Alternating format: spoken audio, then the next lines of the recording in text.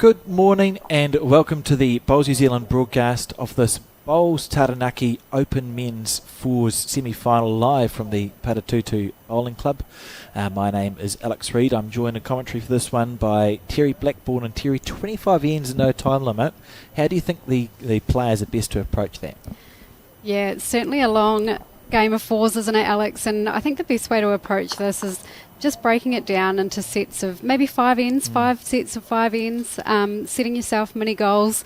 It'd be far too easy to fall into that trap of just going through the motions, and that's not how you want to spend the game. Absolutely, you could see there too. There's a 24% chance of rain, which is a chance of rain, isn't it? But maybe we might get away with the full day's play here. There's the two teams we've got watching today. There's a Tiatu team and a Pringle Park playing for Pringle Park is Andy Ellis, Wayne Rooker, Willis Richmond and David Windler. They are on the right. And then on the left, and you can see them framed up nicely, Adam Blucher, Brendan Moulton, Stefan McCartan, and a man whose name's just escaped me, playing for Tiatu. Semi-final stage of this event started on, it feels like about 7 or 8 days ago, Terry. There's been lots of bowls. This is Andy Ellis here on his backhand, and we join the coverage on the first end of the semi-final. The Tiatu team with the red stickers, the Pringle Park team with the blue stickers. And I would say, based on that, Terry, red stickered bowls of Tiatu are holding maybe 2 on this head. Yeah, I'd agree with that. Certainly the one to the left of the jack, as we saw it before, I'd say that would be number 1. And Adam Blucher now on his backhand.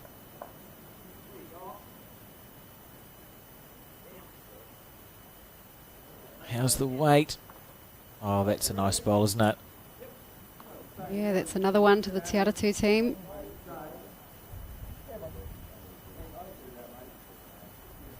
So Andy Ellis has already had 1 nibble at this head. Do you think we'll see him play through it again here, Terry?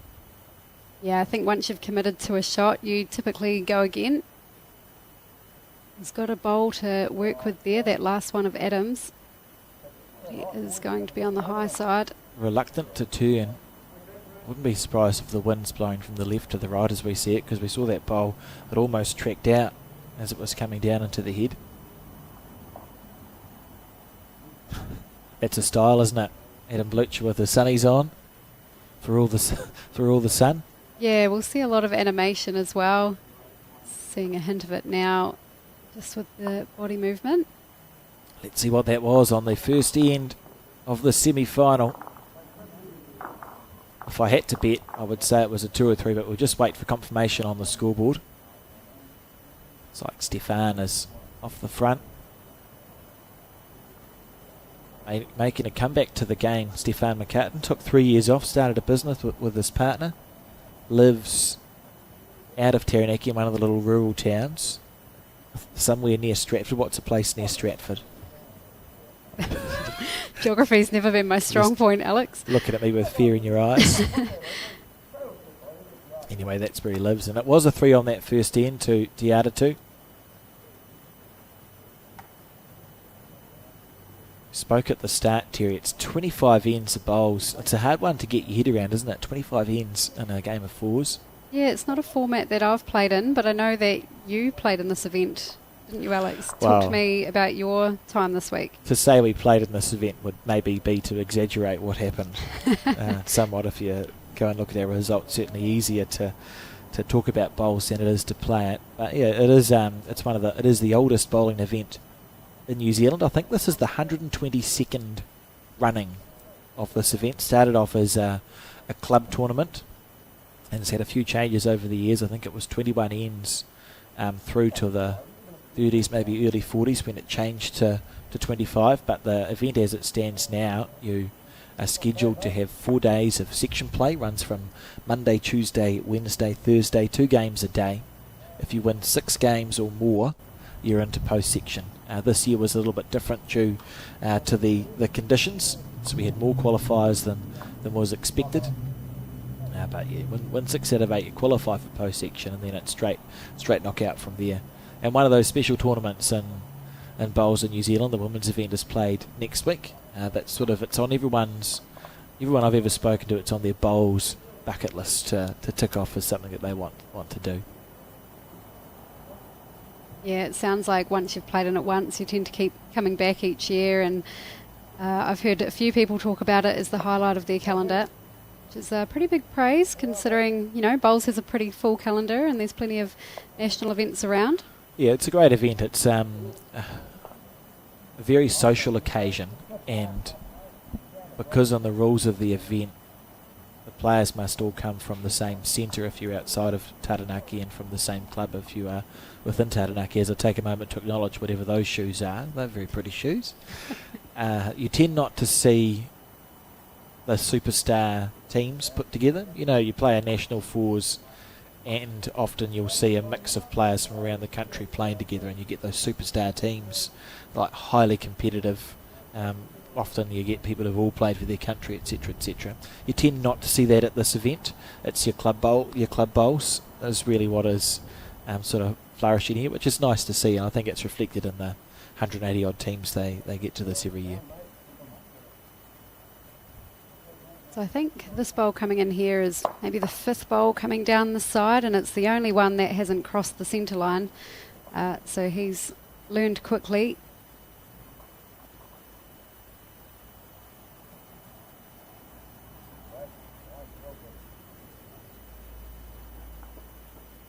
Pringle Park looking to get a bowl in there now. Found the line really nicely.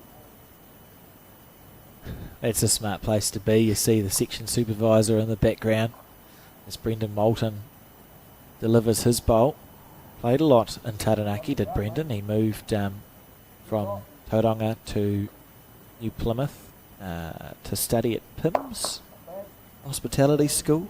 I think it's called PIMS, P-I-H-M-S, PIMS. Straight out of school, and then spent quite some time playing bowls in and around here.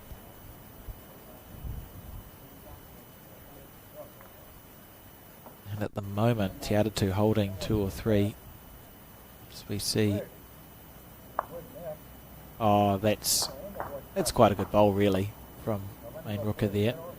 Yeah, it was in good areas, and I think that bowl possibly was on the line anyway, so it only makes sense that he made a wee connection there. It's a very dangerous player. He's going to hit it. We're going to see an aggressive bowl here, he says, only because he lined up like he was. Did you think he was going to hit that? You'd convinced me. He had that look in his eyes, but totally wrong. He's just decided to draw it around the corner. Oh, he's not far away. That's outstanding from Brendan Moulton. What a shot. A bit unlucky, really, with the fact that he squirted the jack out to the right as we see it quite so much, but a well-played bowl. Oh, especially so early in the game as well. I think we're going to see that a lot, where the heads are constantly changing when you get down to the pointy end of any tournament. And switching to the backhand. Sure if he's going to get back in time.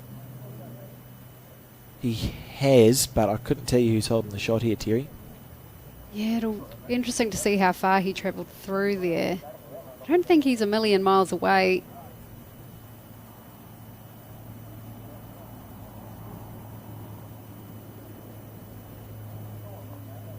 A fair effort anyway. So sort of stand there,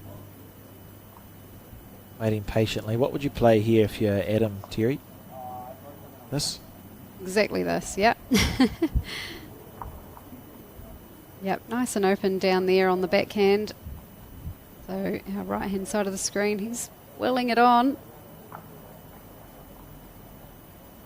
Certainly, I would say that Tiatu holding 1.5, maybe 2. Now it's Andy Ellis from Pringle Park on his backhand. Very well known bowler in the Auckland region is Andy, always a tough competitor.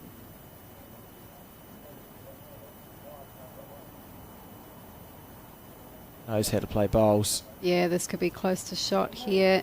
That's outstanding as we watch the bowl come back into screen. Adam's the sort of player I wouldn't be surprised if we see a searching bowl here. Yeah, it'll be interesting to know who's holding second and third shot. Sometimes that can contribute to what decision you make, whether you go aggressive or draw handy, especially with Andy Ellis having another bowl in hand. But here he comes with speed. I like that. Nice confident bowl. He's missing on the wide side. Needs that. Found a bowl size gap somehow between the bowl and the jack. I think his collision bowl went. That's an indication of how Adam Blucher is feeling today. Well, a rinse and repeat here for Andy Ellis. Oh, beautiful.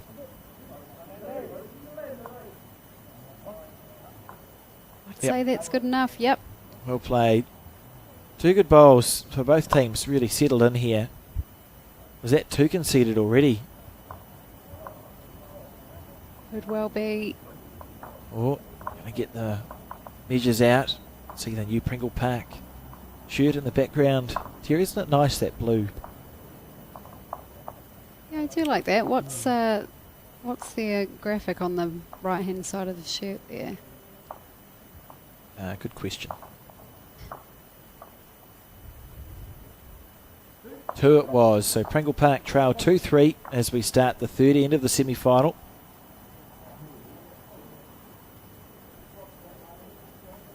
And this is Dave Windler. The front. Who's the president of the Pringle Park Bowling Club. They've seen a massive growth in membership over the last 2 years. They've got 22 juniors playing in their 1 to 5 junior champs. That's Pringle outstanding. Park. 22. Is it a result of something that they're doing as a club, or? Yes, they've actively tried to look for juniors, and they're looking to start the women's section of the club as well. So they've got some new women members. So I think for the first time in Pringle Park's history, they've opened the doors. It's been very well received. Wonderful little club as well. Borders, it's next door or attached to the Tiatu RSA. It's an easy place to spend a little time.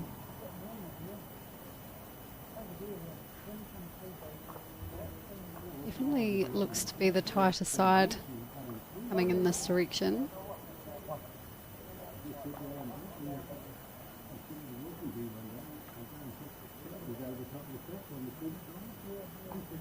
It's a nice bowl from Stefan McCartan. Yeah, I think the wind's probably blowing from the left to the right as we see it. And obviously the bird on the shirt is a heron. Terry? Wonderful, thank you. It's nicely designed. Seen lots of cool bowl shirts in the last 3 to 4 years as clubs and centres have started to work through that next generation of coloured shirts. This is a really nice correction coming in here. Handy bowl. Pulling up a match short, that line's brilliant.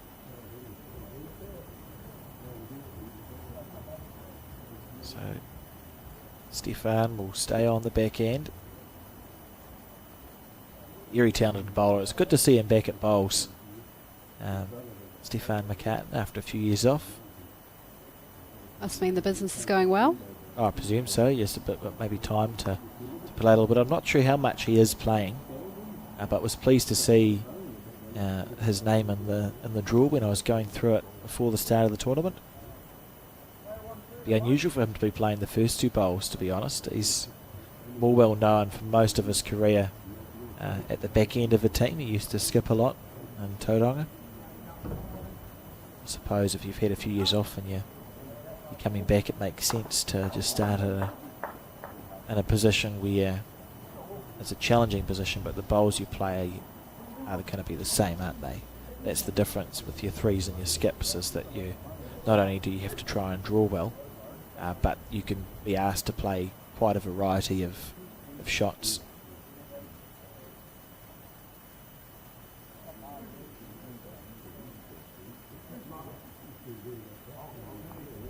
Lovely bowl there, beautiful shot. Yeah, shaping up to be a really nice head, this one. Always great when the shots are exchanging throughout the end regularly. Makes for a good game.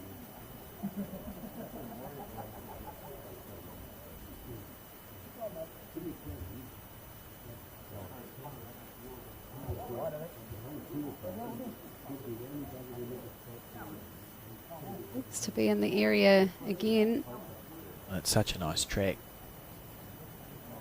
Just a nice touch. Oh, good bowl. Lovely bowl. Going to see some good stuff in this game, Terry. Thrilled about it. Richard Coles is this guy's name. On the forehand is a junior bowler.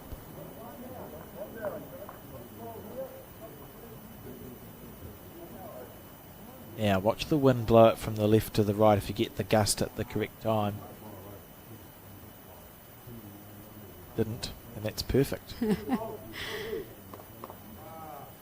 it was a nice changeover to that hand. See, with the two red-stickered bowls at the bottom right of your screen on that previous shot too, it sort of becomes dangerous for Pringle Park to try and play the forehand. Not sure how long that's going to hold up for, Terry. Yeah, he's disappointed with that one. Needs a little more speed as well.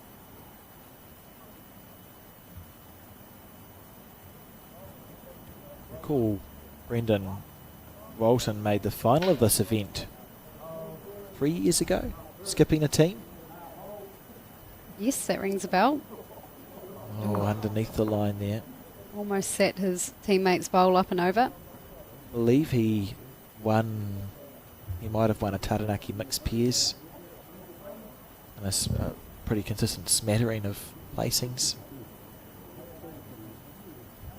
How's this one for a correction? Look at this, up and over on the blue stickered. Oh, and it sat back down. That's not fair. I don't think he could have played that much better, Alex.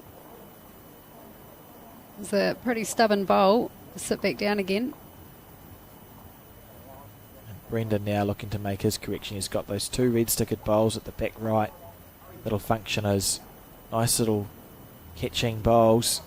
And he's got his... Oh, that's a beautiful bowl anyway. Why not draw a front toucher then? That is a great correction. And here's to chalk his own bowl. Yeah. Why not? Doesn't seem right. So I would say on that angle that Tiatu's holding, well, they're certainly holding one, probably two shots. Yeah, the good news for Tiatu is that they have really good catching position bowls as well. So the way the jack's lined up, it's probably going to that second blue bowl, isn't it? Sorry, with the red sticker. Blue bowl with the red sticker. The 4 o'clock direction, yeah. Yes. Makes an interesting decision for Andy. It's probably the back end, and then you pick your weight. No more than ditch weight on the back end, I would think. Looking to promote the blue stickered bowl sort of into the head. The good news is he's on the backhand. It's always nice, isn't it? Now the question is, when's it going to turn? Because we saw Andy play a bowl on the backhand before that. Might get held shot and held bowl clean. And held some more. Oh, what a mighty effort that was from Andy Ellis. Loosens it off nicely. Couldn't have played that a lot better. It looks safe enough for Adam to go reaching on the forehand, doesn't it? You'd be unlucky to hit a blue stickered bowl in for the shot, and it's worth a much better head.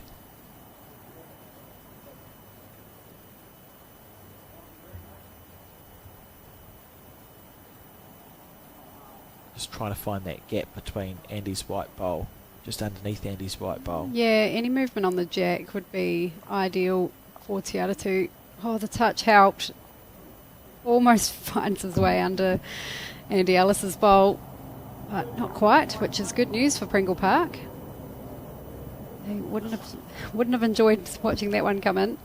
And because of the situation on the head, Andy actually can't be overly aggressive here, can he? He just has to be thinking no more than a metre over would be your maximum weight. You don't want to be knocking your bowl through the count. Yeah, so just slightly more weight than his first bowl, which he has done, but I think he's also given it some green as well. Yeah, I would say that was slightly overplayed. And that's why it held. Just sort of looking to get some movement, but maybe a metre heavier than he needed to be. That's interesting. Stefan From lead, involving himself in the head, but that's he's so used to skipping as well, so it's valuable. I think Stefan's probably going, well, why don't you play through your bowl, the bowl that sits at 11 o'clock. You reach a metre through or more onto that. We've got all the position at the back.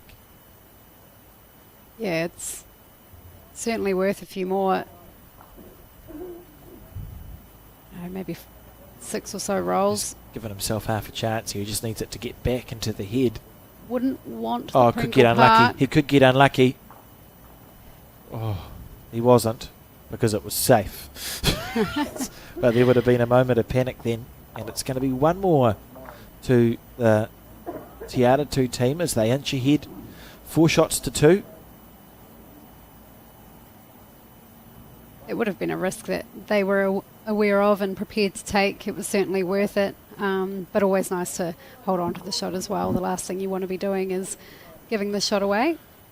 Yeah, absolutely. And I mean, it was safe, and it would have had to be incredibly unlucky to give the shot away there. And he did everything right, so there's nothing, no harm, no foul sort of thing. Stefan on his forehand. Certainly the hand that turns less, isn't it? Yeah, I think as a general rule on this hand, we've, if anything, we've seen bowls finish on that wide side of the centre line, whereas on the other hand, we've seen them drift across. Still, though, a fairly nice line on both hands, and they certainly look to be running true.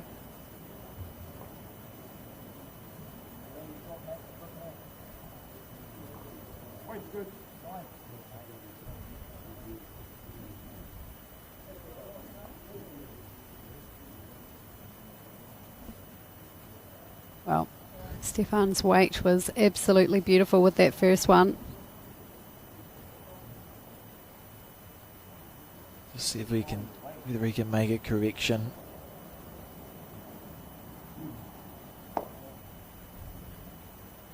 He's got the line this time. This is when you go, if only I had a third bowl. Yeah, that's it. On the back end. More weight required.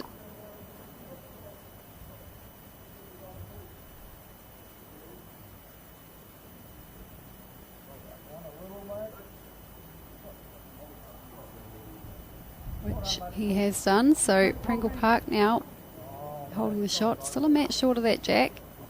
So there's room.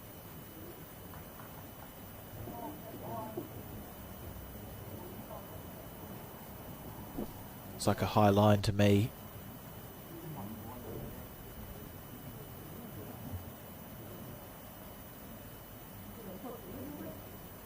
Just a poor bowl, really. Sort of scrub it out and move on to the next one. Particularly when you're playing 25 ends in a game. It's almost, it probably is impossible not to play a bad bowl over 25 ends. Oh. You're thinking you're trying to get it 37 metres away. All you need is a little gust of wind and it all fall apart. Yeah, I think there's a high chance of a number of bowls that leave a lot to be desired in a 25 end game.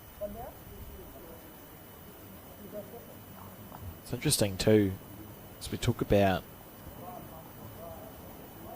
the ability of people to focus and for how long.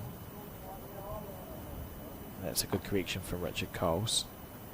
I always think it feels important in any game, but particularly this 25 end game of fours, that you really concentrate on your role. If I'm playing lead or 2, I don't need to be wasting my energy thinking about the why. I don't need to think about why someone's playing a shot or what shot we should be playing next all the time. You don't need to be 100% invested. You should be thinking just about your weight and your grain, because you tire yourself out, Terry. Yeah, no, you're absolutely right there. Keep it simple is often the best way to approach bowls. Just on the high side.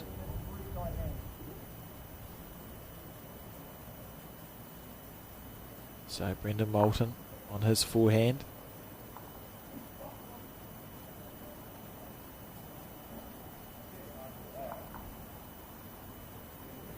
I think his weight was actually pretty good there. He's just got bogged on that short bowl. Compared to most of the ends we've seen so far, this one's wide open still.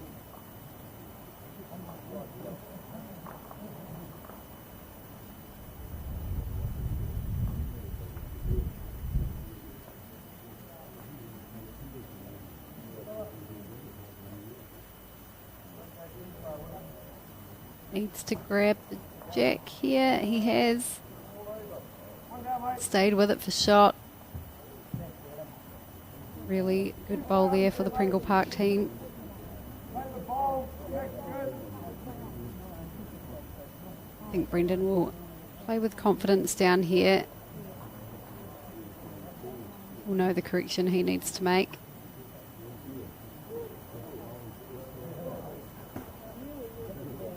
Very close. Just pulling up a little bit short there, but what a great effort.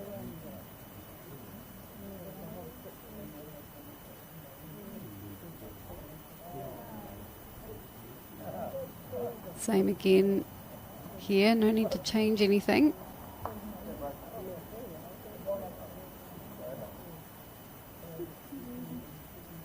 May become a nuisance there.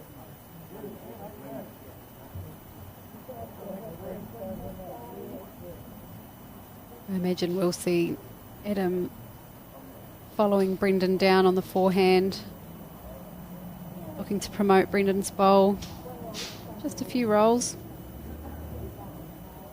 May find a path around it to the jack himself. Oh, he's going big. A few rolls, Terry. A few rolls. Gets. Oh. I can't argue. I mean, define what a few rolls is.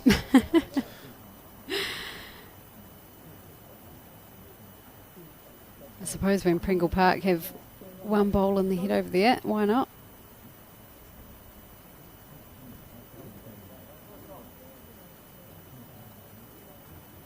Andy Ellis will be looking to change that though.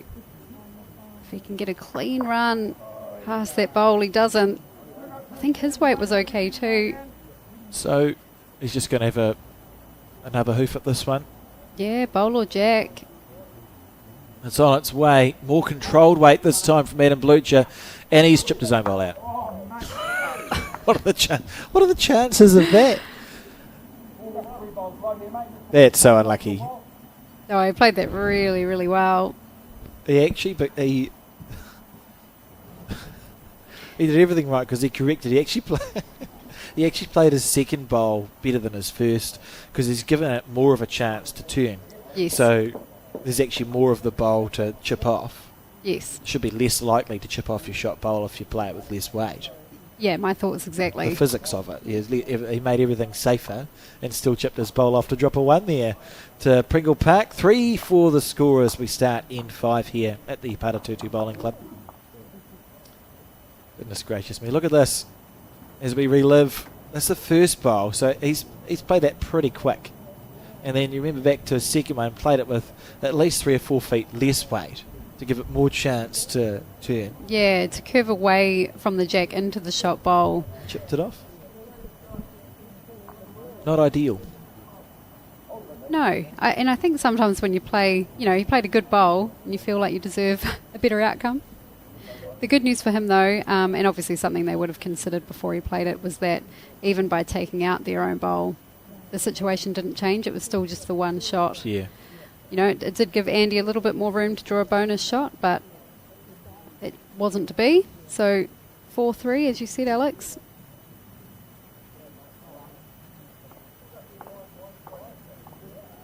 And a really nice opener there. from Dave Windler, the president of the Pringle Park Bowling Club.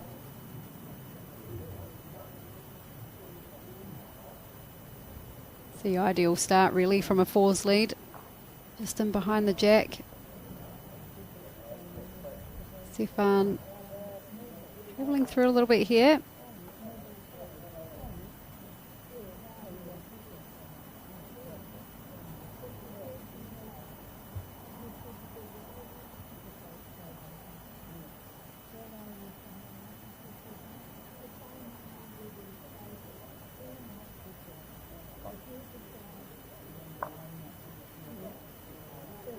Just backed off a little bit there. But another good line.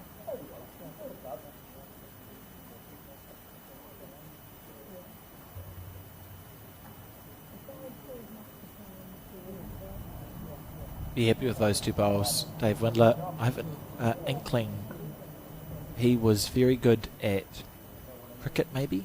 Might have been in a previous life. Might be they have umpires in cricket, eh? Yes. I think something involved umpires or coaching at cricket as well. We do see a fair bit of crossover from one sport into bowls, don't we? Transferable skills, and you have the competitiveness that is more able to come through sometimes. Yeah, he didn't like that one out of the hand. Had a bit of a drop of the head straight off the bat.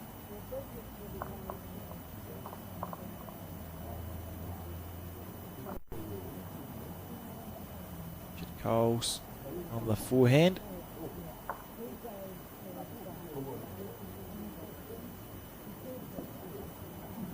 Interesting. So this is the first end I can think of.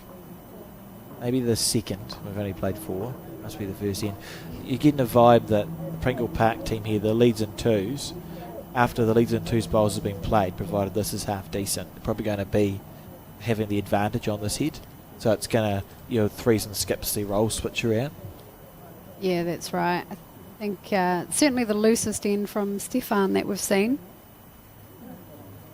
He's been pretty solid off the front and, setting up Richard Coles. I think, Richard's always had one of his two there at least. Yeah, so it's down to this one. This is the bowl to decide how stressful Brendan's life is when he comes up to his two, right? Because if Richard misses, it's up to the 3 to try and salvage the situation a little.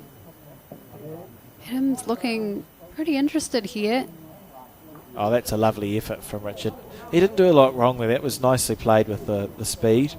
Yeah, without the bowl there, I think he was pretty much right on the money. And, I mean, that's how you have to play it. Even if a bowl's in your line, is you sort of somewhat play it as if it's not there, right?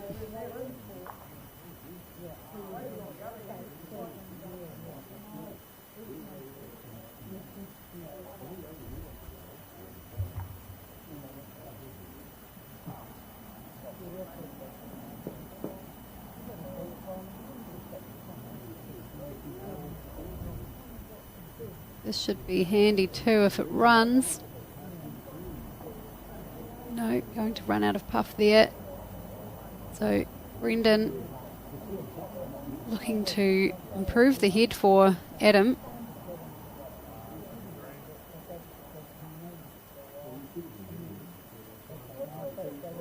Is it?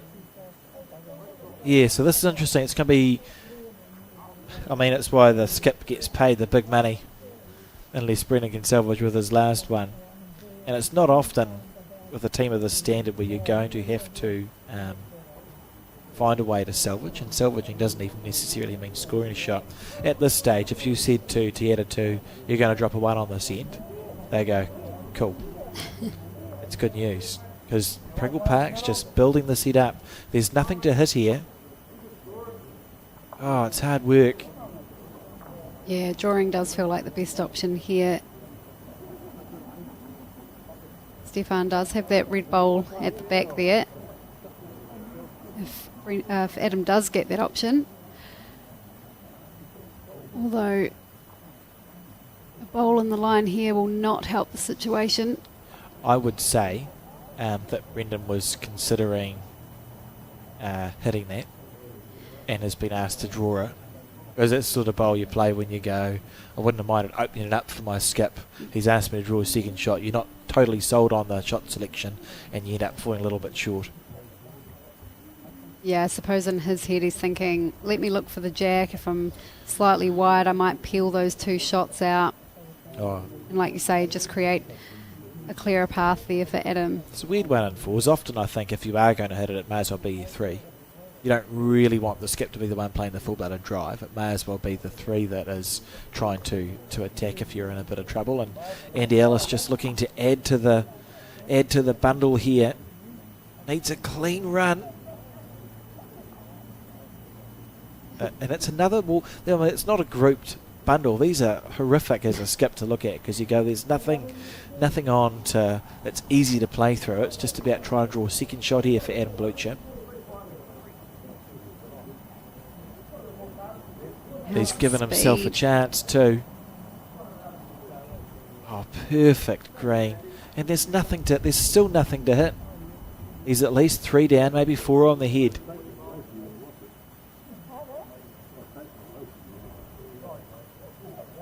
Not an easy one to play to at all, and it felt like it was developing to this about halfway through the end.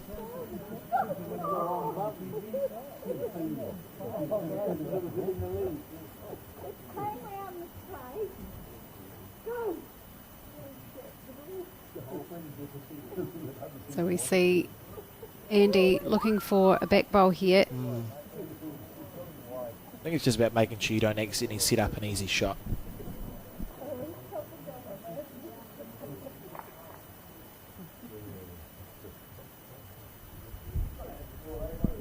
And there's legitimately nothing to hit. I think we're just going to see an attempt to add a metre on. Straight into his work, Adam Blucher.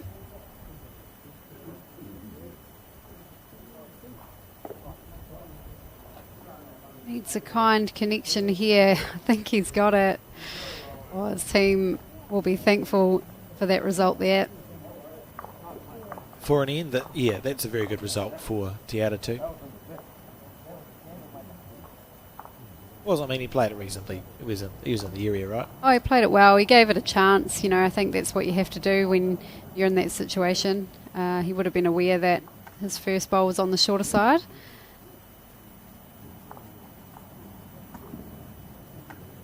There's the first lot of 5 ends ticked off. Terry, you spoke about at the start of the broadcast. Sometimes it's easier to you try and look at the game in 5 end sections. In the first 5 ends, Tiatu leading 5-3, but it feels pretty even to me. I would say both teams are heading around the same at this stage.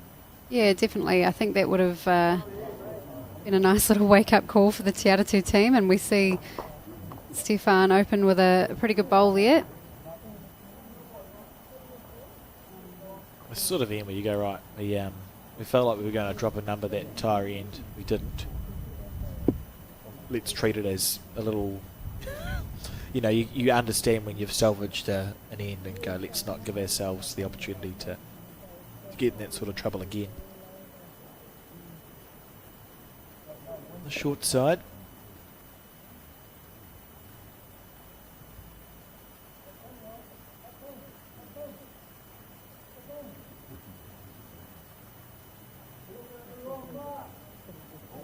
Stefan can really just play the same as first bowl here. I think sometimes you make that natural correction.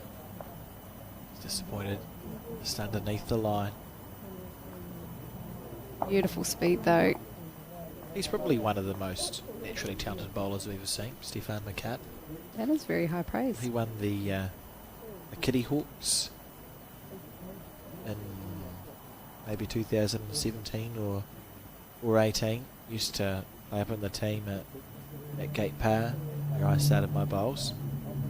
And some of the bowls I've seen him play are just unbelievable.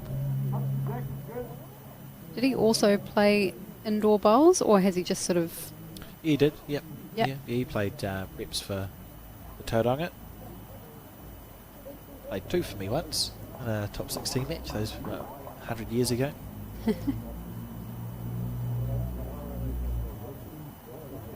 Played Then he moved to Taranaki as well, a little bit of indoor bowls, I think. Good weight there from Richard. Just seen on the wide side.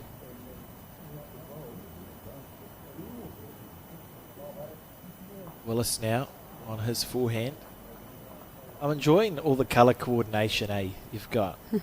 Blue cap, blue thing on your leg. Talking pretty confidently about colours there, Alex, for a colourblind Yeah. person, but you've done well. Colour, I've read it's actually, we've moved on. Colour blindness, it's no longer called colour blindness, you're colour deficient. Not sure if that Does that make you feel I don't better actually about don't it? know if I feel better or worse about it, to be honest. But colour deficiency. Interesting. This is a better line for Richard Coles, but I'm not sure that it's a better speed. This always happens. It'd be fascinating to have a line graph of how tight the heads are. But particularly in a game of fours, and particularly over 25 ends, people come in and you go in and out of form. It's almost impossible not to. So you're going to have heads. We'll see heads where everything can fit on a reasonably large tea towel, and then there are heads like this where stuff is scattered. And weirdly, it's almost these ends where sometimes you see your big numbers come from. Yeah, that's it.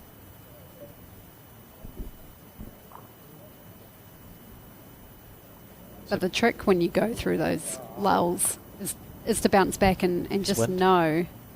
Sorry for interrupting you, Terry, but you can just see that the bowl, that was nothing that Brendan did wrong. The bowl got 2/3 of the way down, had a gust of wind, so it tracked out. You're talking about lulls. Yeah, like you say, the lulls will happen. You will drift in and out of form, but it's not being too disheartened when you are going through that little bad patch. Yeah. Because you can turn that around. You can turn it around a lot easier if you stay positive. Very easy to drift out there, like you say. I imagine there's a bit of a fine line though, because if you're under it. Oh, we've just seen what happens if you're under it. Seen better bowls. Usually when I go, it's a good block for the... He's blocked the backhand drive, that's the positive. And he had the right bias, so... The good news is they were holding shot when he played that one. What more could you ask for? Not sure how much longer they'll have the shot though. Oh, a little bit longer. Oh, look, they're still... Both of these skips would back themselves to put 2 bowls between the jack and the closest bowl here. And Adam will just about be running down to add the extra bit of pressure with his first one.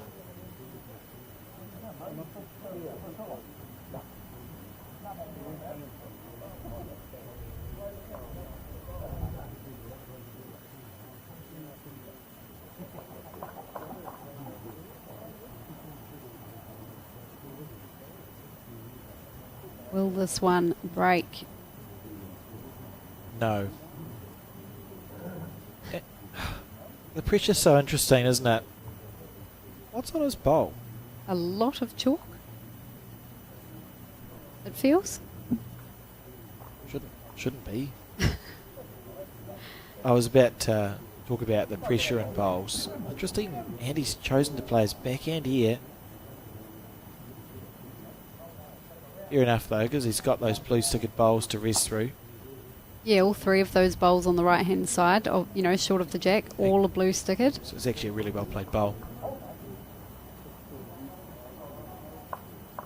And Adam, you feel like he's really backing himself to add a second shot. Better track here. How's your weight? Looking really good. He's only gone and done it. Oh, that's a lovely bowl from Adam Blucher. Makes Andy's bowl a lot harder too. You may look at Jack in the ditch on the forehand now. Yeah, and if he replaces the shot bowl, that's good too. He can play all the shots in the book. He's been asked to draw it, which is also fine. Yeah, we just saw Adam draw the shot. Out of the way, Dave. Won't be coming back from there, unfortunately. And so I think we'll see a 2, maybe a 3 to Tiatu on this end. 3 it was, so 8 shots to 3 the score now, as Tiatu edge ahead in the very early stages of this 25 end semi-final at the 122nd running of this Bowls Taranaki Open Fours.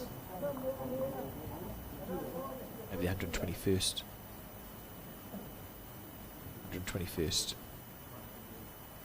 Devon Hotel Marbles Food Bar is absolutely outstanding. Here, if you're ever in the Taranaki region, remember the days where the halcyon days of Valentine's and Cobb and Co, where you had this spread of just a big magic buffet of food. food. Yeah, it's pretty much that. It's Oh, wonderful. fantastic. I don't think they've got the butter sculptures or the margarine sculptures that they used to have. I'm probably the worst person to take to an all-you-can-eat sort of place like Valentine's. Well, sadly for me, I used to be able to eat a huge amount of food at these places. Yeah. And I was quite thin. And there's been an inverse relationship, because I'd go to a buffet place, I could have 2 or 3 plates and be full now. But it's not it's not reflected, it's not fair. Anyway, back to the bowls. The jack delivered to the 2 metre mark. Have you noticed any trends with the length of the head? Yeah, they've all been really full lengths, haven't they? Yeah, they have. Yeah, so the full 30-something, 36, 37 metres. Possibly not the first end. I could be wrong there, but I think pretty much every end after that we've seen the jack, close to that 2 metre mark, if not on it.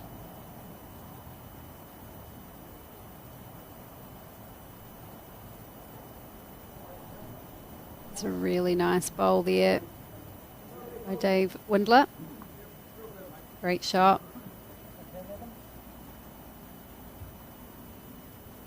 2 good bowls, in fact.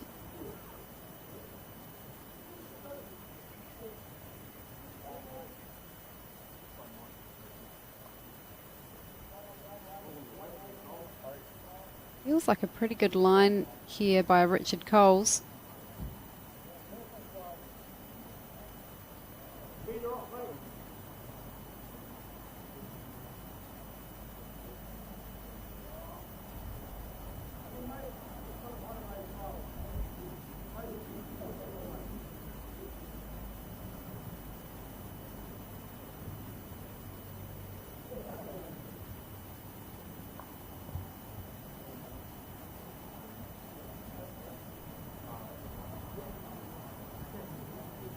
Don't know that he liked that one a whole lot. All the way, eh? Like you can just sort of see, and the bowl's reluctant to turn in from that hand.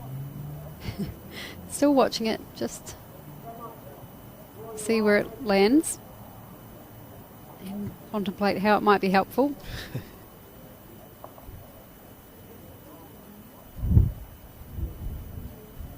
The Tiatu team in section play finished with a plus 65 net total of shots.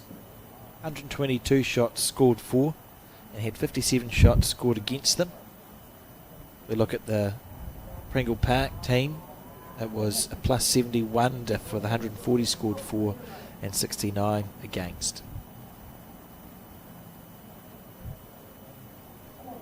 Both pretty dominant performances by the looks of that. They're good fours teams.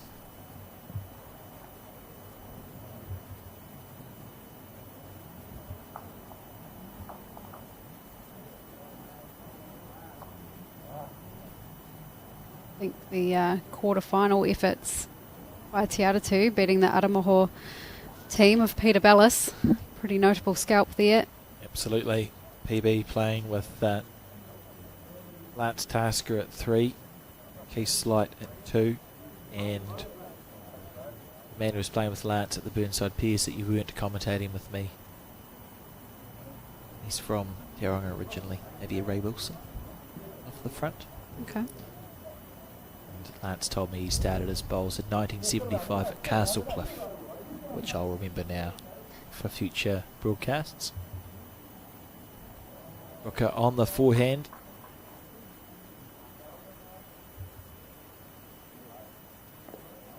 quite amazing statistic. Pringle Park Bowling Club have never won a centre title. Wow.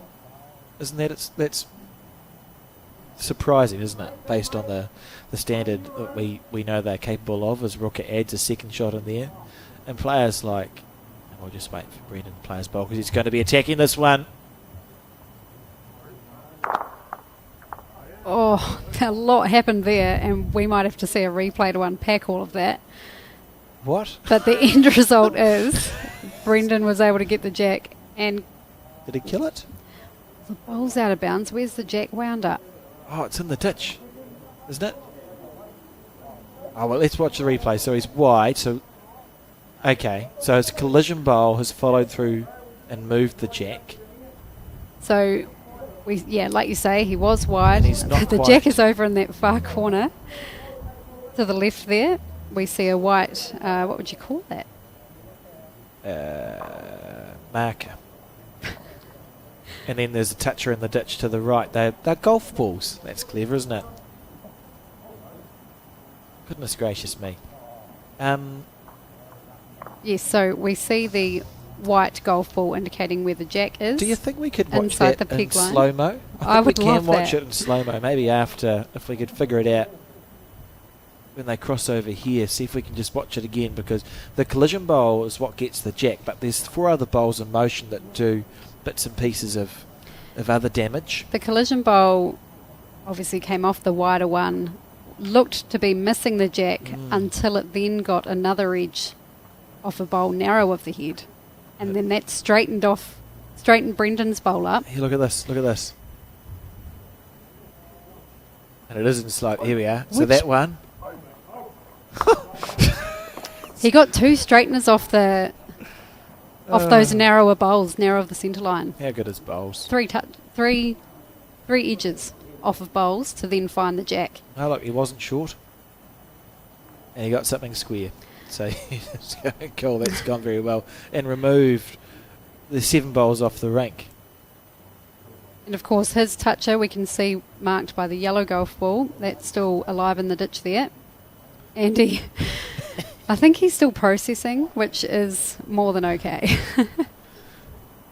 Tell him he can watch it on the Bowls New Zealand broadcast. Rightio, and look at that, but he's locked in. So he had that little laugh, and you can see the moment he's on the mat, he's into his routine. Andy Ellis. It's a shot that a lot of people practice if they're, rolling up at the bowls green. Yeah, what? He's Practice drawing to the ditch. got the weight right. Oh, needs it to get back in bounds. That's so gutting as a player, because he's right in the area there. Well, learnings there for Adam.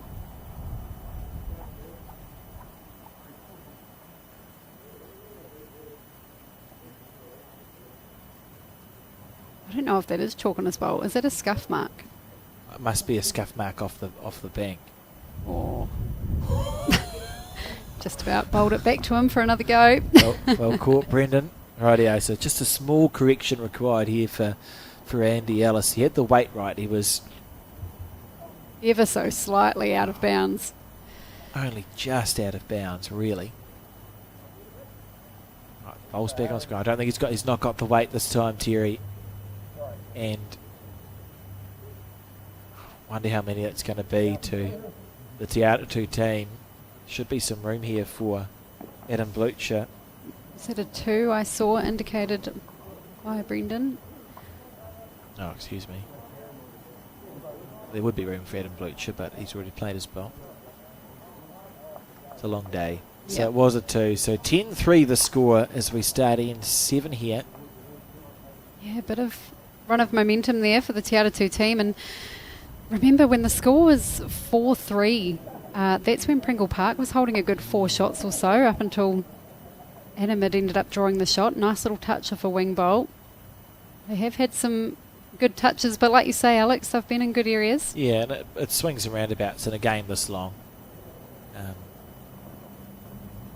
Sort of things go well and don't go well, and it's all mixed up, as you See a shorter end here delivered by Stefan McCartan, and that's a good first bowl. Lovely first bowl, drawn a front touch up. Yeah, that's a huge difference in length there, but Stefan has adjusted really well.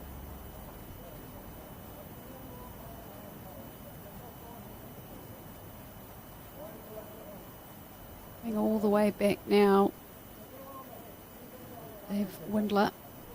Good home. How good's your memory, Stefan? Find out very shortly.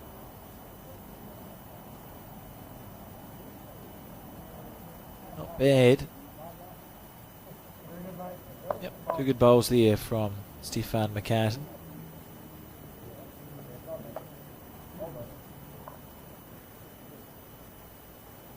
Dave doesn't really need to change anything here. Finding a similar spot would be helpful enough. Needs to hurry. Beautiful line. And possibly a good second.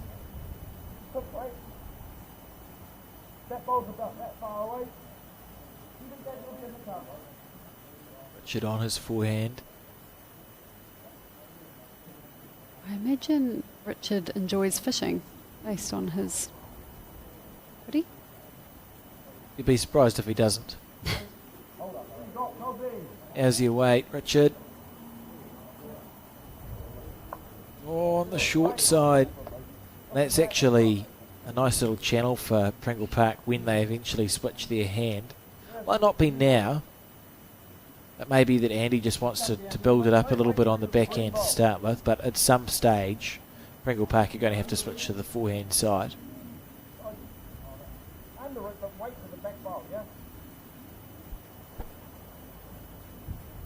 Now is the hour by the looks.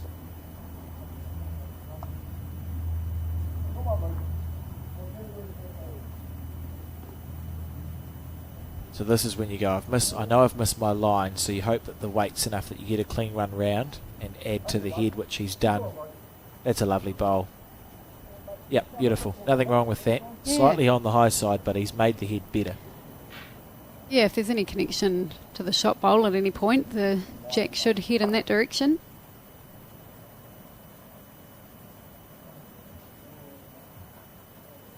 Fairly wide out there.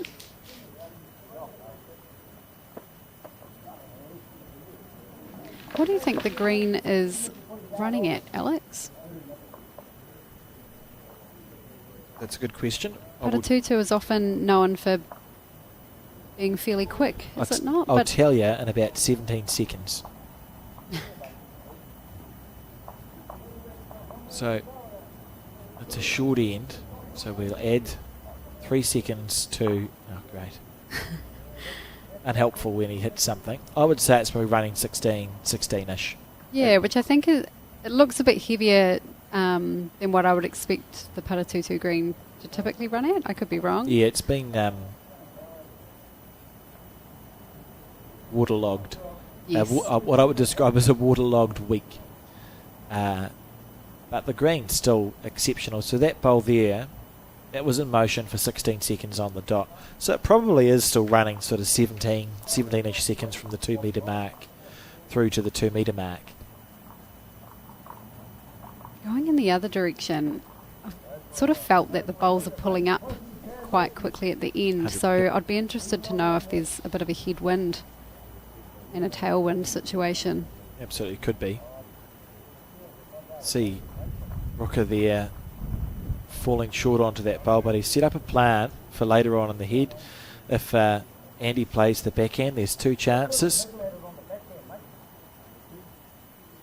Oh, Rooker might play the backhand himself.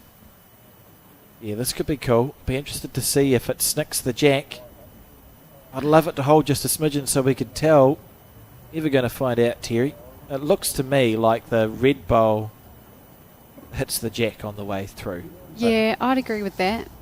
From that particular, yeah, and still looks like it. Like, it's certainly not getting the shot bowl, is it? But if you hit that bowl that sits at 11 o'clock, the blue bowl, onto the red one, on its way through, it's going to snick the jack. So it's a way that you could kill the end if you wanted. You're talking about the greens, Terry, and I've recently discovered that Cochila, which is the bigger family, there's Maniatoto and Dioka and a couple of other versions of it, but a Cochila green, which is what we see here, is a water weed that is endemic native to New Zealand.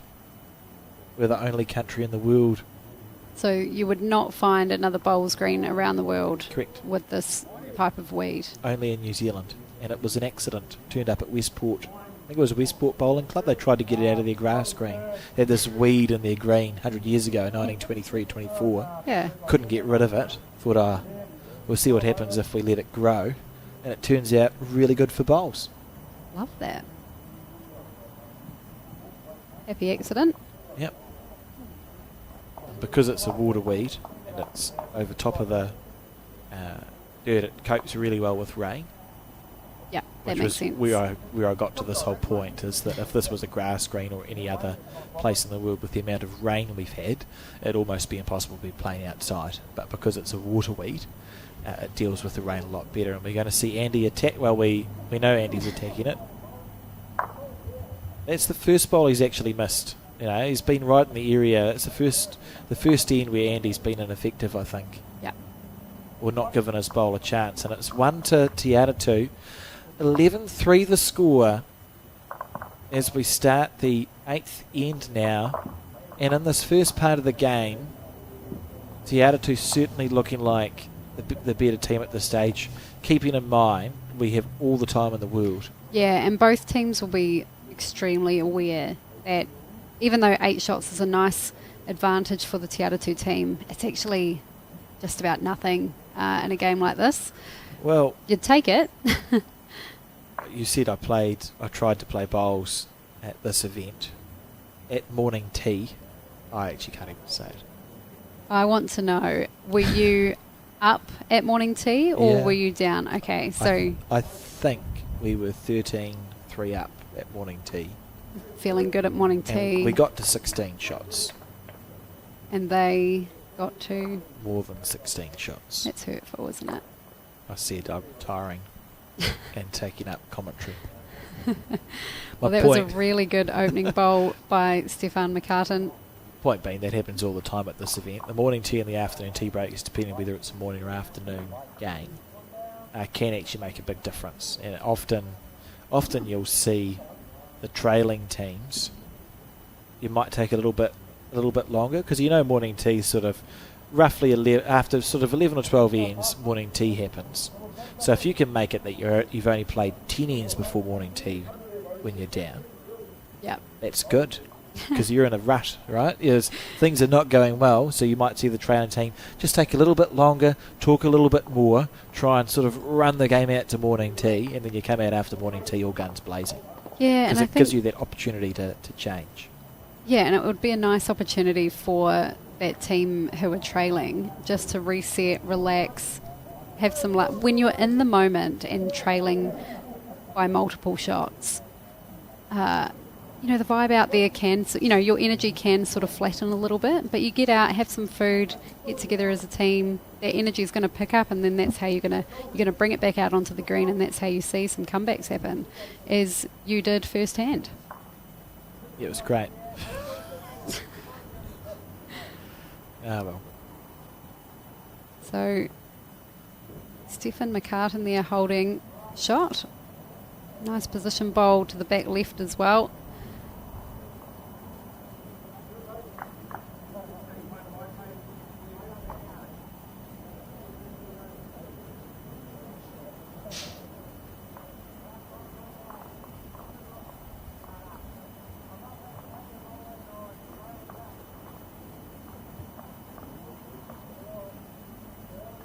Not a bad line here.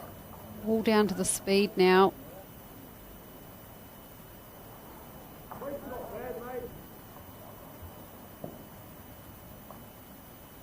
Actually, the speed was pretty handy.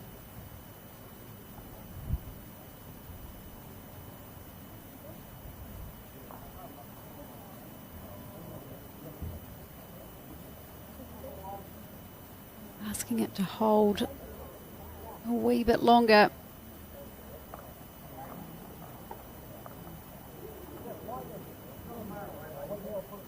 Second opportunity here.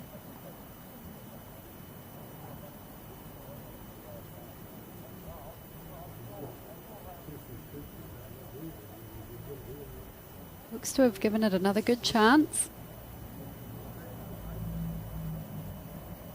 Tracking fairly well. Will just duck under the jack, but has found a nice little home to the left of the screen.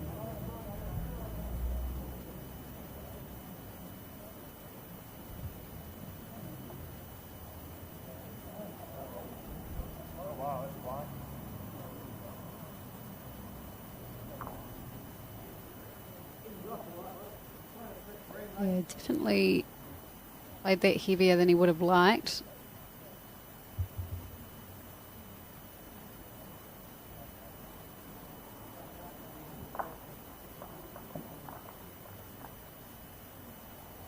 See another bolt ducking across the centre line now. Definitely a bit of a fine line on that backhand side in this direction. So Brendan just looking to take some weight off now. Willing it to hold. Really nice correction on the speed.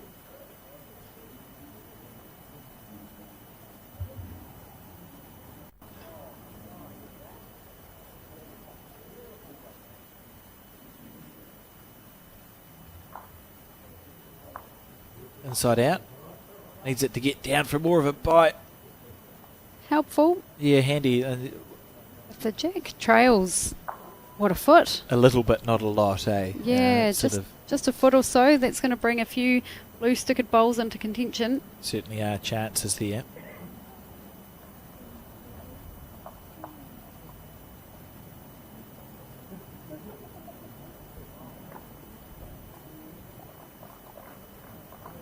Get him looking to beat him to it. Get another one handy.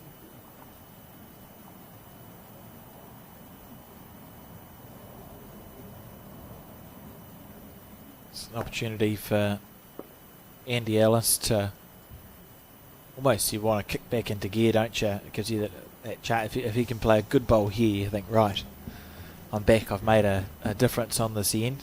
Yeah, and he'll see this head as a good opportunity to do just that.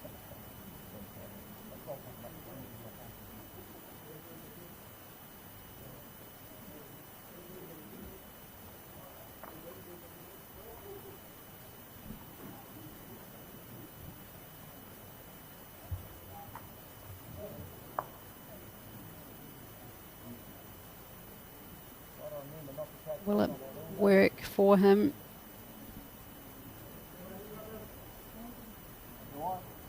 Don't mind that as something to correct from.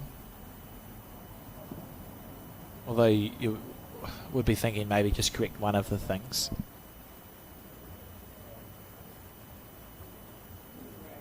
Yeah, you just got to make sure that you're absolutely clear on which it is you are correcting before you step onto that mat.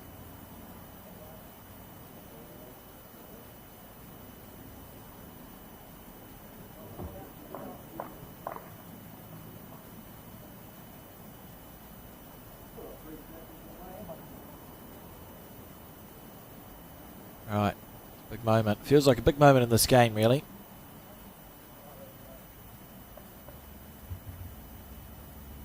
I know it's early to say that, but you sort of, it's fine to be well down, but you don't want it to be all one-way traffic. And again, he's on the high side. Yeah, pretty much the same bowl there.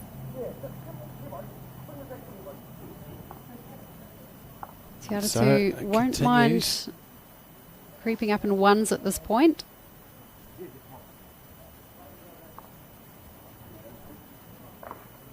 Anything more is a bonus, of course.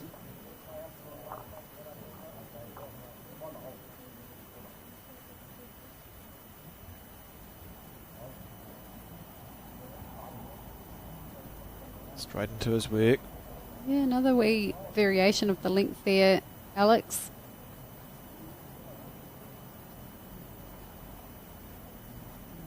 Do you think that's on purpose, Terry?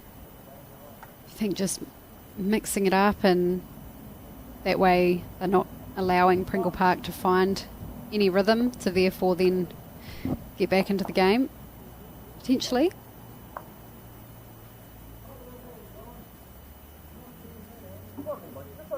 One of the reasons you do it. Otherwise, sometimes as a league, you just throw to whatever feels natural, and it might be that changes end by end. It's just focus on getting it away nice and smoothly, and that's your default weight for the jack, and therefore your first bowl should always be close.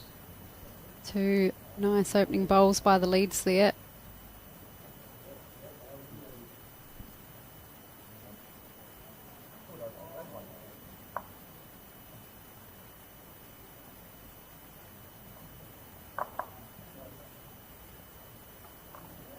Spoke about... Oh, it's a great changeover by Stefan. I feel like that could be the first time he's jumped over to that hand. Got some chalk on his bowl as a result. Sorry, what were you saying? I was just going to talk about it, the fact this event's been going for a very long time, and it was in the 40s that it sort of really kicked into gear as an event for that was seen as a large event outside of the Taranaki region as well. And there's a book on bowls called Mr. Bowls, written by a guy called Pete Skoglund, who was uncle of Phil, so great uncle of Phil Jr. and brother of an MP, but that's irrelevant. He won 5 New Zealand titles and won a number of the Taranaki Opens as well. It was part of his regular events that he used to go and play in, and the book's called Mr. Bowls. He wrote it from his hospital bed, which is interesting.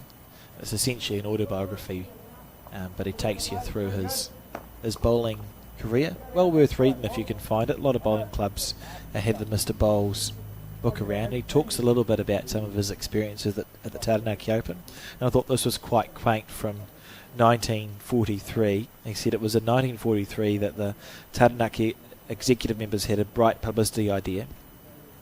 They arrived in the morning on the Sunday evening, and he wandered down into the town and saw what's another word for fruiteria? That seems a strange word. It's a fruit shop. Yep. He's got a name for the guy who runs the fruit shop. But in the window, they'd named all the fruit and veggies. So it was like Skoglund's tomatoes, Conyu's peaches, Mort Squire's apples, Tedgy's carrots, etc., named after prominent names of the day. Yep. And he reckoned it was a sort of to boost the publicity of the tournament. I thought, what a quaint idea. I thought it was quite nice.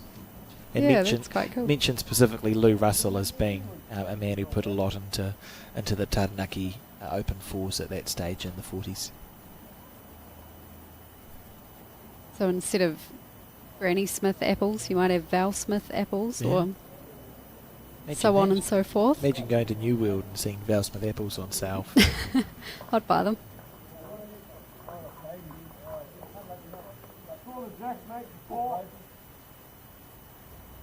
So Tiatu have a nice little pocket there, pocket of bowls. They are holding shot anyway, but I'm sure Brendan would love to get another bowl on the jack, and any little bit of movement. There could be one down actually, so even more reason to draw the shot.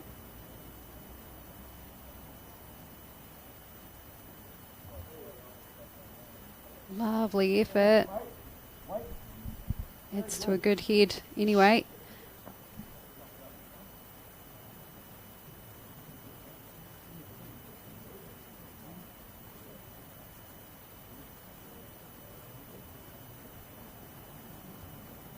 Pringle Park would love to see a blue stickered bowl in the midst of those red ones. Yeah, it's important for them just to score a shot. I mean, you wouldn't be worried. A 9-shot differential with 15 ends, 60 ends of bowls to go is... Yep. Mathematically it's... Neither here nor there, but just for the vibe of the team, yep, it's probably about just finding a way to score a shot sometime sooner rather than later. And as I said, you try and run it out to morning tea. Instead of having played 12 ends, they'll be quite happy if it's 10 or 11 before morning tea happens, and you can reset yourself. Usually it's on end 12 that morning tea. We'll hear a bell ring, and there'll be a spread for the players of marinated onions, sliced tomato, luncheon sausage, white bread, savouries. What more could you ask for? Sometimes shaved ham. As we see Rooker attack this, he's close to a result. And he's found the gap somehow. Where was the gap? That's unlucky. Yeah, I was waiting for a little feather off one of those front bowls. Couldn't have done much more than that. And I wonder if that's an indication of what Andy wants to play here as we relive that moment. Literally a cigarette paper narrower, and you're off the front bowl onto the jack and something interesting's happening. Yeah, I wonder with a shot like that, we see Brendan's bowl sit down, but, erring slightly wider of the jack might have been the way to go to clear those red stickered bowls. Well, they will all go. Oh, that's it. You can actually get rid of them on the forehand if you want to go across the head as well. Is Adam going to add to the bundle? Yeah, no difference there. I wouldn't be surprised if we see Andy reach through those red stickered bowls. I'm not sure what... Wait. No, get rid of them all, he says. Fair enough. Yep. So, outside edge was the call there. Inside edge is just as good, I think. Tell you what. 1, 2, 3. Oh, that's not fair, Terry. Oh, he's right in the area. You're within, what, an inch? Oh, it's a great first bowl. Lovely effort from Andy Ellis. Great try. Slightly wider, and he can still get 2 of them, which will... It's worth 3. As you say, you go through Brennan's bowl that sits at 3 o'clock to the jack. It'll get rid of the one that's at 6, and then it'll be 3 shots to blue. So I imagine Adam will look to add another one to the head. On the tighter side, but I think his weight's pretty good to get a connection. Right. Here is a big moment in the game, he says again. Same again. Get rid of them both. Oh, interesting. Yeah, feels a change of call there. Wonder, a Pringle Park holding shot or no? If they are, this makes sense. Yeah. Draw another one. If you get a touch on the jack, you may bring in a third. Otherwise, I don't understand why we weren't just driving again. We'll find out shortly. Dave Windler picking up the jack. Well, that shot selection makes a lot more sense, given that Pringle Park were holding Terry. If they were down, absolutely he would have been attacking. But for the first time in a few ends, it's Pringle Park to score. The score now, 3-13. I imagine they would have had a conversation around where they'd like to see the jack once they score an end. Right out. Not seen the jack go firing back. Oh, there it is. I was about to say, I've not seen the jack go firing back, so maybe they've held on. And you see Stefan McCartan moving the mat an inconsequential amount up, just so that you feel like you've changed something, and then it's about where the jack goes. It's a small victory for the Tiatu team, really. They've obviously only dropped the one shot, but even so, they've still managed to choose their length. And weirdly, they've chosen pretty much the exact same length Pringle Park were trying to throw. Because we saw Stefan barely move the mat, and the jack there's essentially on the 2 metre mark, which intrigues me a little.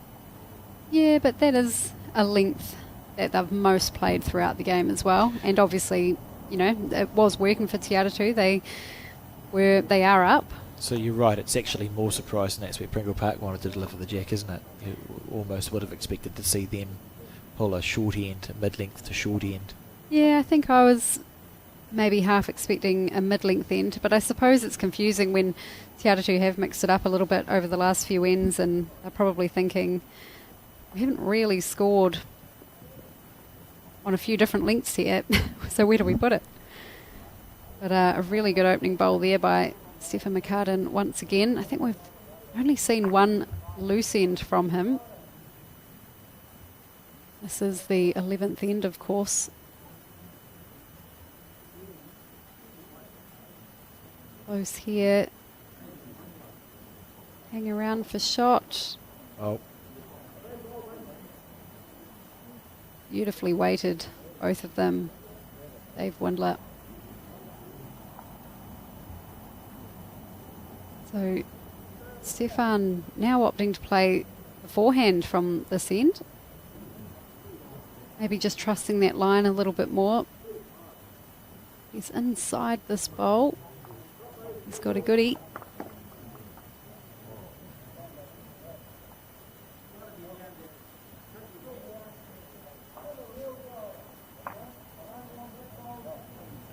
Willis here on the back end.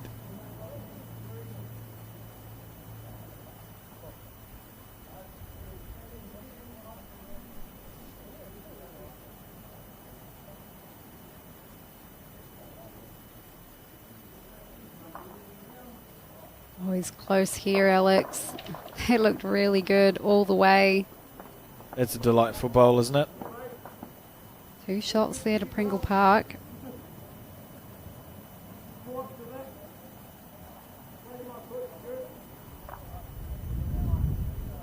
This looked fairly inviting though for Richard Coles. Coming down the forehand. Confident draw down here. He is close as well. Oh, Just needed another foot.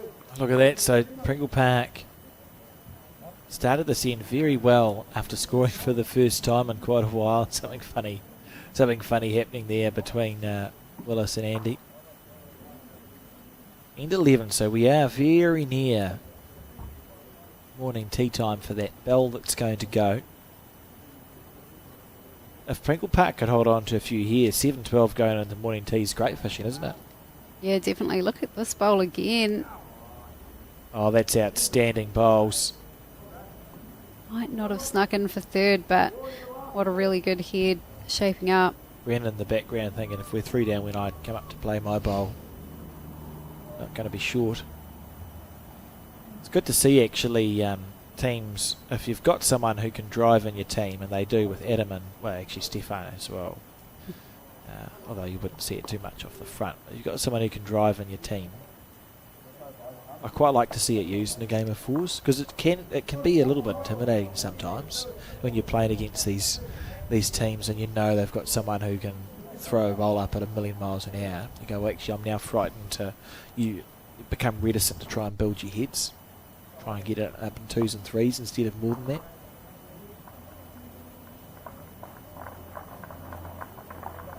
Main rooker on the back end. Oh, that was perfect weight. It's just half a bowl wide. And because they were only 2 down, Adam asking for less weight rather than more from Brendan Moulton. Yeah, looks to have asked for a good 2 to 3 metres.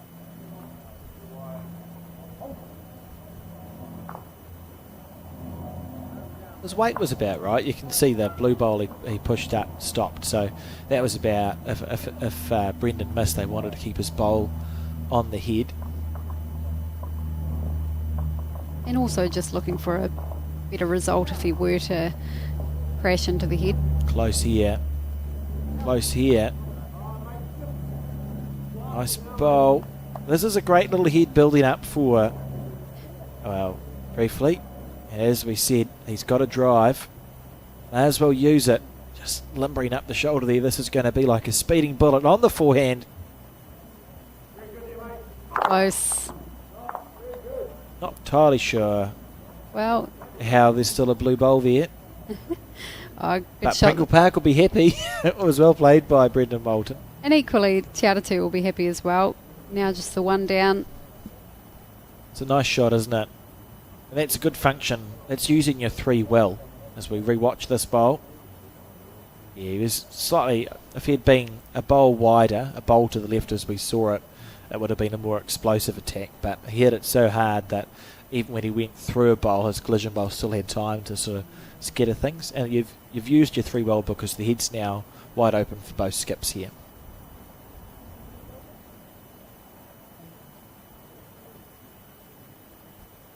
Andy on his forehand.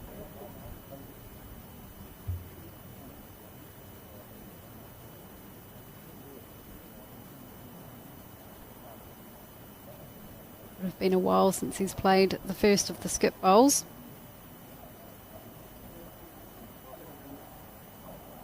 Beautiful line.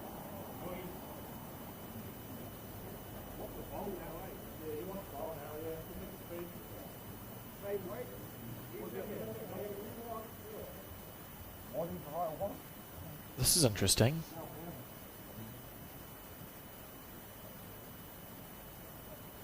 Is he going to attack this, bowl or jack? Yeah, looks to be the case. Tell you what, he's got it. Got it. Oh, he's And cannon to bowl out. So taken out Stefan's bowl as well. I'm sure there was a tight head before before the threes and the skips started driving at everything. Oh, there were a good 4 or 5 bowls all around the jack, and now there's nothing. This is a time where it actually doesn't matter if you're up or down because your shot doesn't change. Should just be looking to draw the shot here. Don't think we look to trail a bare jack for 3. Down to his weight, he's got the green right. He's working, but is he running? Oh, that's so frustrating as a player when you know you've got the perfect green, but he's just fallen short. And Could there be 2 shots to Tiatu? Richard Coles, yeah. The 2 from Tiatu. Yep. 2 red bowls. He's winding up again. Must be worth a number to get rid of the blue stickered bowl. Must be worth a number. Oh, goodness gracious me. Probably worth 4 if he got rid of that one. I was busy trying to see who had the shot. So you can see the red stickered bowl to the right. That must be the shot. And they'll measure the blue stickered bowl first. Yeah, it would have been worth, if Adam got rid of that, it was probably worth 3 or 4 shots to the Tiatu team. Nice positive bowls from this team of 4. And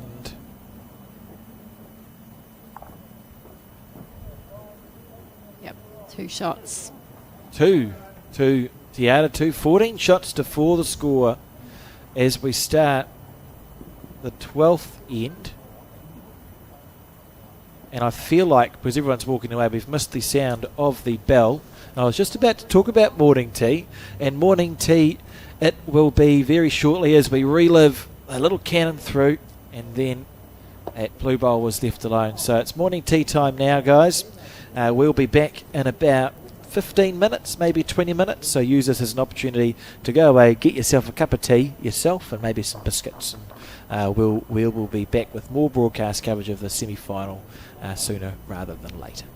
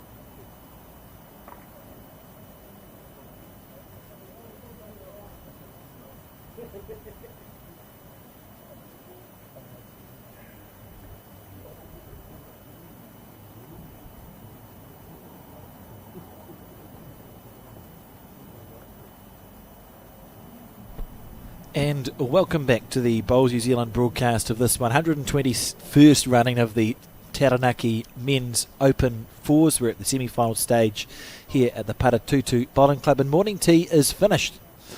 So we'll see Tiatu lead off again. That's Stefan McCartan there, currently leading 14 shots to 4 in this 25-end semi-final. The question will be, can Pringle Park find a way back into this game? Well, we did speak before the break that sometimes morning tea is all a team needs to find a way to pull it back. We have seen a little bit of rain set in as well. Yes, it was like a squally rain, and the wind continues to buff it around somewhat as players make their way back in. Yeah, that's the forecast for today. About 19, or heading towards a 19-degree high.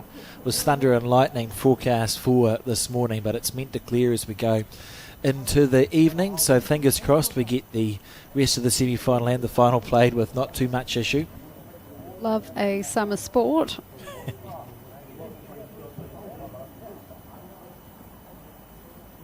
Summer sport, you say? And there are the jacks being delivered now. Stefan McCartan. Yeah, so those that might only just be tuning in for the first time today, we have predominantly seen a full length end, but towards the end of, well, yeah, as they approach the halfway mark, they were starting to vary it just a little bit.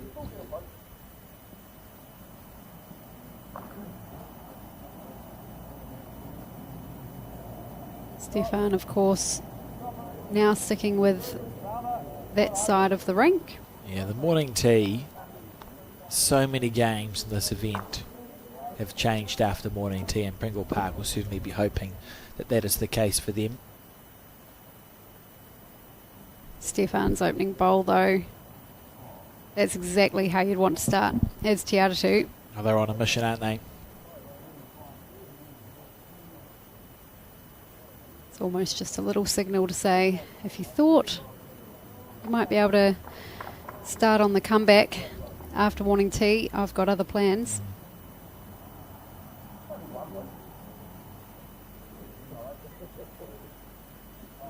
Really nice delivery.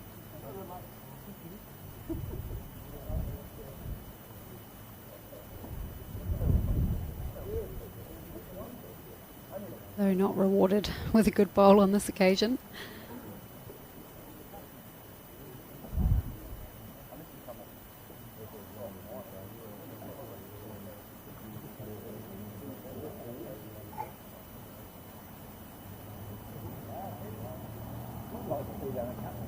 How's this? Oh, that's a lovely bowl. Must have been that extra slice of luncheon sausage had for morning tea. And that bowl's going to sit down now.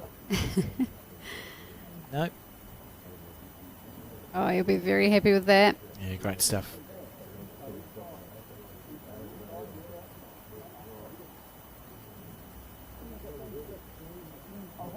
Richard Coles looking to draw the shot back, but instead has found a position bowl.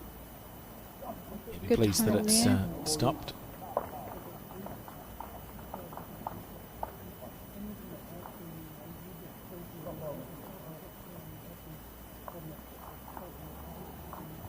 So Willis now trying to add to the bundle. It's on the high side really, and lacking a little bit of running. Still room there for Coles. Be looking to draw the 2 metre mark.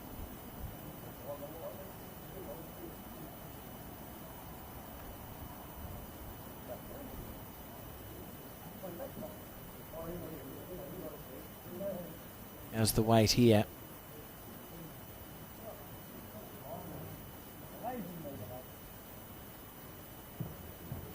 Would have stayed up on the paddock, I would say. Yeah, I'm sure he let that one go and thought, I hope this finds the jack. That's wide. That's the negative effect of too much luncheon sausage.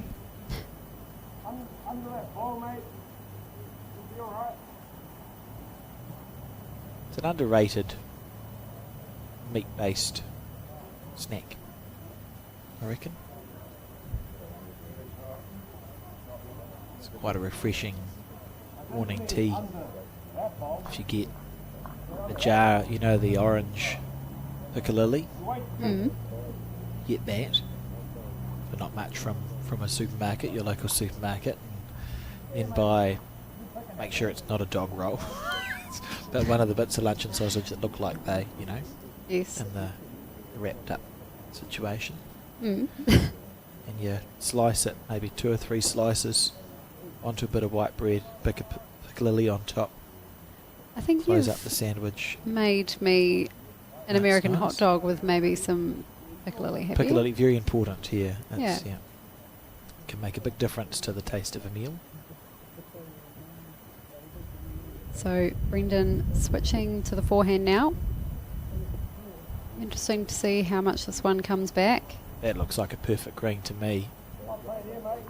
It's a nice bowl from Brendan Bolton. Well played. And for a very good second. The wind slipped over the number there. It's not 24-14.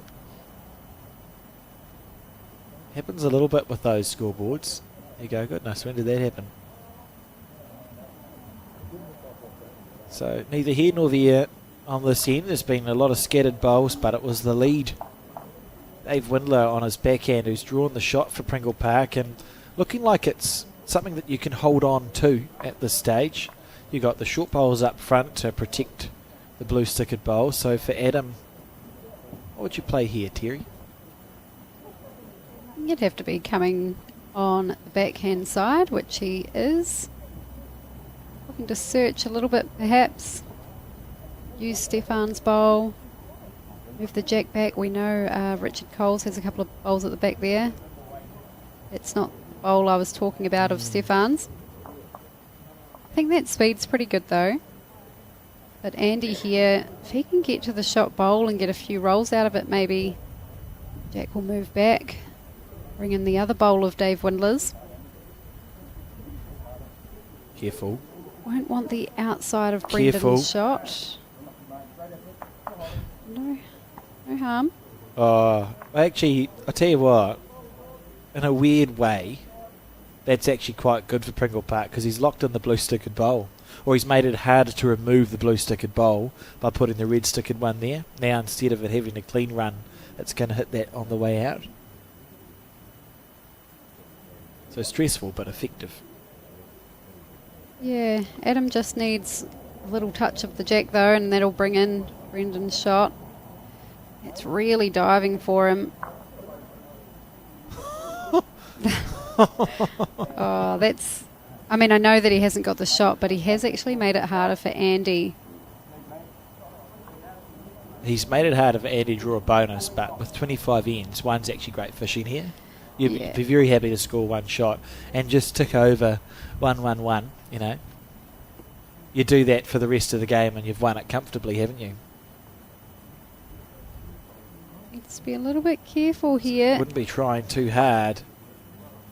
Well, they've done everything they can there, but it's okay because the blue stickered bowl, which didn't sit down, is still holding on to the shot, and it's 1 to Pringle Park, 5 shots to 14 as we start end 13 here in the semi-final. Can find updates on the Bowls Taranaki website of how things have gone. The full draws there, actually. It's interesting to look at, Terry. You can have a look at section play. And that's the bowl that stayed there the whole time, isn't it? From Dave Windler. Yeah, that was the end winner. Did he give it a smile? Nope. He got the eyebrow, whatever that's called. Yeah, and I think the cloth changing hands is a little clap to yourself, isn't it? You'd love to be able to do that again. Brendan's looking confused. Pretty good again here. Good opener. bowl, lovely bowl. And it's going to sit down. Yeah, good shot. Someone once told me, and I'm not sure about the veracity of his claim, bowls tend to sit down like that far more often when a green is 17 seconds or quicker. Which makes sense, because you'd think the angle of the bowl would be at a sharper angle. Yeah. And when I think about the bowls I've seen in the UK and often in Australia, the bowls don't often sit down onto the bias side. They tend to finish their run staying up on the running surface because of the slower greens. Yeah, that makes a lot of sense. I'm finding with my bowls, and I'm sure anyone else that is playing with the enhanced grip, because it's such a deep grip, it actually sits on weird angles at times. Oh, yeah. Sometimes almost backwards. Beautiful lead bowls from both of these players here. CFR now will be looking to match those two blue stickered red bowls. Another one on the head's not bad. Fishing. Oh, he'd be so disappointed with himself. Reasonable. You'd say maybe Pringle Park with the slight advantage.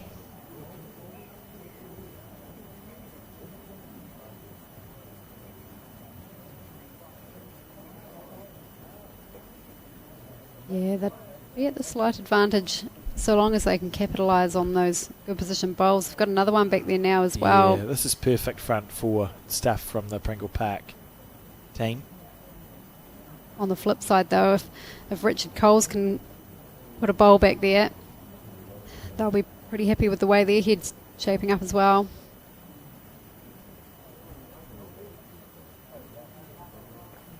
Wind. Did you see that? Look at it tracking out, and because it's tracking out, it's going to run a metre further than it should have. Because the bowl still has to run the same distance, it just hasn't run that distance turning across. Wind blowing from the left to the right as we see it. And Willis here, this man, joined the Pringle Park Bowling Club 18 years ago, and he's lifelong mates with Andy, who's the skip, and Wayne Rooker, who's the lead, all joined the bowling club together. Isn't that one of the cool things about our sport, Terry? Oh, it's one of the best parts.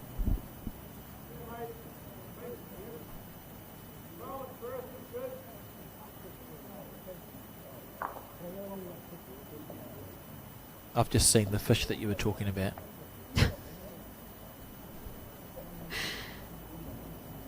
It's good. It is a little bit. You know I'm not crazy. It's a little bit abstract, isn't it, that the hoodie, though, in my defence.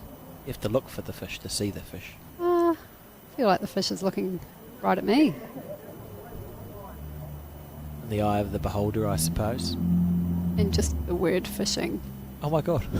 stands out a lot too. I also didn't see the word fishing. That's okay. So, How's your Okay. weight, Wayne? Oh, lovely effort. line was I'd be fantastic. interested to see what it's like from the player's end, because in the back of your mind, if you're trying to build this head for Pringle Park, the blue stickered ones, one of your options is bowl or jack. So you're trying to think, when I get down to the pointy end, maybe I'll be able to like replace the shot bowl and move the jack back.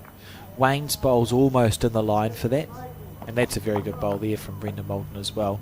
So I sort of feel like this almost has to be ditch weight, because you want it to be that if Wayne misses, he's chipping his own bowl out to make the head easier. That's a good angle there. That's what he can see. Okay. Heavier rather than short is the idea here from Wayne, and that's good weight for the bowl. If you could get on to Brendan's one, Yeah. you won't.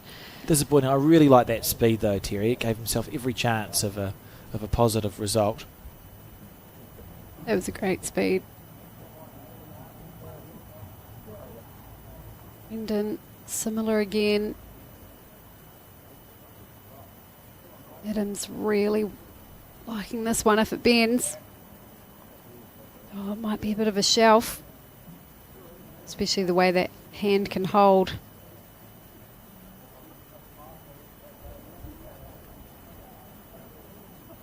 Still though, a good hit for both teams really, but you know, Tiatu, what are they holding there, Alex? That is a multiple. Yeah. It's at least a 3, maybe a 4. So big moments here for Andy. And it's disappointing. Well, it's not disappointing, but you've had a Pringle Park team who for the first half of this head were looking pretty good. And it's just been turned around by a couple of key bowls from Brendan Walton. Andy now steering down the metaphorical barrel. Tell you what, it's not far away. If the speed's good, it'll start working, but it's just reluctant. It's not easy to pick down there, that's to come for sure. back in, isn't it? Again, probably a good speed. Yeah, lovely speed. I just wanted to be on the tight side, but the problem with that is you think you're missing narrow and your bowl cuts across the face of the head. There's not a huge difference between the two. I was wondering if we'd see Adam switch to the forehand. I think that makes a lot of sense. How's his green there? Pretty good. Just the weight. Oh, he's going to be mud in the eye. Now he's going to go on to get in the way, get in the way. Oh, yeah, no, his line was really good, but anywhere on that, with the right speed, anywhere on that side of the jack was always going to be handy. A lot safer for your team as well. He's got that one away lovely. That was a beautiful delivery there from Andy Ellis. Will it hold for him this time? And there's the... Wow, he was shorter as well. But it's the challenge and the frustration of playing an outdoor sport is that for the sake of a breath of wind, you can miss the head entirely or you can cut across it. Just because of when you decided to let go of your bowl. Although I acknowledge he was on the short side there as well. And if Blucher can make this a bonus, you're starting to talk about a medium to long road back for the Pringle Park team. He's not quite going to get in, but it should still be 4 shots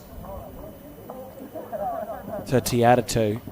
And that's 18-5 up now as we start the 14th end of 25 here in the semi-final. And nearly what I would describe as a commanding lead. Certainly a lead. They'd be, at this stage, if you said to the Tiatu team, you're going to lose this game of bowls, they'd be a bit disappointed, wouldn't they? They've done all the work to get themselves into a very good position. Yeah, absolutely. Mathematically, you're still only looking at 1s and 2s scoring per end, so long as you're scoring every end. But of course, they are trailing by more shots and they have less ends to climb back into the game, so they will be feeling it. And Stefan McCartan, nice little touch on the jack as he comes past. Switched back to the forehand. He's obviously feeling pretty comfortable on both sides of the rink. Either, eh?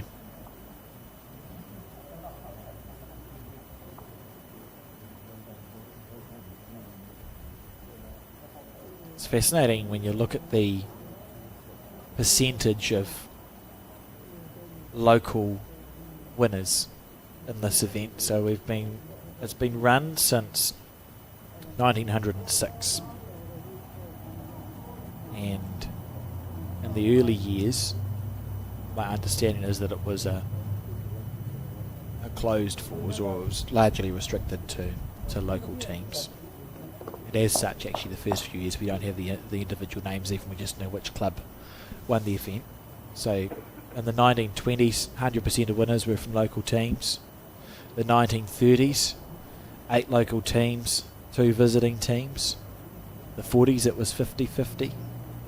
In the 50s, it was 60% in favour of visiting teams.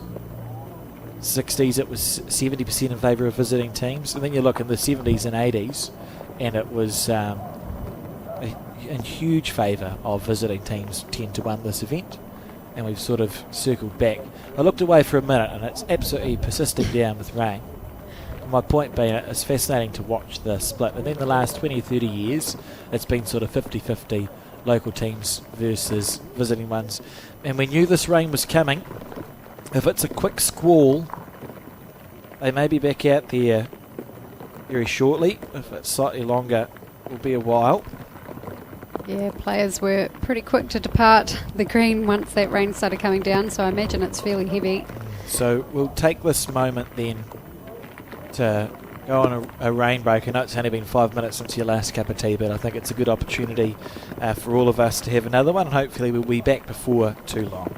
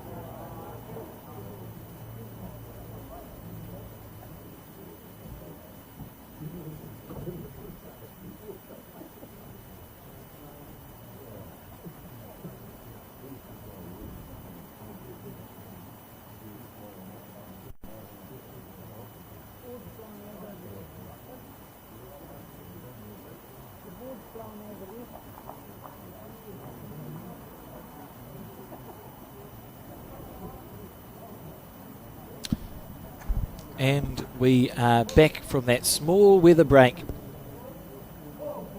Always good to have a bit of rain. Freshen the players up, Terry. Yeah, that's right. At least it was only around for a short time and we're straight back into it. Plenty of ends to get through, so rain is not our friend today. As we spoke about, the cool thing about greens in New Zealand as opposed to anywhere else in the world is until it puddles, it doesn't really slow your green down because it's a water weed. It's a negligible difference. Sometimes it speeds up if it gets a light drizzle. Your green gets a bit quicker first before it slows down. Yeah, I have learned that on occasion and feels almost unnatural for that to happen. I would expect it to get... The leaf flattens out with Yes. the water, so there's less friction. So the bowls, it briefly becomes a quicker green, and then depending on how much rain, it can slow down. If the dirt underneath gets a bit soft or you start getting pooling, your green will slow down. It's a lot to consider, but I suppose as long as you're bowling the bowl and feeling the speed, you make the corrections based off that. Yeah, and trust yourself to understand if it's a you problem or if it's a green problem, I think. Pretty handy bowls coming in here. What would the situation be? Pringle Park holding a few. And we're going to see an attacking bowl here. Brendan Moulton's going to the kit bag for the drive shot, and he's let it go. Close. And he's nailed it. Oh, no he hasn't. He's just chipped the bowl out. That was unlucky. Oh, still a very good bowl though. But two Pringle Park bowls hang around. We can see the jack now though. So we'll see that shot again. Unless Oh, goodness. Oh, he won't a be winding up. Tiatu bowl comes in for shot. Won't be winding up now. Be just drawing on the forehand.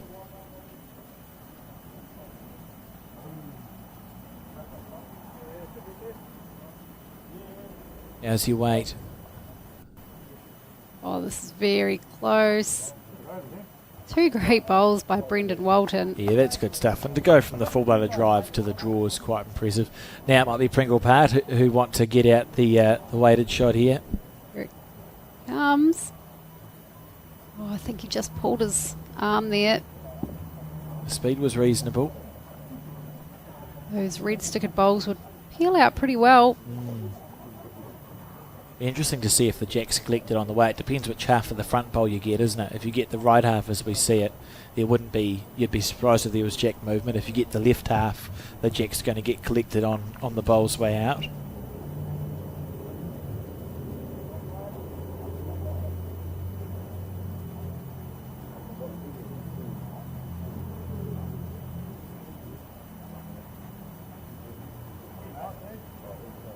How's this on the forehand from Adam Blucher? Oh, just holding. I think we're seeing an attacking bowl here from Andy Ellis on either hand, choosing his backhand.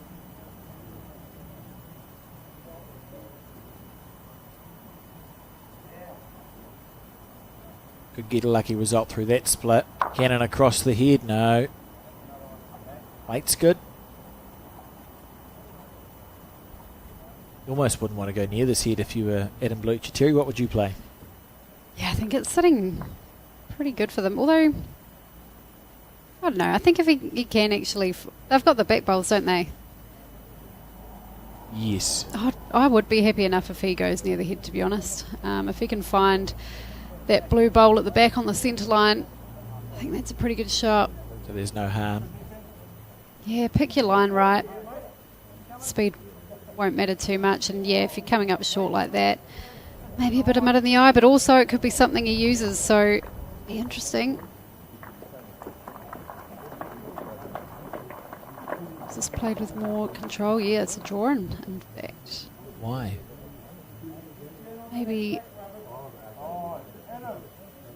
Oh, that's heartbreaking. I think it'd be easy to feel as though Tiatu have the better rub of the green throughout the game, but I would argue that they have actually been in really good areas when they are getting those good rubs. Yeah, they've been playing well, and it's just the fact that it is in the area, as we see 3 more to Tiatu there, 21-5 the score now, and now is the hour really for Pringle Park if they want to make their way back into this game. We've seen it happen before at this event. They've got 11 ends. Yeah, 11 ends, 16 shots. You know, certainly not the be-all and end-all, but again, it's about shifting that energy, I think.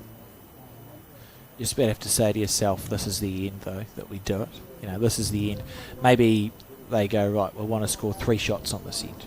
Let's make sure that's our goal. That's what we want to tick off, and then see if they can get any sort of momentum up from that.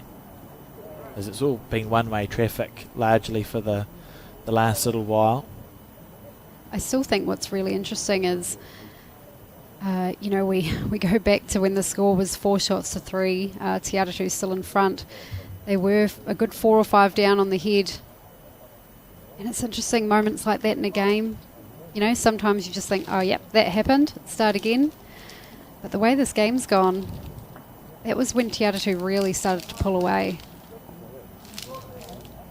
Yeah, it's easy to make the mistake when you're reflecting on a game, or even when you're playing a game, of thinking that it's won or lost in the last 5 or 6 ends. That's often not the case, is it? It might be a bonus bowl that you missed on end 1 that makes a difference. And why is it that we don't treat end 1 the same as we would treat end 23 or 24? Yeah, it's just about being intentional every time, and I think there's a motivational speech that Roger Federer, it's quite a well-circulated one, where he talks about, you know, the next point being the most important thing in the world and treating it as such, but once it's in the past, very much just letting it go. Yeah. Not an easy mindset to tap into when you're in the moment, but certainly a good one to practice time and time again.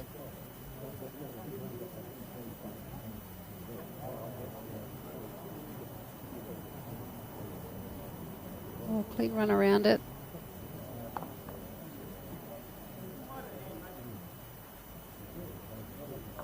Either hand, he said. Either. And on the backhand.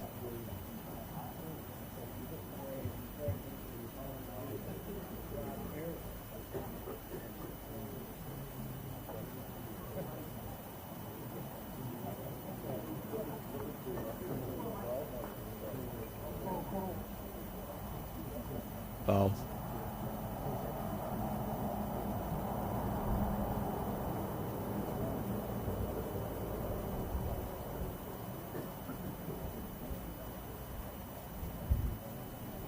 Corrected his line here. So we said this is the end where Pringle Park want to start their run of scoring, and they at the moment are holding the shot.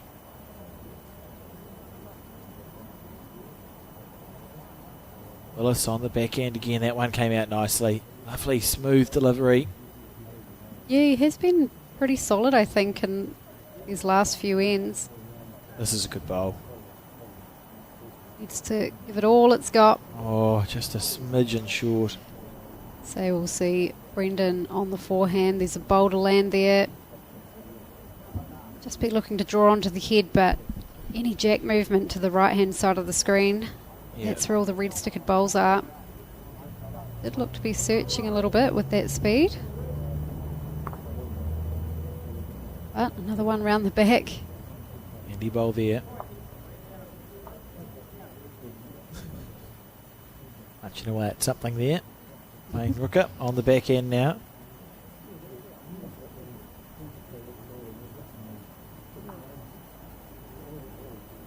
Needs just a little bit of a breeze to get that flat finish on the bowl. Speed was excellent. Yeah, perfect weight. Might be, I mean, it may be holding. Or maybe counting, sorry, as we see Brendan Moulton. Stay on the forehand. Still humming, really. Yeah, that's not two of his better bowls. Beautiful line if he was, you know, just looking to draw the jack, which I'm sure he was.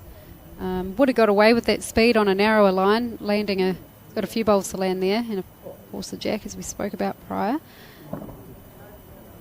As you wait, Wayne. Oh, Adam crosses over with a little bit of work to do. You know when you're going good, if his first bowl, he can just draw the shot. Yeah, it's usually an indication of a pretty good day. Pringle Park holding 3, maybe 4 shots here. Lovely weight. And they've got Tiatu's got that lonely red stickered bowl too. So if Adam doesn't get close, there are opportunities for Pringle Park to score a good multiple here and try and work themselves back into this game. As you wait, Adam Blucher. He's got the perfect green. Oh, caught the outside of the shot bowl, but has finished with second shot, so he'll be pleased with that. This is where Andy will bide his time. Draw second or third shot. Wait to see what Adam does, and then have a look at the head and understand if there's an opportunity to make a number out of this. It's a good bowl. Yep, good shot. Yeah, that's a really good shot. Adam's bowl wasn't there, that would be in the count, which was the whole intention. You don't need to think too hard about this one, do you, Terry? No, he's really just the same bowl again. May get a touch on his own to bring him closer to the jack.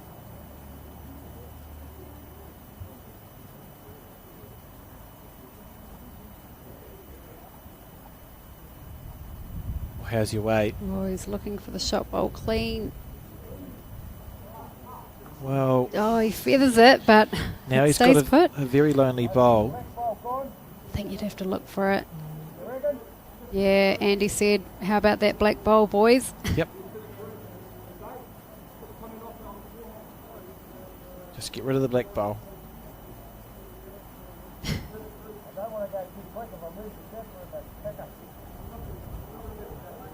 I think you're almost better to go quick. It's wide enough of the jack. Yeah, if he's scared about coming off it, just play it quick on the back end. Because your bowl won't. Yeah, you just don't want to back off with the speed and then dive enough to chip your own shot bowl out. Oh, he has played it with really nice weight. Might get an edge for third shot though. Or yep, comes into the Yeah, count. deserved a couple there. That's good stuff from the Pringle Park team as they look to work their way back into this game. First goal will be to get to double figures and then see where you go from there. And it was at least a 2 on that end. 2 it was, yeah. So 7 shots to 21 the score now.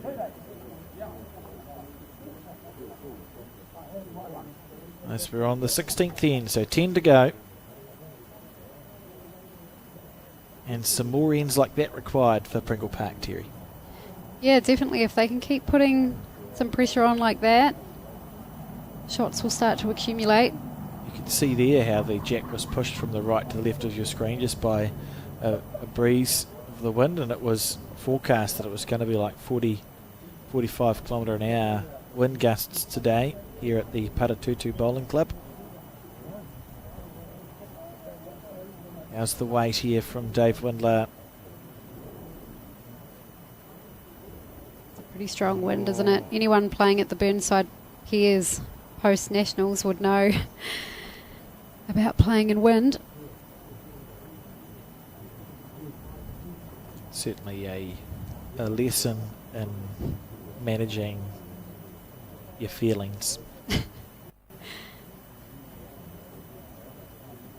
We did have 2 ends where it was absolutely, probably the calmest conditions you could have asked for, and that was quite strange after having played in very windy conditions all day. I'd forgotten how to play bowls in calm conditions. How good.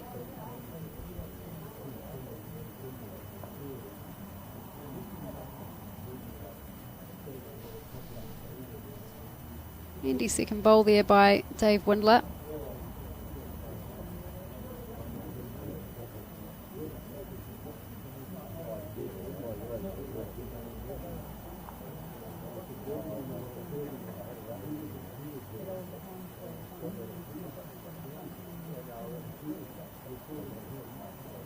Lovely bowl.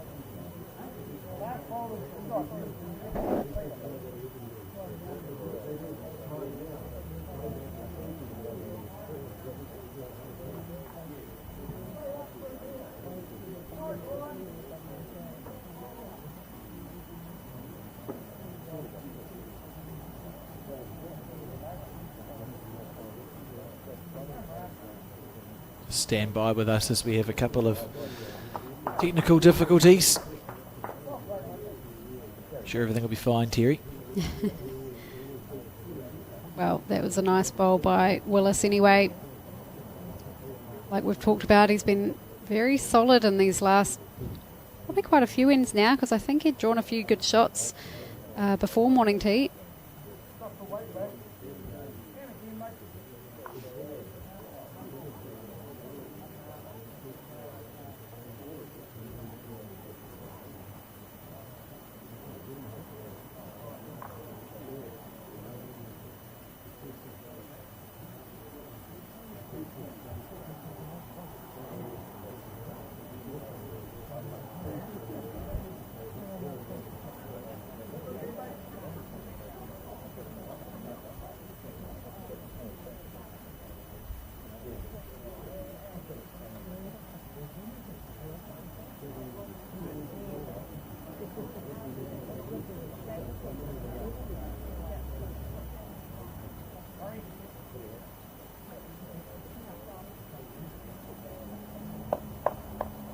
Fair effort there by Richard Coles.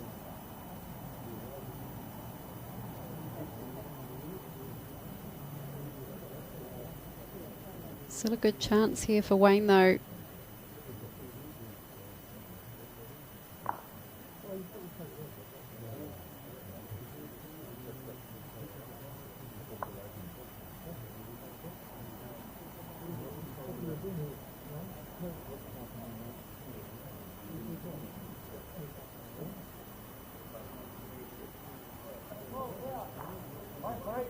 Very close here by Brendan Walton. He has played some magic bowls this game. Just slips past the jack into a really good home.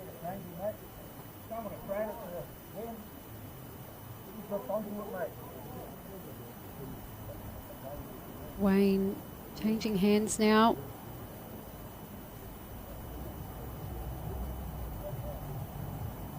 If he could get to Brendan's bowl there, it'd be a good one.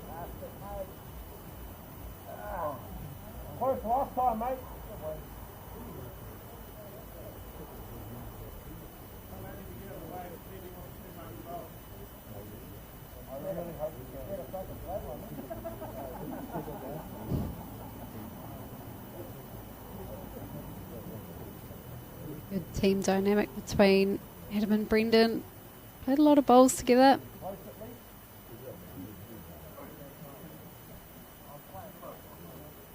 Looks to be close again. Oh, same bowl, just past the jack. Still a really good home there.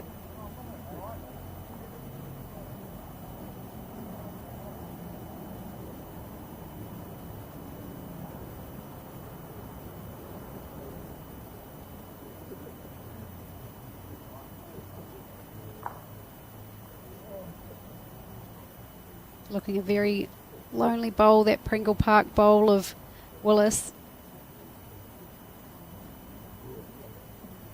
Sure Andy would love to give it a mate.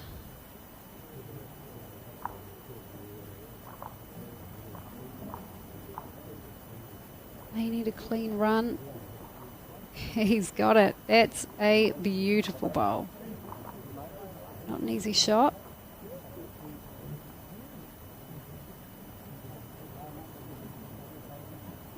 So sitting with two now, Pringle Park. I think the first milestone for them would just be breaking into those double digits. So holding on to two or even managing a three here would be great, but Adam, of course, does have two bowls left. He's been pretty effective too. He's going to get a use of that red one.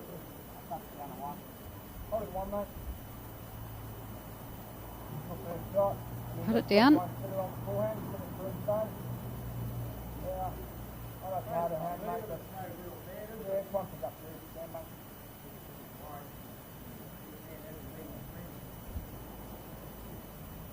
Talk of changing to the forehand, which is the case for Andy. Room to draw a second shot there. Touch on the jack, may bring in a third. Very, very close with this one. Oh, just finds a similar track there to Brendan's. Possibly played it heavier than he would have liked as well.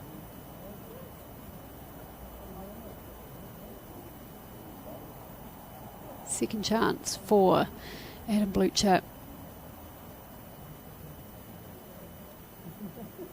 Looks to be on the wider side. Very easy to do on that hand, as we've seen. So, a single shot to Pringle Park. They'll be happy with that.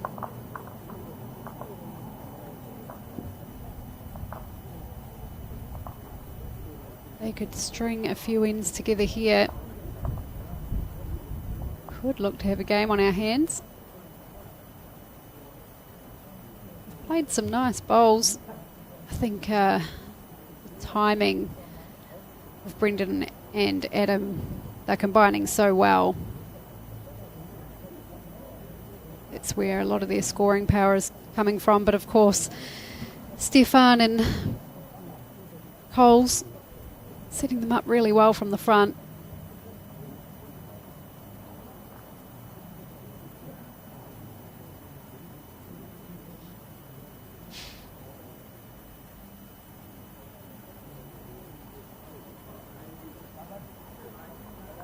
Yeah, nice start there by Dave Windler.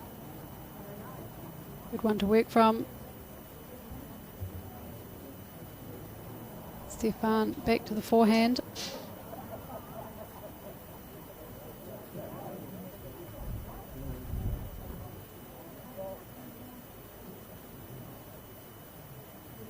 Very steady with his work.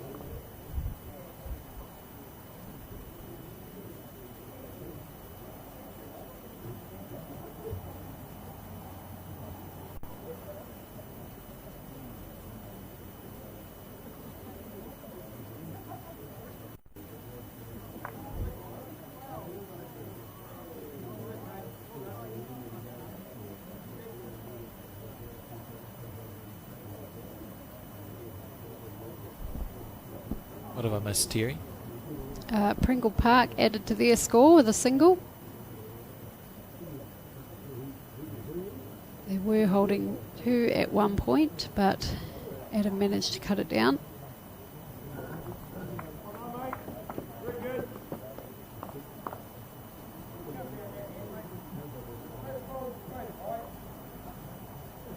Wonder who that cow belongs to. I assume the club. No, I think it's I think it's on a Facebook somewhere.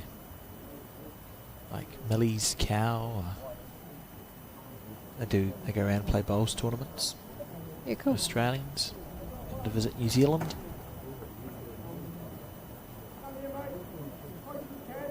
Probably one of the looser bowls we've seen from Willis in a while.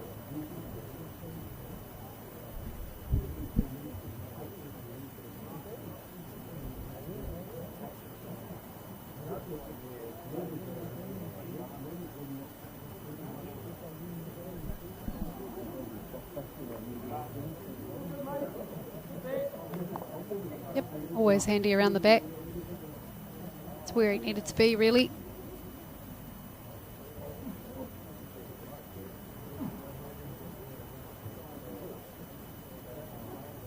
It's good getting one in the back early, isn't it? Yeah, absolutely.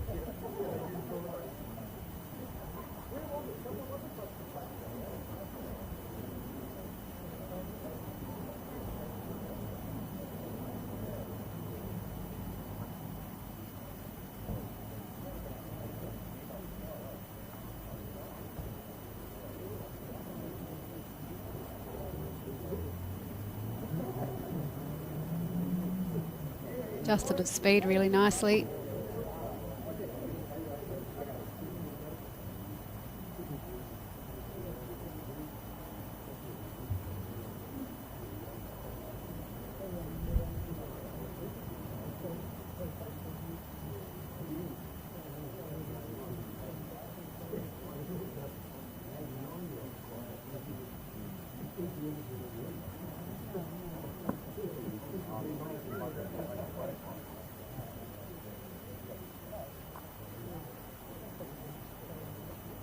Needs it to get down. Brendan Walton. Oh, look at that. What a shot. Lovely bowl.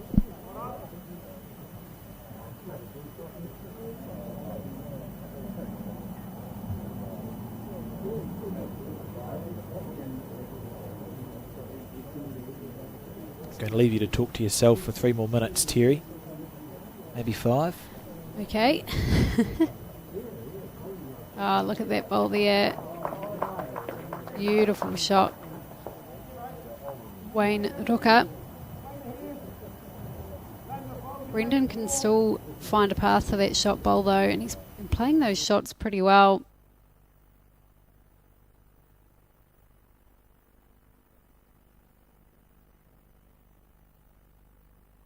Oh, he's very close again.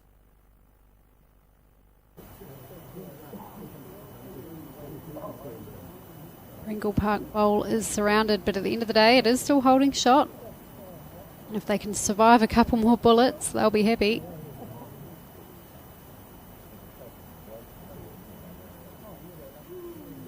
Andy Ellis will have first shot here between the skips. She'll be pleased about. Try and improve the situation. Possibly just looking to follow Wayne down. But if anything, making sure you're missing past. Tiatu's bowls are at the back of the head as well, not that backest one that we see.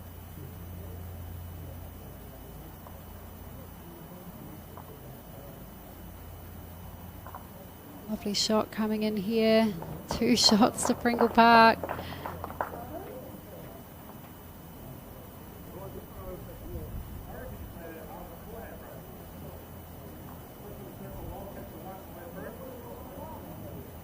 Still liking the forehand shot.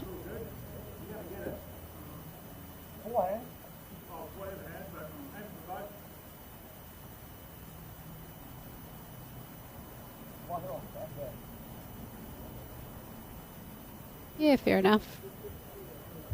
Going big weight here. Oh, it's got rid of one of them. Slightly narrower, I think, and he would have got both of them.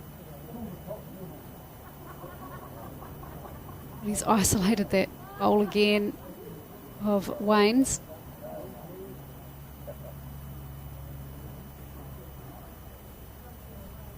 You see a bit of that drizzle very consistently just coming down.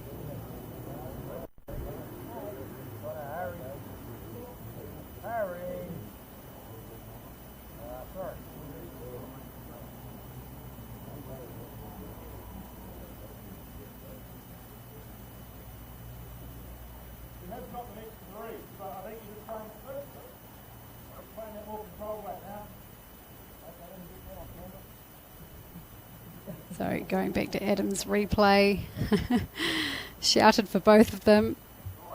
Just managed to get the one.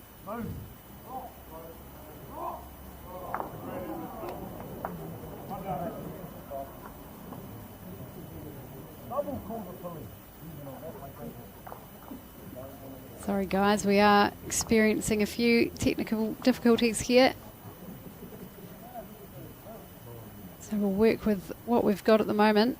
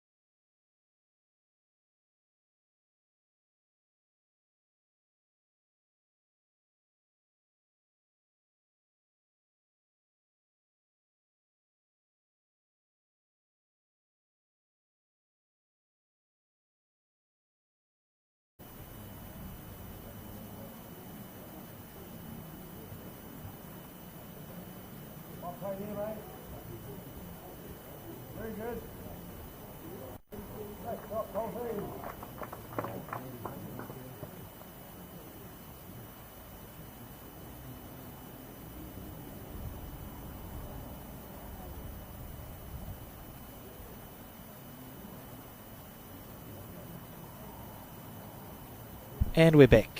We're back. Everything's fine. Life is good. Well, I look up and it's frozen. Well, Richard Coles, he drew a beautiful shot. Got a little touch on the jack as well.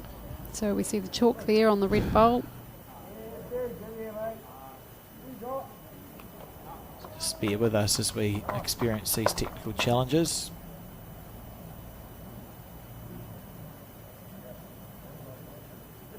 And remember, you can find live scoring on the Bowls Tail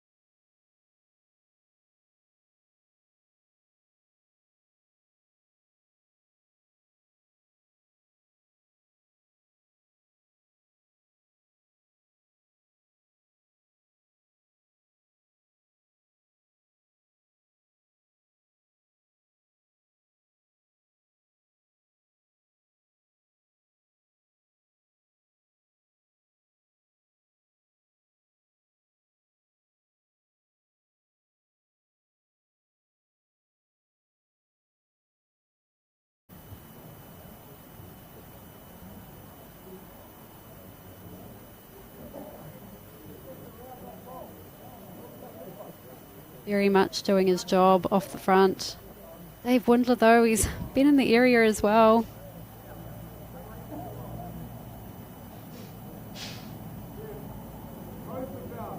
It's only a couple of ends ago, Richard Coles put one right on the jack, or just about. I'm sure he'd love to do that again. I think they're just deciding which hand he opts for. Looks as though they're going for the backhand. In between the two red bowls with the blue stickers. 24-9, 6 ends to go. Oh, how good is this by Richard Coles? Yeah, beautiful bowl. Tiatu are flying, really, aren't they? Yeah, the momentum is definitely with them, and it doesn't look like slowing anytime soon. There's that cow we spoke about in the background. I've been sent the Facebook post now, Million Mad Cows Bowling Adventures.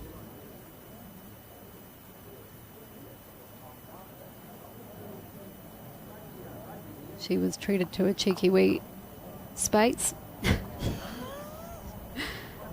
That'll be bad for the cow. Yeah, may need to surround herself with some people that won't lead her astray, maybe. All right, Richard Coles played a cracking first bowl this end.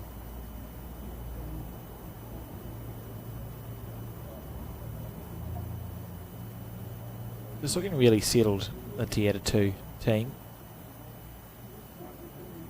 Played this really well, no matter what happens here. Nicely played. Yeah, good shot. Quite often see a lot of red stickered bowls in the area, don't we? I think Pringle Park's played quite well. Yes. Like not reasonable. Probably not as well as they have played, maybe. But still solid bowls, and it's been Tiatu on the occasions where they have been in trouble. I can't remember a time where they haven't got themselves out of it. It's a lovely weighted bowl here. It was almost perfect, really. Slightly wider. Would have made a good contact on that bowl.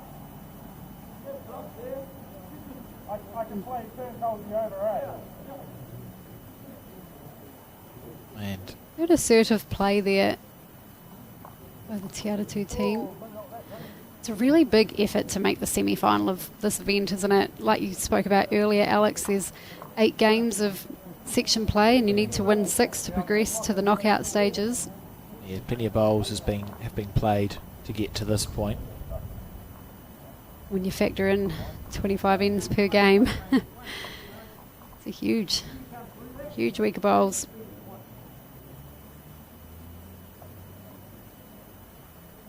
Deciding which hand he wants to play on the back end still.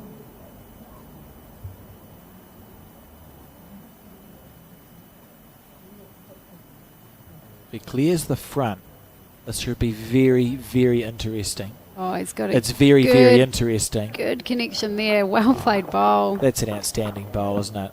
And Brendan's instinct will be to be right into that. No mucking around from the 3 for Tiatu on his forehand.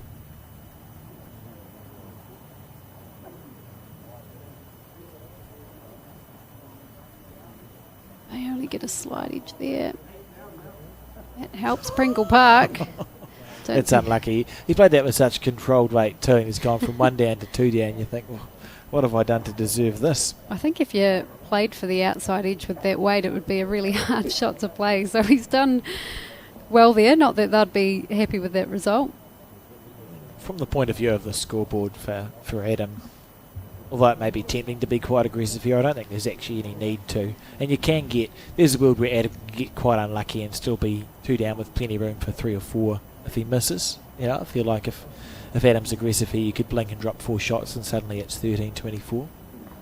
So I expect to see him just be a metre over onto the red or underneath through the shot blue. What would you play, Terry?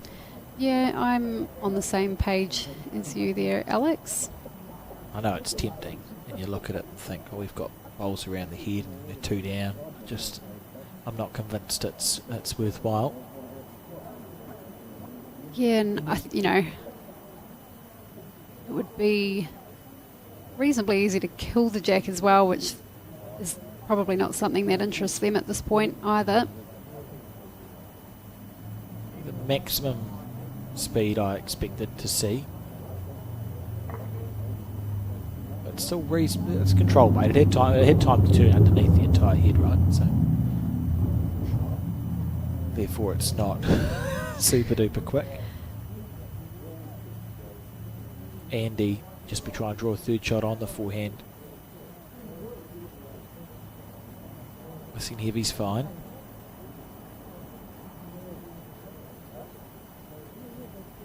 Still smiling, which is great to see. How's the other semi-final going, Alex? Do you know?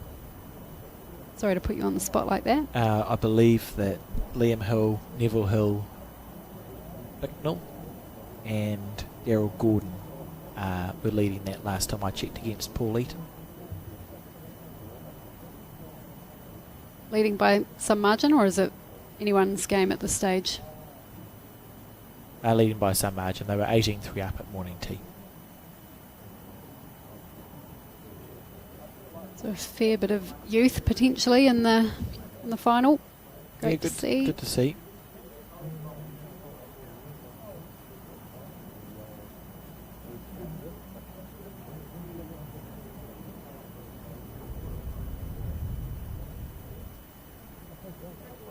So they are still looking at aggression. So the question is, how aggressive? Adam, he's pretty accurate with those drives though. I'd like to think that even if he chipped their closest bowl, his collision bowl would still hang in the area, but he's right under the line there.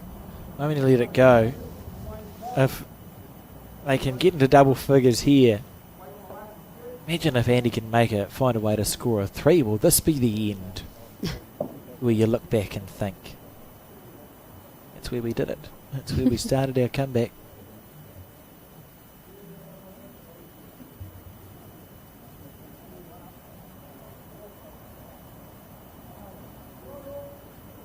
Needs that clean run. He is close. Square on that blue stickered bowl. What a shot. Is this the end? That makes the difference.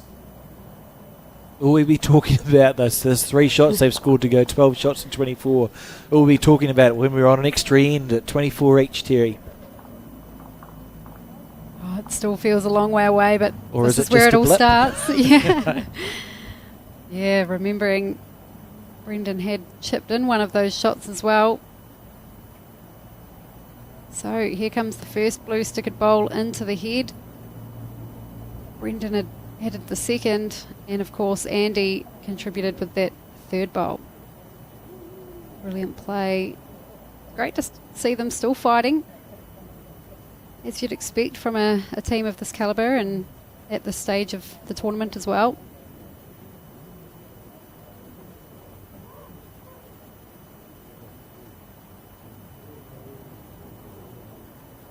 The score on the other game is about 20 shots to 6. It's still in favour of the Hills, so if everything stays the same, it's looking like we're going to see 2 Auckland-based teams in the final.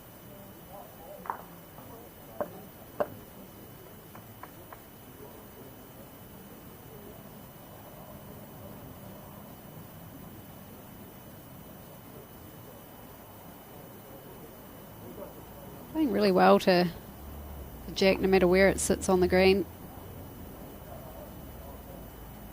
12 shots, 6 ends to go, 6 twos, Alex, and then we'll find ourselves on an extra end. Look, it's about little goals, isn't it? And we know in these long games there's usually a way back. That was an end where Pringle Park rewarded for their good bowls. If they can win another end and continue to eat away at that lead, the pressure changes around. Meanwhile, Tiatu will be thinking, we're playing good bowls, there's no need to change anything. If we keep doing what we're doing, we're going to win the game, right? And they've earned that point in the match as well. Mind you, I do remember National Fours in New Plymouth a couple of years back. I think my team, we were maybe 17-2 up when our opposition's comeback started, and I definitely took that approach of, there's no panic. Let's not have the energy of a losing team because we are still in front. Even when we were only one up with a couple to go, I thought, it's okay, we're due. But no, we did not. We did not win that game. But we did stay positive. That's good. Apparently, underneath the scoreboard is the Pringle Park Bowling Club's mascot. Underneath the scoreboard? Underneath the scoreboard there will be... Dry, I hope. Well, who knows? It's a little soft toy. Assuming a heron, is that what you said the bird was? Or have we got a different mascot completely? We'll just have to wait and find out. What do you think the Pringle Park mascot would be? Pringles. If it wasn't a heron. I would think Pringles, but that might just be someone's snack rather than a mascot. Yeah, it's not a... Okay. Can confirm it's not a can of Pringles. Okay.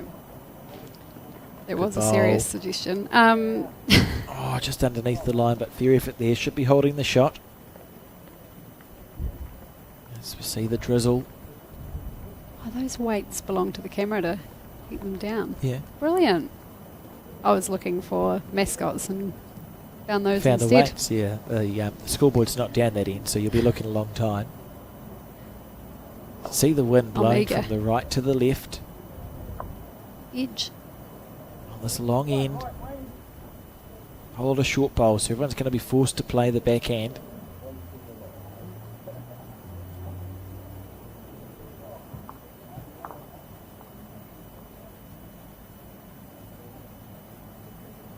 How's the speed on this one? Let's sneak past those bowls. No. Good green. Didn't have the weight, so now it's up to Brendan Moulton.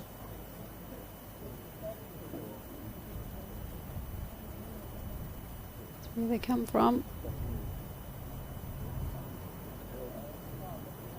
Maybe not all the way out there. Andy.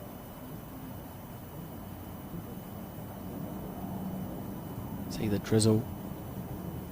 Cameras always make it look worse than it is because they're very good cameras, so it shouldn't be heavy rain, it'll just be like a light smattering of drizzle. As we see this attempt here, little feather off that bowl. Oh, he's got it too square. I would say the blue stickered bowl that sits to the left of the jack is still the shot.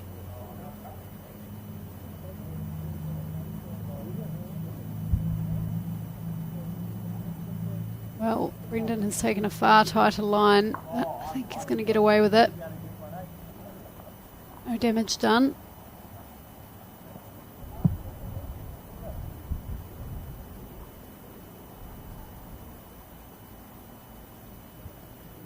One shot to Tiatu as it sits.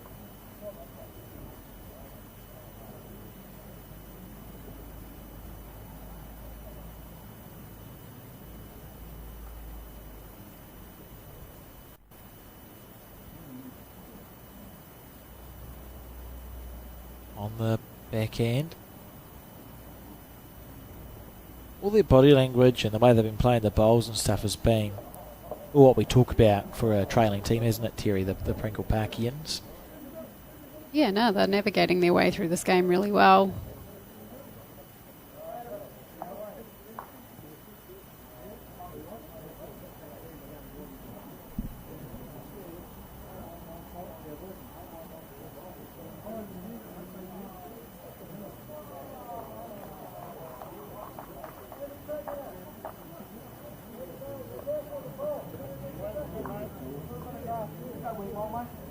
Right, here we go.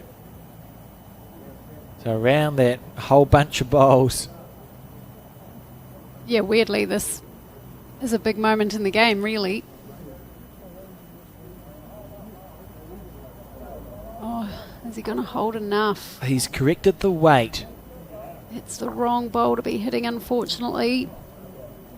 He may not have hit it far enough that it isn't that it's counting. Yeah, you could be right there. Pringle Park desperately wanting to score on this end, even if it is just the one. And Brendan Walton straight down there with his tape measure. There. Now there's just underneath the. It's a pig, yeah. Little pink pig. The Pringle Park pig. Pringle Park pig. Bit of is it alliteration? Assonance is all the S sounds, isn't it? I didn't know about that one, but yes, alliteration. Silly Simon sewing something or others is assonance, and alliteration is the. Okay. As someone with a slight lisp, that would not be my friend. Tell me about it.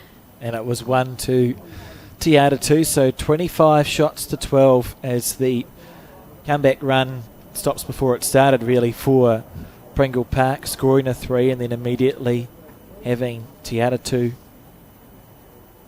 bounce back with a 1. Don't know that Pringle Park have been able to score back-to-back ends throughout the game. If they have, it's been maybe once. It's probably been the difference.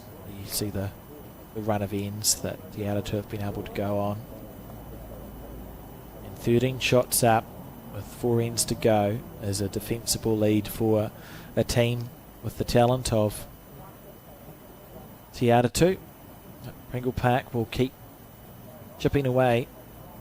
It's not every day you find yourself in the semi-final of an event such as this.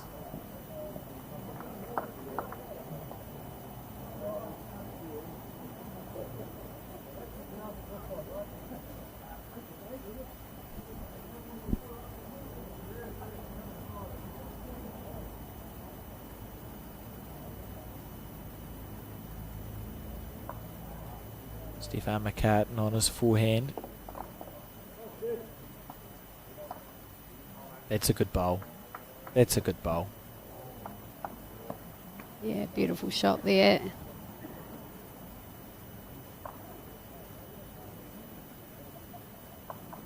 You did say he was one of the most naturally talented bowlers you've come across, and I'm starting to believe you. Well, that's nice that I'm believable. Oh, terrific effort. Good second.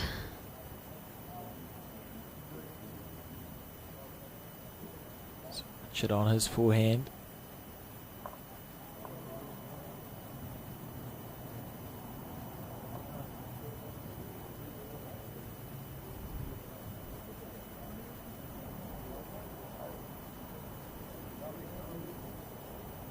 With the right line but not the correct weight.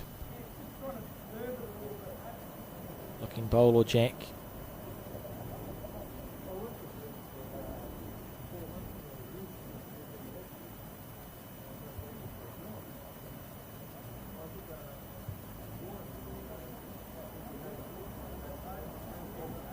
Oh, see the wind gusting there, pushing it to the right. As long as the bowl stays up on the paddock, it's still useful. Yeah, I think it's probably stayed there.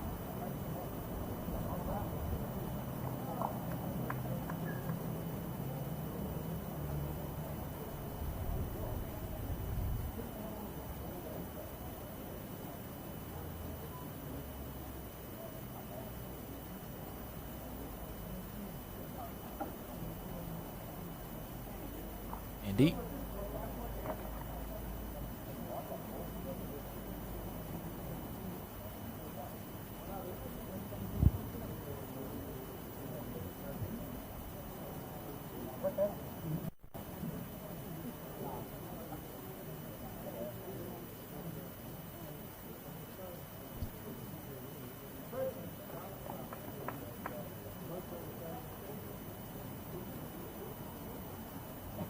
On the forehand.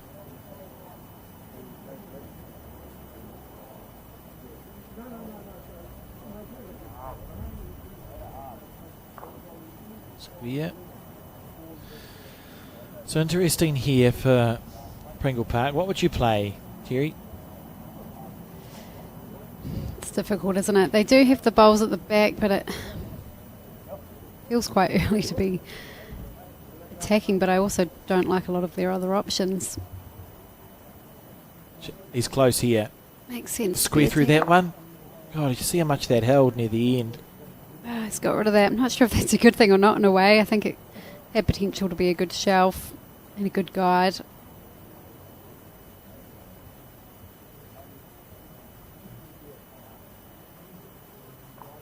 Played it with more intent here, Brendan Walton. Oh, not enough though. Second chance here.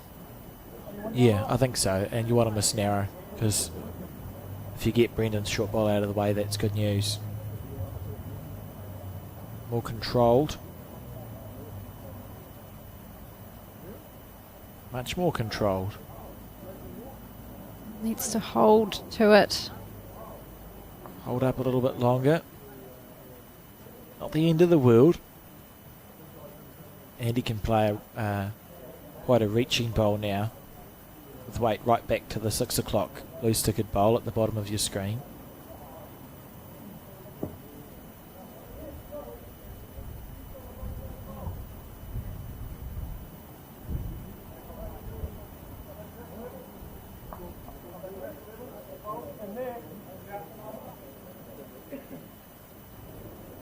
Adam on the forehand.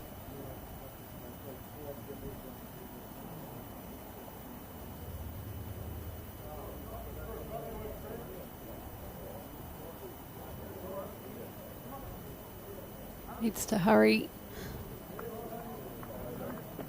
He either made it or he didn't. Second shot. Not a bad bowl. Very good bowl.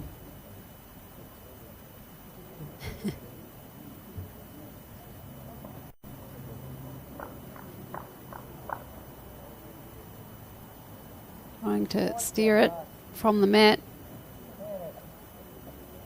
Needs it to hold a little bit.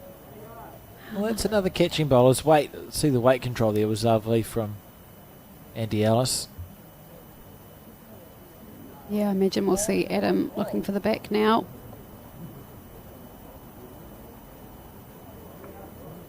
Or not. He's added another one on the other side.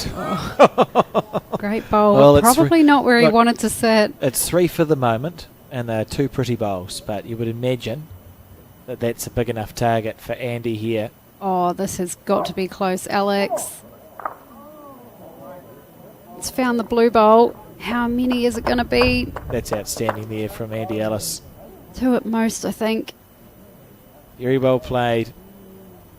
Oh, that last bowl of Adams just gave Andy a real confidence to play that bowl. He didn't even take more than sort of 5 or 6 seconds to think about it, did he? It's just straight into his work. Dave just wanting to check if that back one's in for 3. Feels like it isn't, but I suppose, Colour me surprised if it was. When you're trailing 13, you want to be absolutely sure that you've gone down every avenue.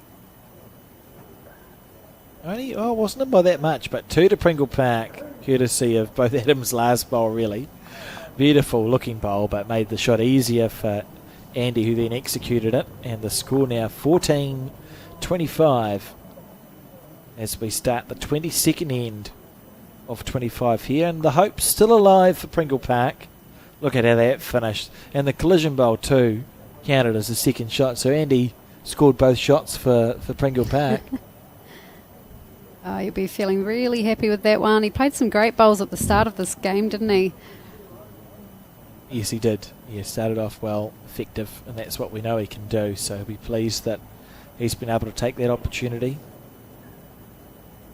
It's another one of those moments where you feel like if Andy had missed and it's 3 more to Tiatu, it's suddenly 28-11. You go, do we just play back to the clubhouse and shake hands? But it's not the case. They're still battling away here. 11 down, 3 to go. Yeah, I think they'd be happy in themselves that they've closed the gap enough to at least still be an outside chance to force an extra end, perhaps. Yeah, 3 here is probably what's required for a Pringle Park. A 3 or 4, and you'd rather get your big numbers earlier rather than on the last end as well. So definitely, although it would make for an exciting finish for the viewers. But look at Stephen McCartan, he's really good. Not really put a foot wrong this game. I mean, tell me how Pringle Park the only way Pringle Park are going to score a number on this end now is when they need their leading their 2 to put back bowls in, and the 3 in the skip need to make the jack pop back, because it's only going back in the 6 o'clock direction. it would only kill if it hit something on the way past. So Pringle Park need to have bowls past the head and then work towards it in that way. And that's a great start there. Yep, perfect. That's almost the forehand now for Willis.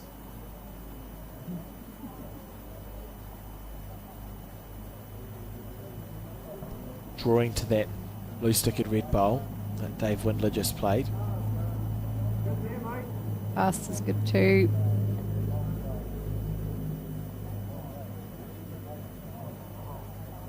Handier than you think, really.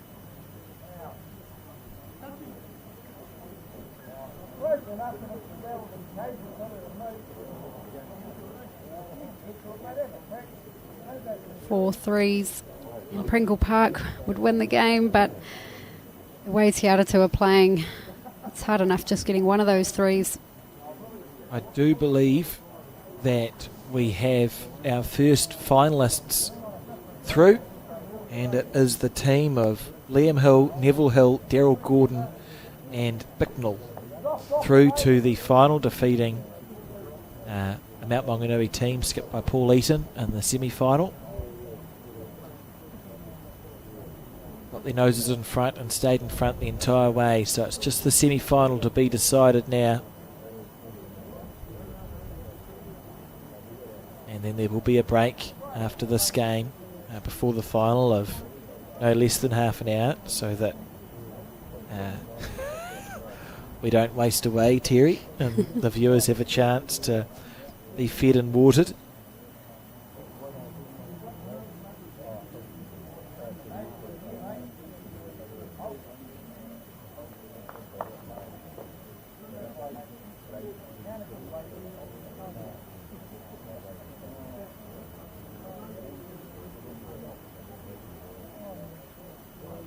On the forehand.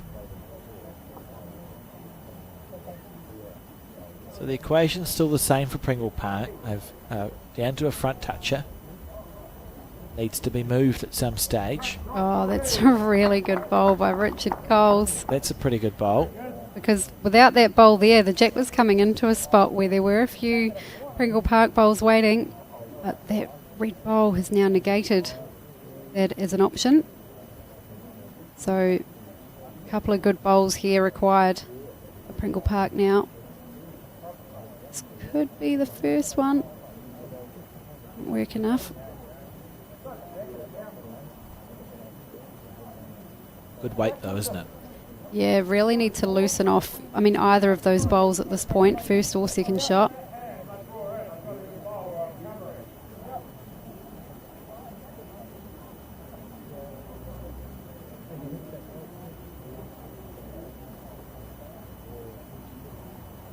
You were a part of the JB Weir mixed pairs. Alex, good tournament. Well, I didn't win it. You did the year before when there were no world ranking points available. No, but yes, it was a fantastic tournament that the Bowls Auckland run. I'm just going from strength to strength. It's a nice event to play just before the Nationals as we see another attempt here. This is very close. Oh, just any bit of bend. They'll feel like that's a summary of the game, right?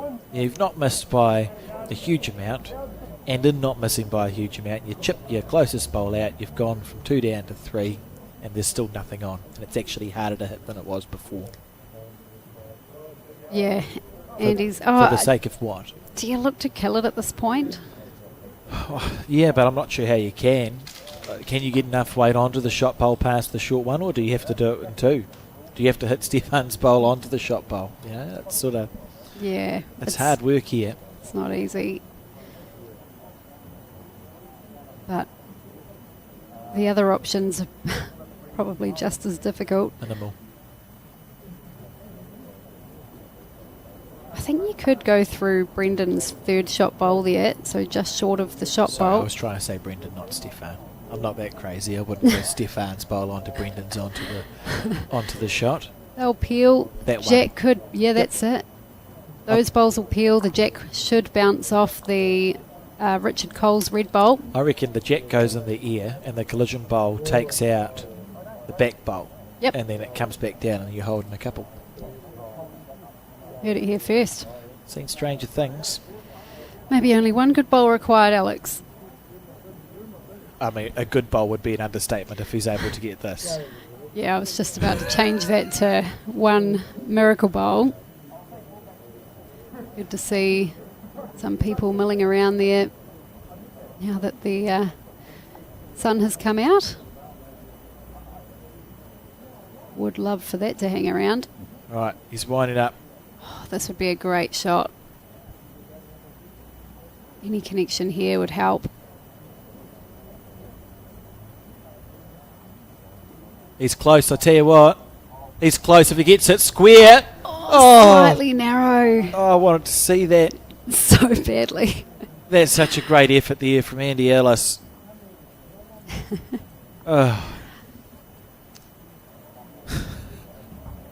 Well, That one was less really bowl to connect with. Wasn't that exciting? It was exciting there for a moment. Apologies to anyone whose eardrums I have damaged in my excitement. I'm really enjoying Stefan's confident calls from lead. And you can just see that he's making good sense in what he's talking about. What are you doing? He's always rocked it. Changed nothing. No, that's a good bowl there. Hasn't fattened the target. Oh, you got to go again though. Now through Stefan's bowl. If he misses, is the distance big enough that they might stop? Who knows? On the back end. Oh, I don't know if that's going to hold enough. Underneath the line this time, and I think it's a bridge too far for Pringle Park to make it back from this situation. They may opt to go there and back again with the mathematics of it, but we also could be seeing the last bowl of the semi-final. We could be seeing the last bowl. I think the indication, yeah, it's a 3, so it's 28 shots to 14. We've got 3 ends to go. And it's over. Congratulations, Eden Blucher. Brendan Walton, Stefan McCartan and Richard Coles are going to contest the Taranaki Open Fours final against the Two Hills, Daryl Gordon and Steve Bicknell. But that will be after lunch, so we will all go away and have a break.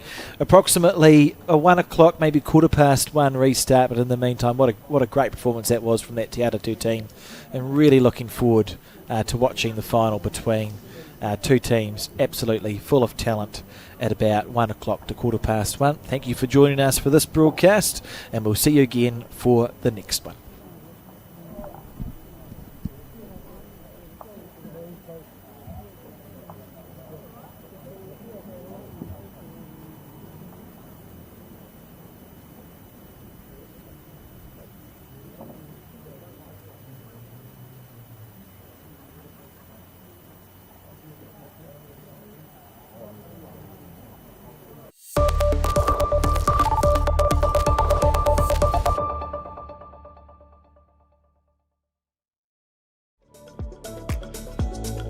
At Skin Institute, we've been caring for your skin for more than 30 years.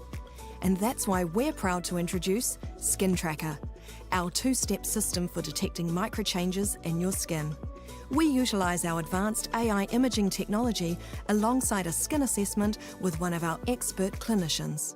At Skin Institute, we remain dedicated to the early detection, diagnosis and treatment of every form of skin cancer.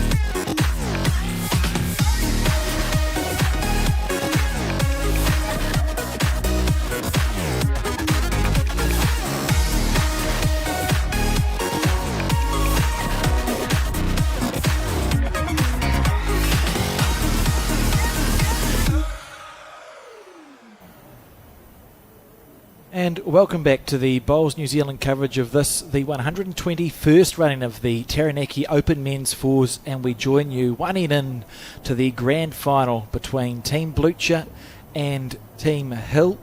We saw in the semi-final that team of Adam Blucher, Brendan Walton, Richard Coles and Stefan McCartan put on a good display, Terry, and looking forward to another one in this final as Neville Hill Bones is straight into it. Oh, I was really hoping he was going to kill that so we could say the first end was being replayed. What sort of game do you think we might be seeing from these two, Terry? I think we'll see quite assertive play from both teams. We saw some good, confident calls from the Tiatu team in the semi-final. I personally haven't watched a lot of the Hill family and the two off the front, but what a shot here we've just seen from Brendan Walton. In fact, there's a shot each from the Tiatu team. That green bowl, Stephen McCartan's, Richard Coles is the red, and Brendan Walton, the one we've just seen come in by the jack. So a great start for Tiatu. Neville, though, gosh, he wasn't far away from his shot. I thought he was either on the jack or slightly narrower. He had both bowls. So certainly wasn't. And this is Liam Hill. He's got a good drive on him as well. Won't be mucking around here. Off we go. Oh, there's a whistle. Get one? Too clean almost. That's unbelievable. I can't. He can't believe it. What are the chances of that? Great effort there from Liam Hill, the skip of this team. Gosh, that was silky smooth though, wasn't it, that drive? Oh, he's got a beautiful delivery. So what will we see Adam do? Is he going to the back or is he just going to plonk another one on the head? Line is important.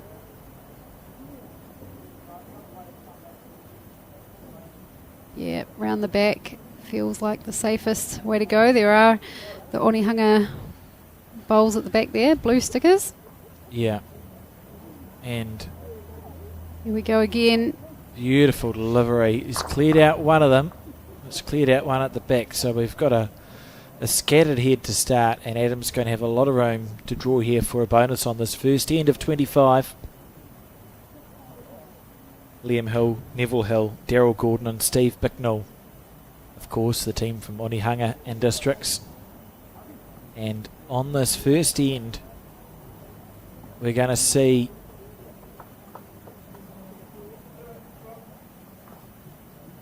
what are we going to see, Terry? Well, I imagine that was 2, but we'll wait until the scoreboard flips over. 2 to Tiatu 2.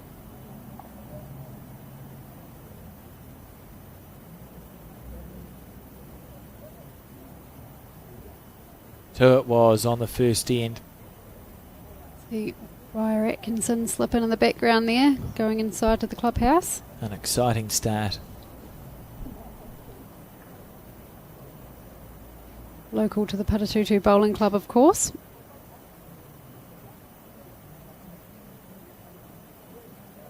Well, Stefan McCartan, he was absolutely dynamite in that semi-final. Very consistent. I think I counted one loose end.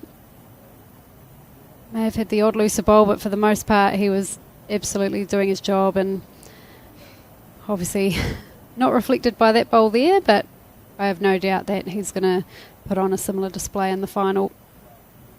Wondering if there's a bit of a headwind coming in this direction with both those bowls falling short. Sure we'll see a correction here.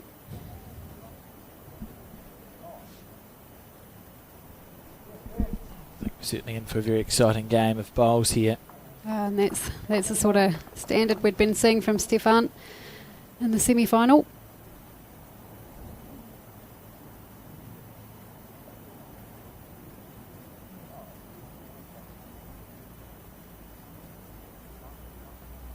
Steve Bicknell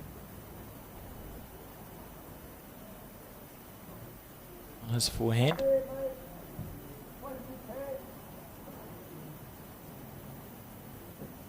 Oh, you see a little smattering of rain there come across the screen. It's been a frequent visitor today. Oh, and throughout the week. In weather like this, you question why you play bowls. For the enjoyment. But on a good day, you can't beat it. Oh, and when you get a good bowl away in these conditions,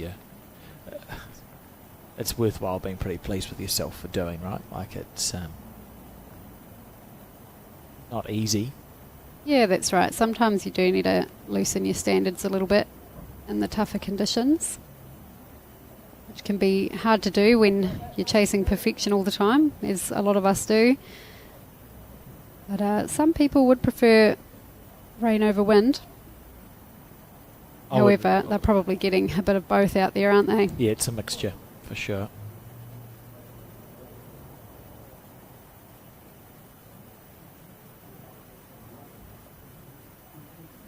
Really nice speed there. Richard Coles. Daryl Gordon has won the Auckland Open singles. Started off in counties, I believe. I think he won a silver star in counties as a teenager in the 90s. Very capable bowler. And quite good to have it 2 in the 4. Suits his style of game. It was a nice inside out off a bowl just there. Speed was good. It's Brendan Walton now on his backhand. Very effective in the semi-final. Often in good areas. Yeah, he was well utilised at 3-2. We saw him wind up maybe 3 or 4 times, and I think every time had a result. This year, Neville Hill Bones has played for New Zealand. Has won an incredible record, doesn't he? He's won an intercenter title. I think it's either with 5 or 6 different districts. Hawke's Bay, Auckland, Dunedin. Continue. Other ones. You've included Auckland, I presume? Yes, yeah. Oh, good. He started his bowls. I think he might have been Central Otago right at the start. Great bowler. To be on a better line here, and if his speed is the same, he'll be close. Clean past it. Oh, that's a great effort there from Brendan Walton.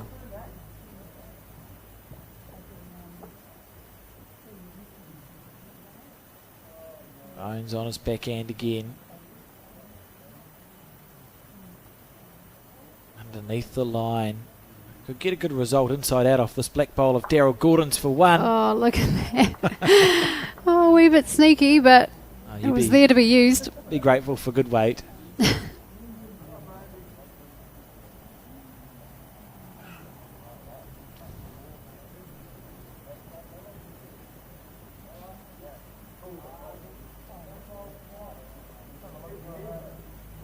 was 2023 that Brendan Moulton skipped a team to the final of this event.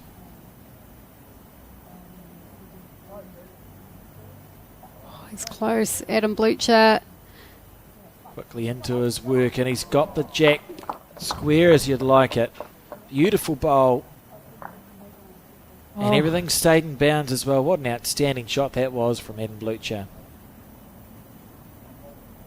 Yeah, that blue bowl of Neville's didn't hang around for shot for too long.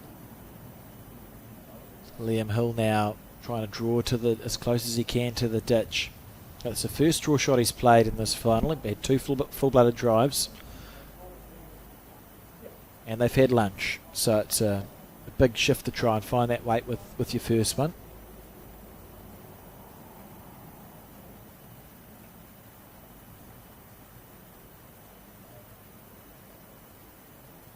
Making his way down. Second bowl. A lot of bowls with it against each other, these two, Adam Blucher and Liam Hill. And a good sign for the future of our sport, I would say, Terry, to see these 2 young skips playing against each other in the final of this Taranaki Open Men's Fours. I wonder what the record is for the youngest average age in skips against each other. It must be 2 of the younger ones to have skipped against each other in the 121 years this tournament has been running for. Yeah, you'd imagine so. It's pretty special. Of course, Neville, relation of Liam. Looking like he's on his forehand, gesticulating wildly, and he's going to come and have a look at the head. I think there might be some confusion. I reckon his granddad's being maybe suggesting one thing. Right, so that's the head there, and we know the jack's in the ditch, which is probably about where the Devon Hotel tick is on the bottom right. Is he looking at something crazy? Hit something short and see if you can cannon Adam's toucher out, because it's not that far away from out of bounds, is it? So if you could get the outside half of Adam's toucher, it's out of bounds. Maybe they're looking at trying to create an angle, hit something short. Otherwise, surely you'd just be drawing second shot. Yeah, I'm interested to see what will come out here. I think he's trying to get some weird angle onto Adam's bowl. Any of the short stuff. I think he's going for it direct. He must be close, but it's still there. Well, he didn't hit it. Would have had to get the perfect angle to edge it away, and it's going to be one more to Tiatu, who lead 3-0 in this final after 2 ends.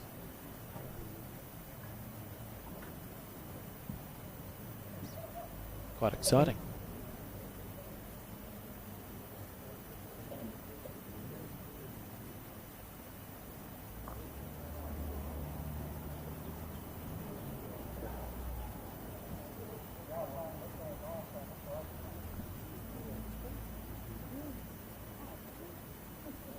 Great to have the support of the Devon Hotel for this running of the Taranaki Open Men's Fours, and can strongly recommend the Marbles Buffet if you're looking for a place to go and eat. Think about it, there must be a huge amount of money that has been injected into the new Plymouth economy in the last 121 years, Terry.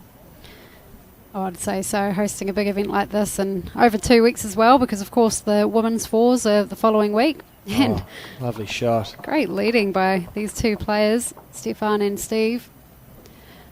Steve, of course, the one who's pulled the jack.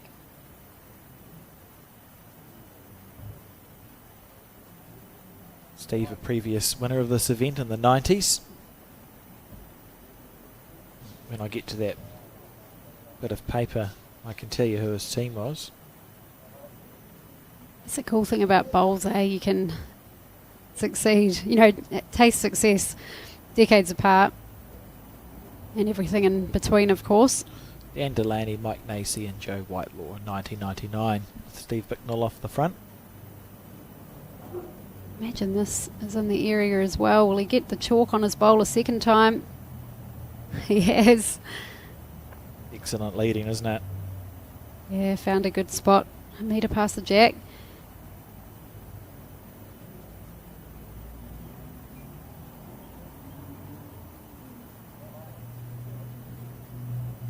See the cow in the background has moved.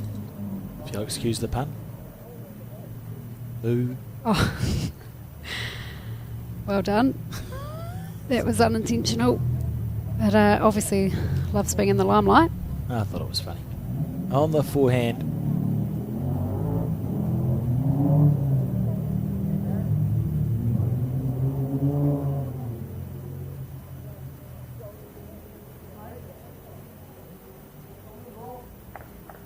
Handy line. I see the team's ended from Onehunga and Districts, but it looks like they're wearing the Auckland Bowling Club uniform, which is quite convenient because they've got the blue stickers, so at least one of the teams matches.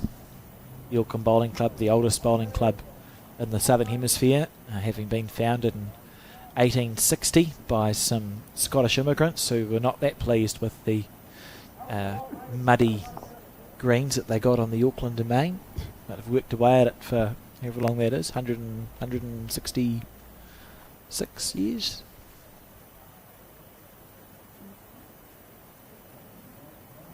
As Daryl makes his correction. Up and over. Yeah, nice effort. Well, Richard Coles wasn't far away, but now it's Brendan Walton's turn. Gets it away quite nicely, doesn't he, Brendan? Yeah, this one needs a bit more of both, I think. Oh, the line's actually really good. So it's still that blue-stickered green speckled bowl that's holding the shot of Bicknell's. Saying to Neville either.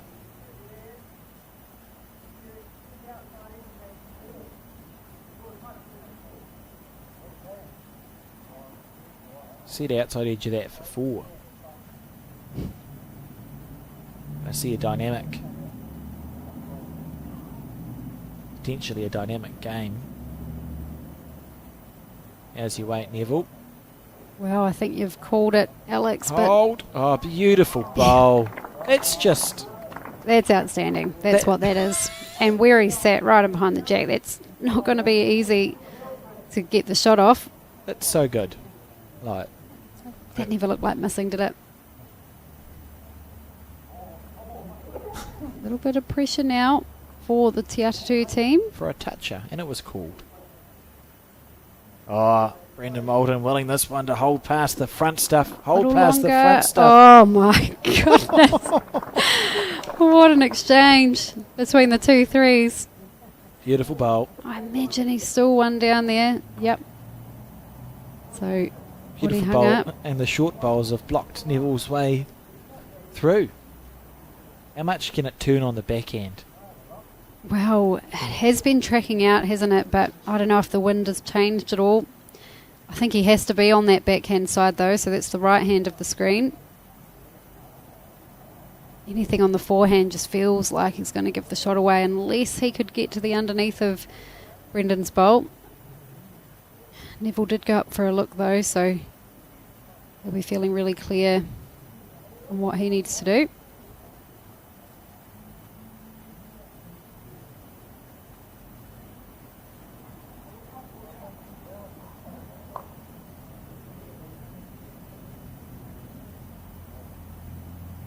From the dizzying highs.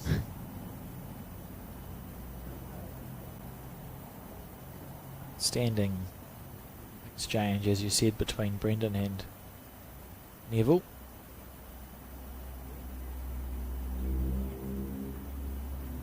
Yeah, it's a really good shot for Adam here. Brendan's done well. Adam just looking to follow Brendan down. Get a little connection on their second shot bowl. This is close. I think it's perfect. It's diving really quick, but holding at the end. Look at this. Oh. Is he still one down? How is he still one down? There's actually room there now for Liam to draw through the split. You could draw on the split for 2. Yep. And they're both sitting flat, so it's actually safer than it looks, as bizarre as that sounds, but fair enough. On the backhand, Liam Hill. I mean, we're on end 3, and this has been quite a good game of bowls already, Terry. Absolutely. More to come. So my question for you is, does Adam drive the bowl by his foot, or does he still go try directly at it? Can you get down quick enough to cannon the shot bowl out clean here, or is he better to look lower and further up the head? Probably has to try and cannon it out clean, doesn't he? And just go as close as he can to the 2 blue bowls. Yeah, you're going to have to be fairly close. The only other way is to drive the red stickered bowl on the line as hard as you can and see if you can get your bowl. I don't mind across. that. You can it'll actually straighten up off the blue stickered bowl. You go off the red onto the blue and cannon across nice and nice. There's definitely a clean outside edge to Brendan's bowl available, though. They are 2 different weights, aren't they? He's looking to get it clean, needs to pass the front. Now you pray for luck. It's never over till it's over, but... It's a lovely effort. What an excellent end of bowls this has been. How brave are you? No, not that brave, fair enough. So Liam going, let's just get on the board, and it's going to be 1 shot to 3 after 3 ends of 25 here at Paratutu. Steve Bicknell with the mat. Great stuff. Always taking his head off to players play the jack. Oh, which replay will we see here? Oh, there's so many bowls. Yeah, and it all started from the first and the second. What an end of bowls. If we have 20 more ends of this, we'll be happy. Oh, yeah, Neville Hill. It's bomb after bomb. That was holding 4, just about. Yeah, he's used to that. He does that all the time. I love Neville's reaction. He's like, okay. And of course, there were probably 2 or 3 more bowls after that. So, but that was the one that held on. Steve, on his backhand, has just pinched it a little bit.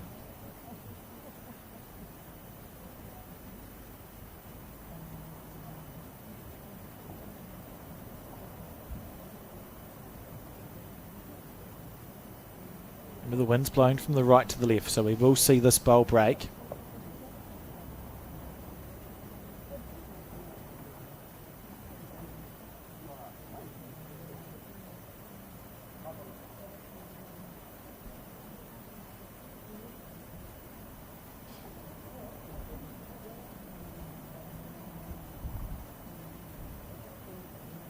Imagine this will float underneath the centre line. Getting closer.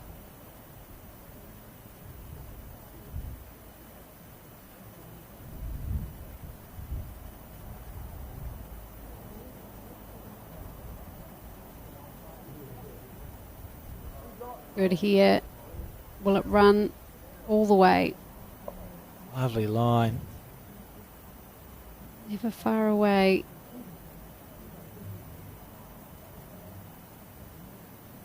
Daryl Gordon now.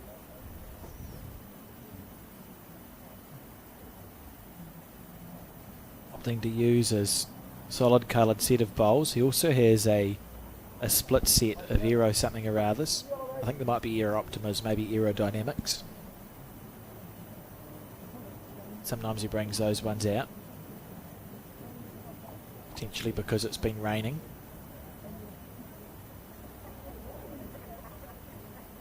Junior bowler here, Richard Coles on his backhand. You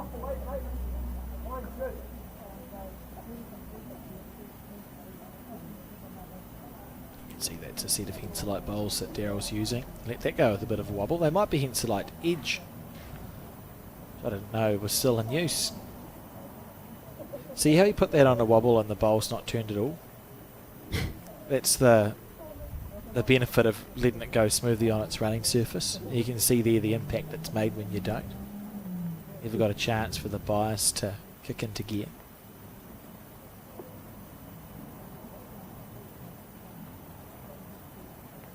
Correction time for Richard. Looks good. And he's corrected well. That'll be number 1. Well, from this angle at least.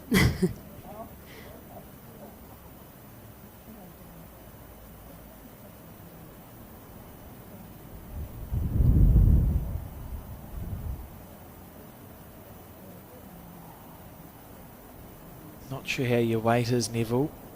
Oh, I saw the arms go up in the air.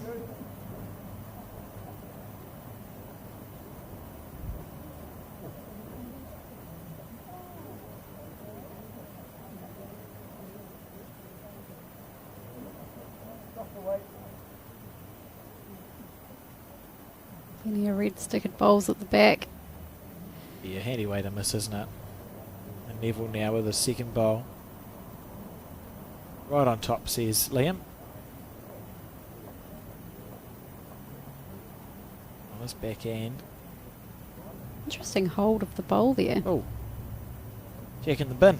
Oh, he's killed it instead. Oh, good bowl, Neville Hill, and that means that the end is replayed. And yep, bowls are going back. Maybe the reason he hit like that was because he was going to go reasonably quick at it, Terry. Still such a great player, Neville Hill. Always features in the conversation when you go, who's the best player or players to have not yet won an Open national title? He's got every other title in the book. Club titles, centre titles, into centres, into clubs. I think he's won a couple of the Silver Star champion of champion things. He's won a Chartered Club's national title. Hasn't yet won an Open national title. Yeah, brilliant. And that's quite staggering, really. He's so talented, has played for New Zealand. Oh, he's still building, obviously. Well, the way he plays bowls, it would not shock me. No, that's it. You know, obviously, like you've mentioned he's played for New Zealand before, but that's not to say he's not still capable of winning a national title. And we can see that by this performance so far already. It is one of the things I love about bowls is, you know, it's really impressive how some people can be so successful for so long. Yeah, that's it, isn't it? The length of the career. That's a sport that you can take up and actually compete with and against people who you idolised at the start, whereas other sports, the players hang around, but it tends to be an administration or social or master's role. Yeah. This game, Just keep playing. just keep going. And then bring your grandkids through. How cool is that? Play with them. Oh, I think it's incredible.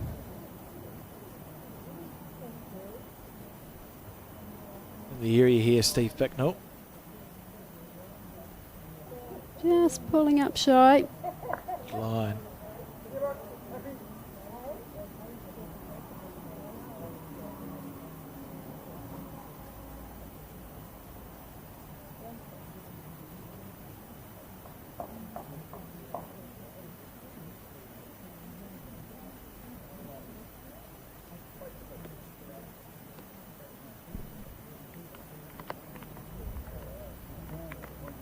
Oh, pretty good speed anyway. Of course, the rain tumbles down. Not even July yet, is it? Nowhere January. near. Still very much in the middle of summer, would you believe? Find it challenging to believe at the moment. Yeah, we've had glimpses of good weather, haven't we? But the rain is certainly making itself well known. The conditions have been playable. But certainly there's been wind and there's been rain. We do play outdoor bowls, so I suppose it's in the name, isn't it? As we see Richard's bowl, a running toucher. Jack happened to hop out in front of it on its way through. Liam making sure he got some, Adam making sure he got some chalk onto that bowl. This is close. Been Terrell Gordon. reliably informed that these are the original Dream Lines. So not the Dreamline XG, the original Edsolite Dreamline. Thank you, Simon. So that means they take a slightly bigger track than maybe the modern day bowl.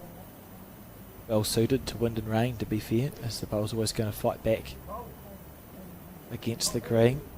Oh, he's done it. That's a lovely bowl from Richard Coles, isn't it? Second toucher. This one stays. Lovely correction. Interesting to see. Yeah, Bone straight onto his forehand. Very casual footwear. Yeah, as long as I can remember, he's worn those. About comfort. Here we go. Neville. Not the gap though, surely. He played that really well. Didn't do much wrong. Yeah, it didn't matter whether he was slightly wider or slightly narrower. He would have probably held shot, but managed to get the line he probably didn't want. Do you ever lean to look around something that's in your way on the television? Always. Isn't that strange? Probably most often when I'm commentating, actually. Someone stands in front of the camera and you go, lean to the left or lean to the right. I am leaning to the right currently. Now Bone switching to his backhand. Clear the front one, he's close, not going to do so. What a lovely effort, and he's opened up the front of the head.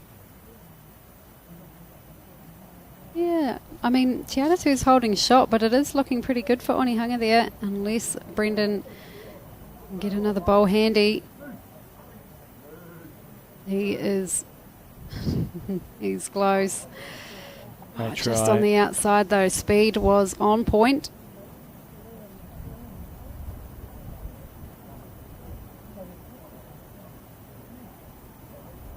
What would you play here, Terry?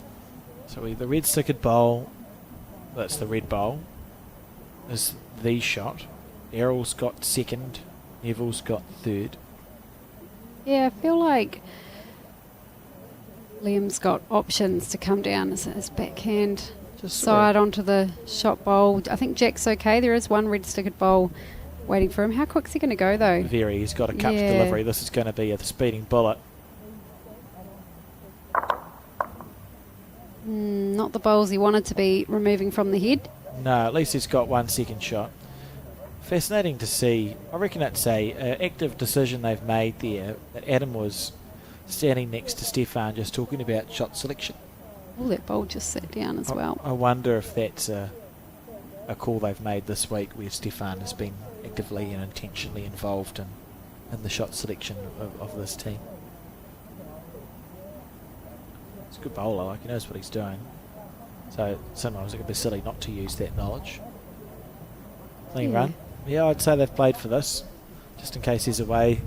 If Liam is aggressive, he's not going to be. He's moved over to his left on his mat, but his grip's different, so this won't be a Yes. drive.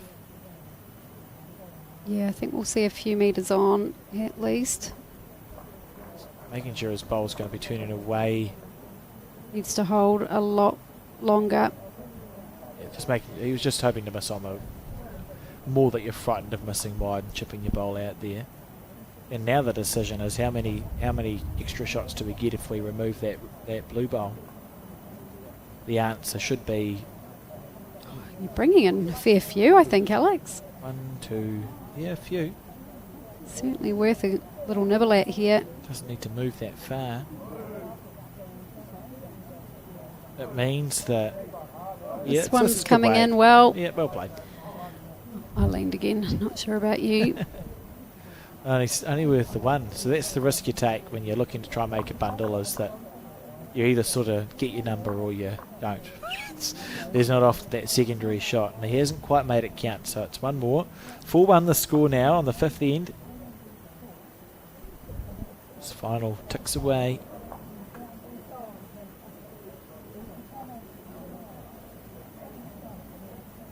Still seeing some great bowls already in this game. Love to see it. Yeah, very entertaining. And Stefan straight into his work.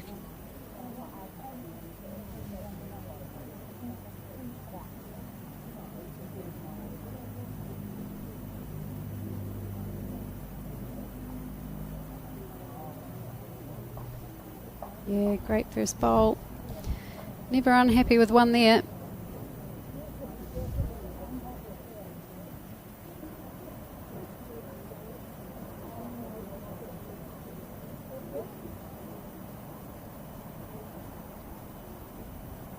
Both Brendan and Stefan started their bowling career at similar times at the same club in Tauranga. There was a group of college students under the tutelage of Peter and Mary Smale at the Gate Par Bowling Club that all played out of that club. Used to enter the interclub competitions, and Stefan often would be a skip of the 4 or a skip of the pairs. Brendan there or thereabouts as well. Tom Sepp was involved too with that group of players. Cameron Higgins, who's made a comeback. Oh, that's a name I haven't heard in a wee while. Made the quarterfinal of the national singles last year. He's playing out of the Glen Eden Bowling Club now. He's made a comeback as well. Oh, Steve Bicknell. Little feather onto the jack. Wow, he's changed things from Happy one shot days. to one shot somewhere else. See how the head's different now.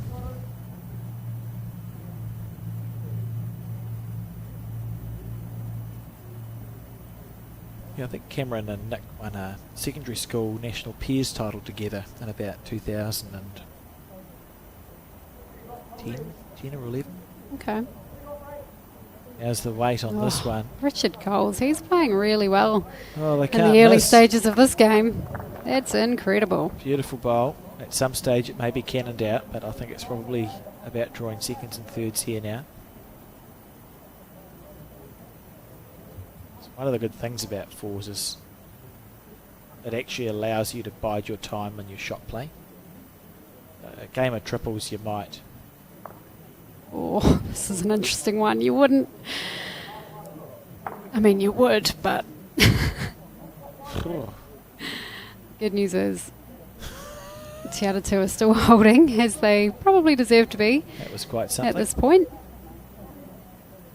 Yeah, a game of triples tend to see people hunt the jack all the time and looking for the shot all the time, but fours, players tend to be a little bit more patient. You can try and build your heads. You don't have to be holding the shot until the last bowl's been played. Look at this. Oh, he's in the zone at the moment, isn't he? Cannot miss this man. Richard Coles. Lovely bowl, and he's made that a lot harder as well to remove by sitting it down. Daryl's got a good drive on him as well. I'm not saying he's going to use it here, but I wouldn't be shocked at some point in this game if we see Daryl really wind up from 2.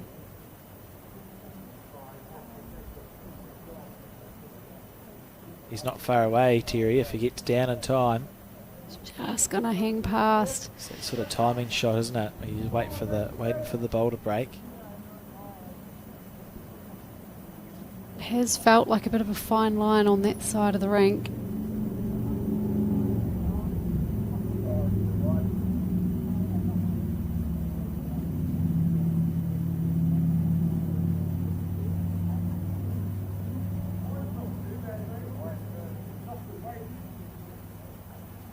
Not Brendan's best effort there.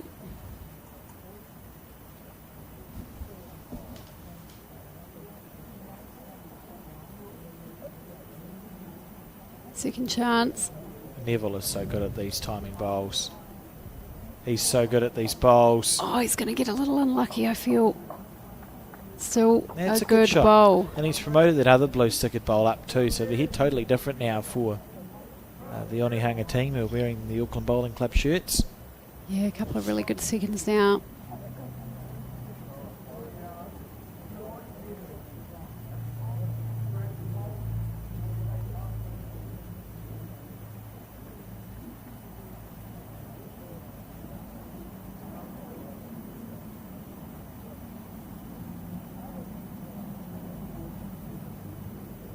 Second effort for Neville Hill, and this bowl's going to start turning back. Is it going to turn back in time? Not in time. He's got his own one. Such a nice weight to play. Yeah, you can see he's just disappointed in himself there. Half a bowl out. And Adam just thinking, just try and get another second or third in there. Just indicating there the only danger is if he got the outside half of that bowl, he could be one down to it. Yeah, whereas Stefan's saying, yep, that might be a danger, but look at these cool options.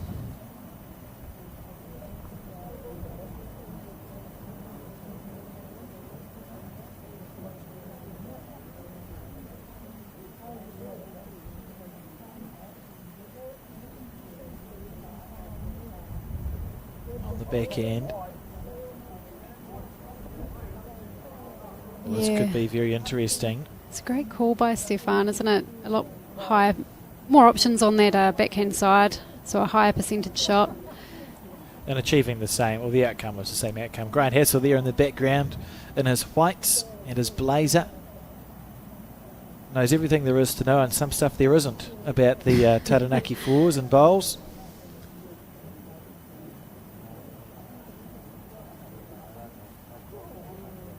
Disappointed with that one, Liam Hill. Really never had a chance to come back into the head.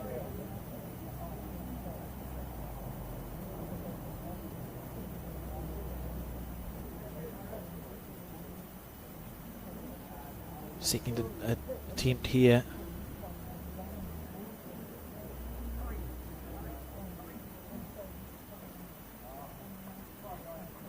Tremendous effort.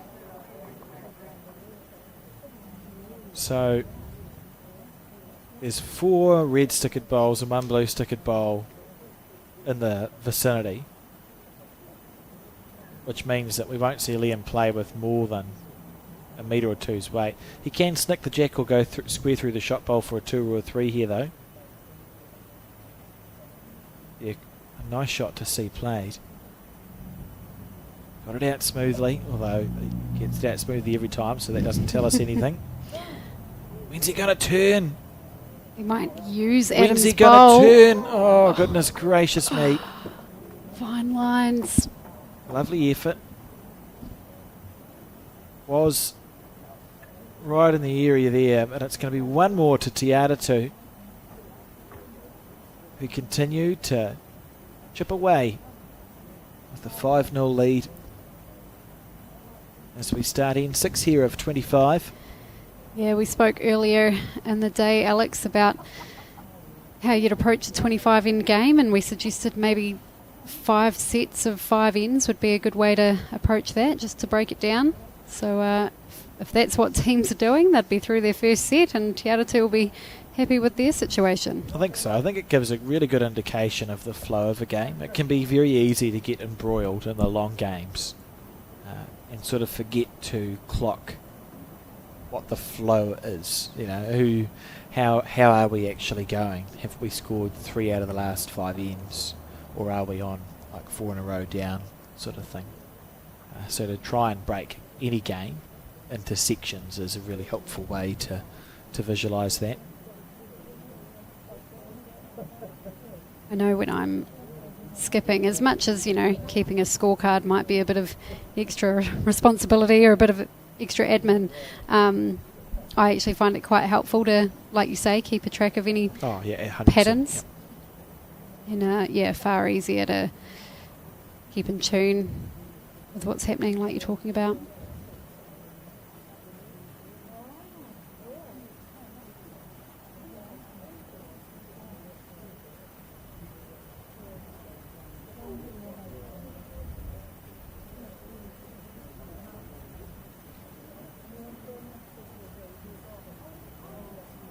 You happy with where that's finished? Well, he'd be happier with it there than where his first one was. I think 2 ends ago, both of his bowls were short, but coming in the other direction, he's been right on it. So, again, I think there is a bit of a headwind, tailwind situation. This would be coming into the headwind. Oh, Richard Coles. It's outstanding, isn't it? He certainly, I feel like he finished the semi-final quite strong. I reckon those were his better few ends of the game, but man, the way he's playing in this final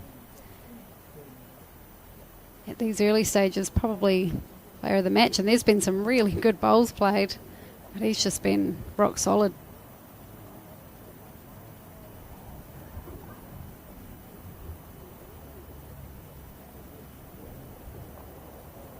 Most successful bowling club at this event has been the West End Bowling Club of New Plymouth. They've been the winning team on 19 occasions, with their first title coming in 1919 and their most recent being in 2022. Very successful from 1923 to 1944, which is just before the war finished, as we see Richard Coles again on fire. God, he's been fantastic this first 5 or 6 ends. He's locked in. And then recently they've had some success too in 2000, 2008, 9, 19 and 22. Modern benchmark, Tiatu, who have won 12 titles from 57 through to 2024. Counts as a Bowls Taranaki centre title as well.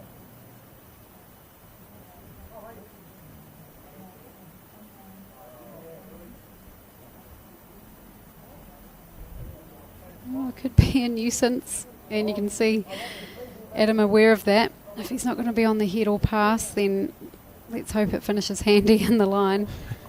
And interesting to see what Neville does here after dropping the bowl. He must have a bowl that he starts with first. So he just picked up a bowl, looked at it, chucked it down and grabbed his other one. So there might be a wee superstition there. We quite often have those as bowlers, don't we? Yeah.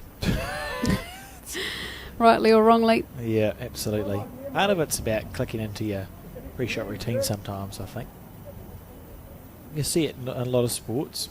Darts, often they'll switch their dart out if it doesn't feel right in their hand.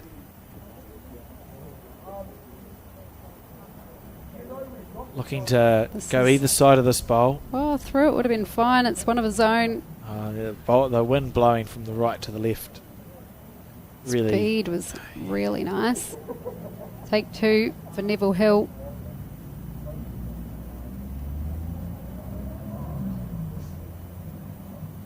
No.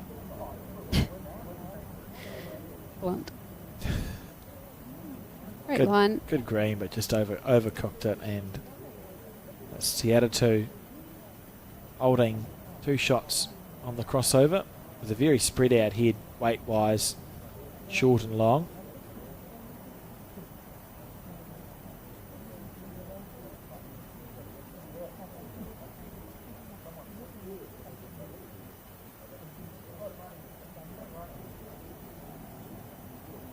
He's followed exactly the same track as Brendan's with less weight. So maybe 3rd shot. Yeah, and it's sort of clogged up the forehand a little bit. I feel like the forehand's probably the way to go still, but there's now a bowl that you could accidentally collide into if you've got good weight. Switching to the backhand.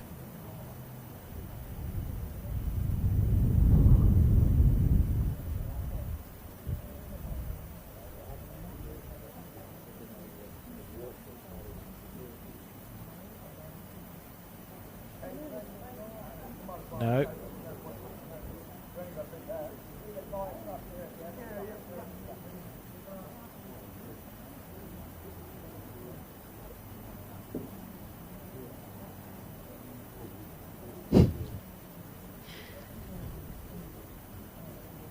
I wouldn't be able to get up onto that.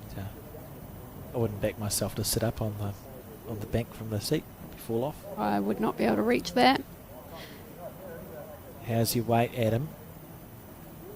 I'm just lacking a little bit there as well. Oh, he's built a wall.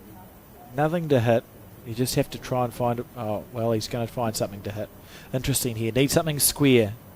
Anything square. Oh, probably, yeah, interesting. I mean, it was very, very hard to see a way to draw even second shot there. But it was 4, so 3rd shot would have cut it down to 2. So 4 there to Tiatu. 9-1 the score. As this final ticks along.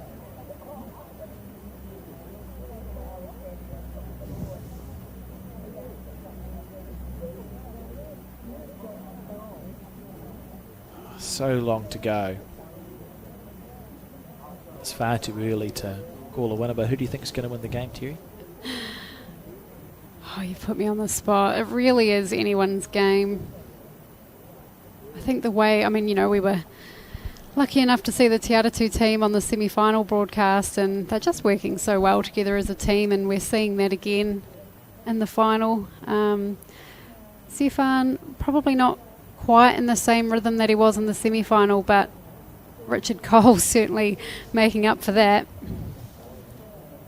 Of course, Onehunga still playing really good bowls there. This is the direction Steve Bicknell has been right on the money, but I've jinxed him.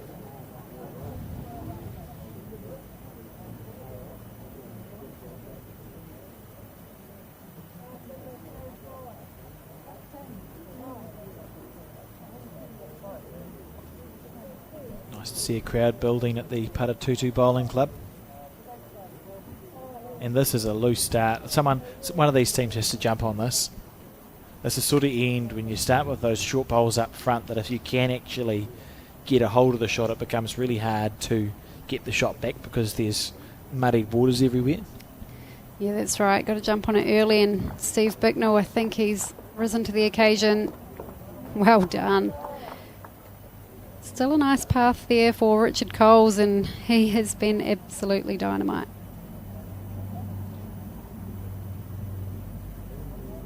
I'm sure the Tiatu side would love to see him continue this form.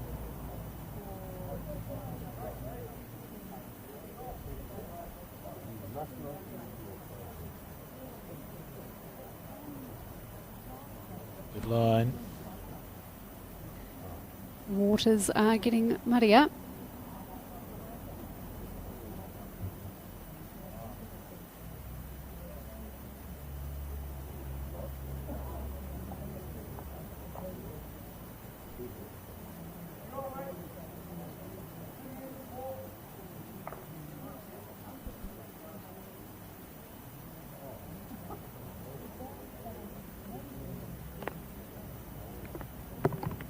Just thumbing through the Mr. Bowles book by Pete Scogland.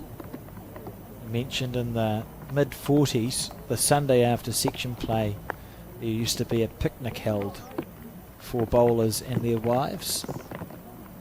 Isn't that a nice idea? It is lovely. Last time I spoke about the history of the sport, it rained. I do it again, it rains again. It's the last time I quote Pete Scogland.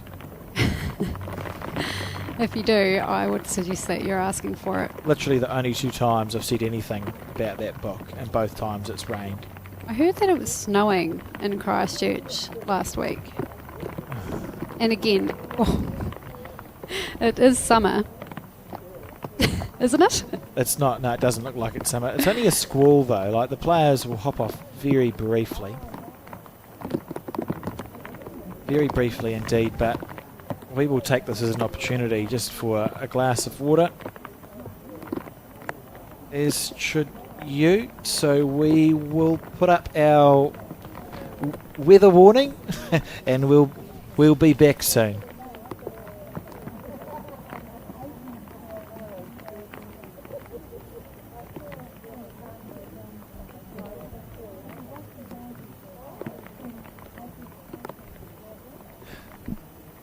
And by soon I meant almost immediately, as Brendan plays his bowl.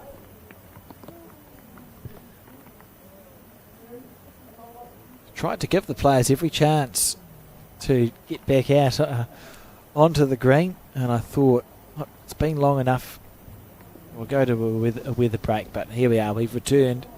Brendan with a swing and a miss, and it's Neville Hill now on his backhand. What do we say about all those short bowls? Well, Steve Bicknell will be pretty happy that he managed to get one on it. Better him than the other team, he'll be thinking. Oh, Brennan's looking for a second shot here. He's done that.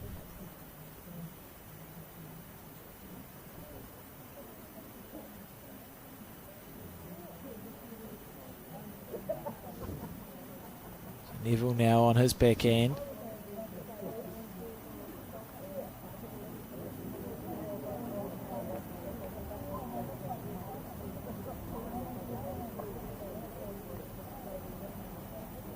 Sops, he'll be happy. Yeah, that should discourage Adam from, well, I was halfway through saying it might discourage Adam from going bowl or jack, but to be fair, I don't know. We'll wait and see. I think it probably depends on Liam's next bowl as to what Adam is inclined to play here.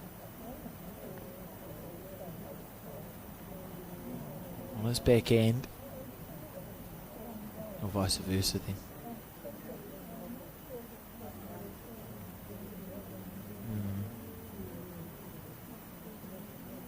Well, handy to have one at the back.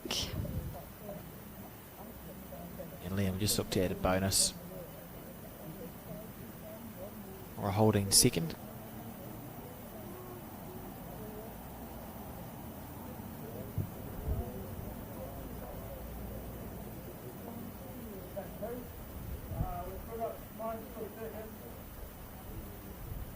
If it's 2, I think Adam will wind up at this. Nicely called, Alex. Just in time. On the back end, big weight from Adam Blucher. Oh, he's close. If he'd got it squarer, they were both gone. Lovely effort there from Adam. Wasn't short. Liam desperately wants this to count as at least the shot, if he isn't already holding one.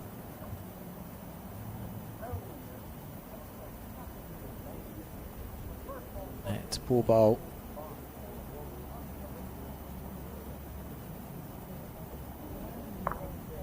Yeah, we're disappointed with that as Tiatu continue to tick away, and it's going to be 10-1 as we start the ninth end. Good start for the Tiatu team. Worth mentioning too, Terry, that the Onehunga team was originally supposed to have Mike Bradshaw as a member. Mike sadly passed away, it must be 4 or 5 weeks ago now. Yeah, it was around the Christmas break, wasn't it? Just before the JB Ware mixed pairs. Horrible.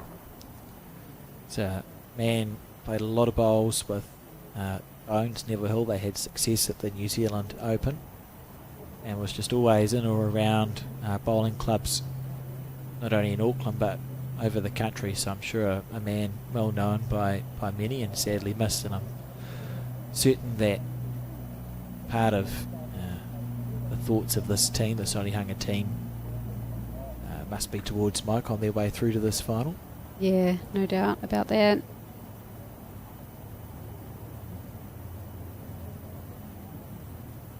Let's see how much this turns or not. Again, it is the tighter side.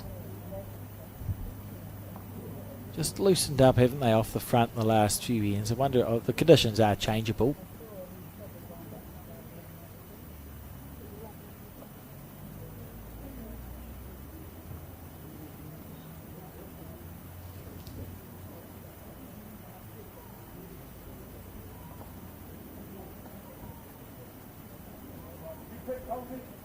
Yeah, that's finished really handy for a shot.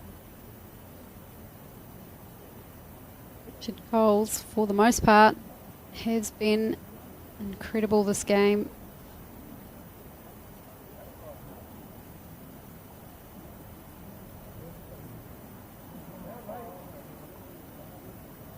Just slipping through.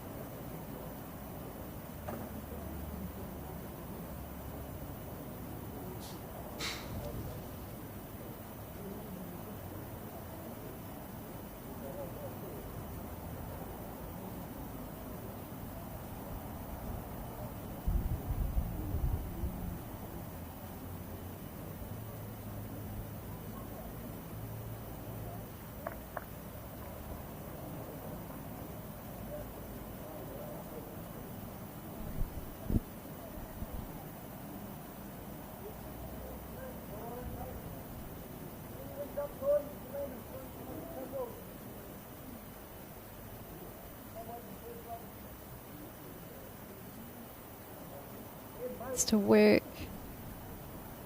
Fair effort.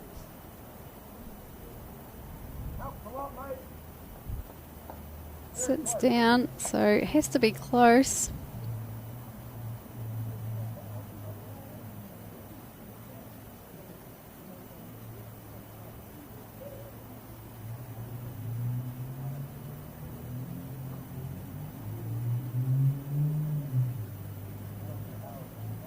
Needs it to hold. Yep. Good bowl. Well played. One down to that one, mate.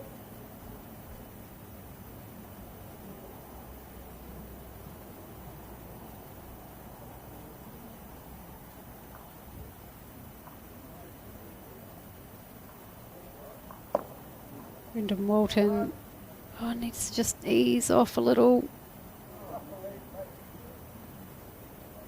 Another one over that side.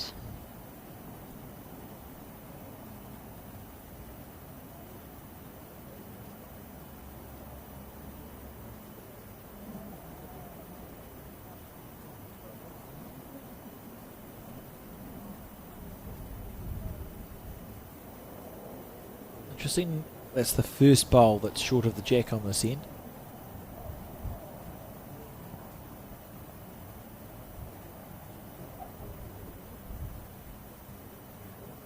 Showing a bit of interest here. Yeah, beautiful bowl. Brendan Walton. It's number one. Doesn't quite get a kiss on the jack, but certainly settled in nicely.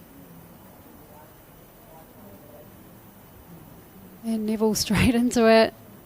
Needs to hold a lot. May get onto his own one. Oh. Square through that one then. So the head's not worse. It's interesting, isn't it? The Onehunga team again is similar to the Pringle Park team. They've not actually been playing. They've not been playing poor bowls. They've been pretty solid, and it's a hard one when they score. Is it worthwhile changing, or do they continue to do what they're doing and see if the game turns around a little bit? Because the instinct is to change, isn't it? If you're 10-1 down and you score here, let's say for your Onehunga, the instinct is to change the length of the head. I think you have to change. Even if it's just slightly. Oh yeah, he's close. Get it square. As it stayed in bounds. He's followed it through, so if it's in bounds, they're okay. Looks to be. There's the jack there. One down, says Stefan McCartan. Good bowl. Don't know why I muted myself then. A good bowl from Liam Hill. Yeah, that's a very good bowl.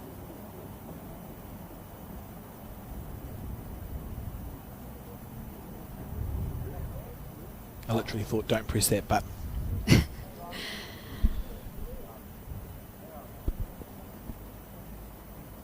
Just pulling up shy.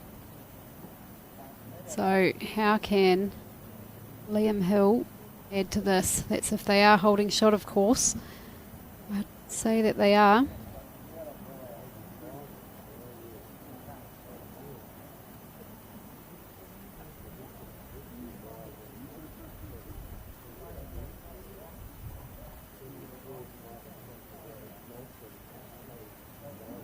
Half a chance to there. How's the speed, and will he get a clean run? Oh, his speed was beautiful. It's just half a bowl out. So they've scored, right? So Onehunga, they've scored once, doubled their score on this eighth end. What would you do with the jack, Terry? If you're Liam Hill, what are you saying to your lead? Quick. Yeah, well, we have seen a lot of mid to long lengths, so I don't know.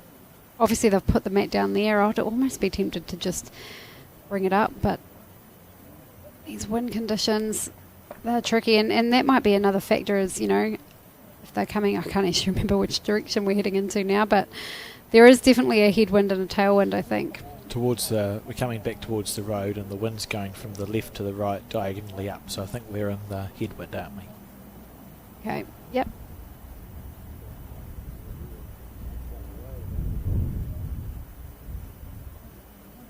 So, yeah, that may have factored into their decision as well. They might have a different plan for a tailwind. This is a good bowl. A fair opener. I often wonder if there's merit in the wind to just throwing shorter ends, because there's less time for the bowl to be buffeted around by the winds. So just go like the shortest possible end, so there's less distance between the bowl and the jack.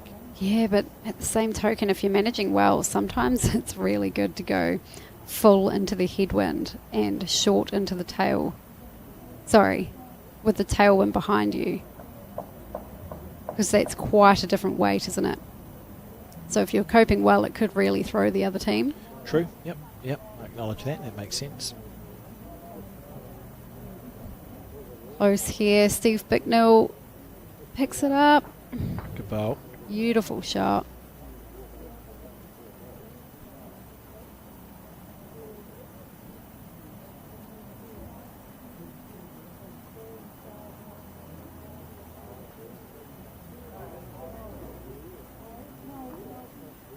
Needs it to hold. Yeah, good areas.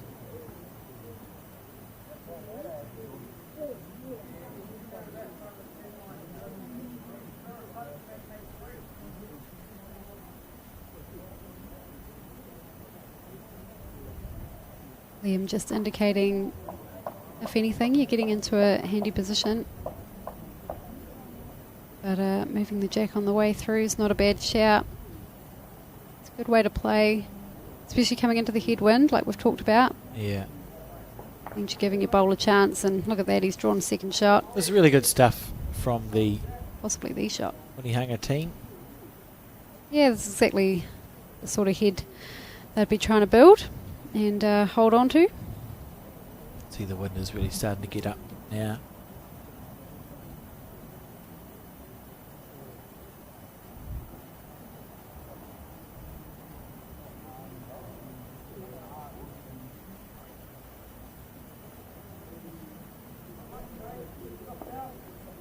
Oh, great effort. Something helpful for Tiatu.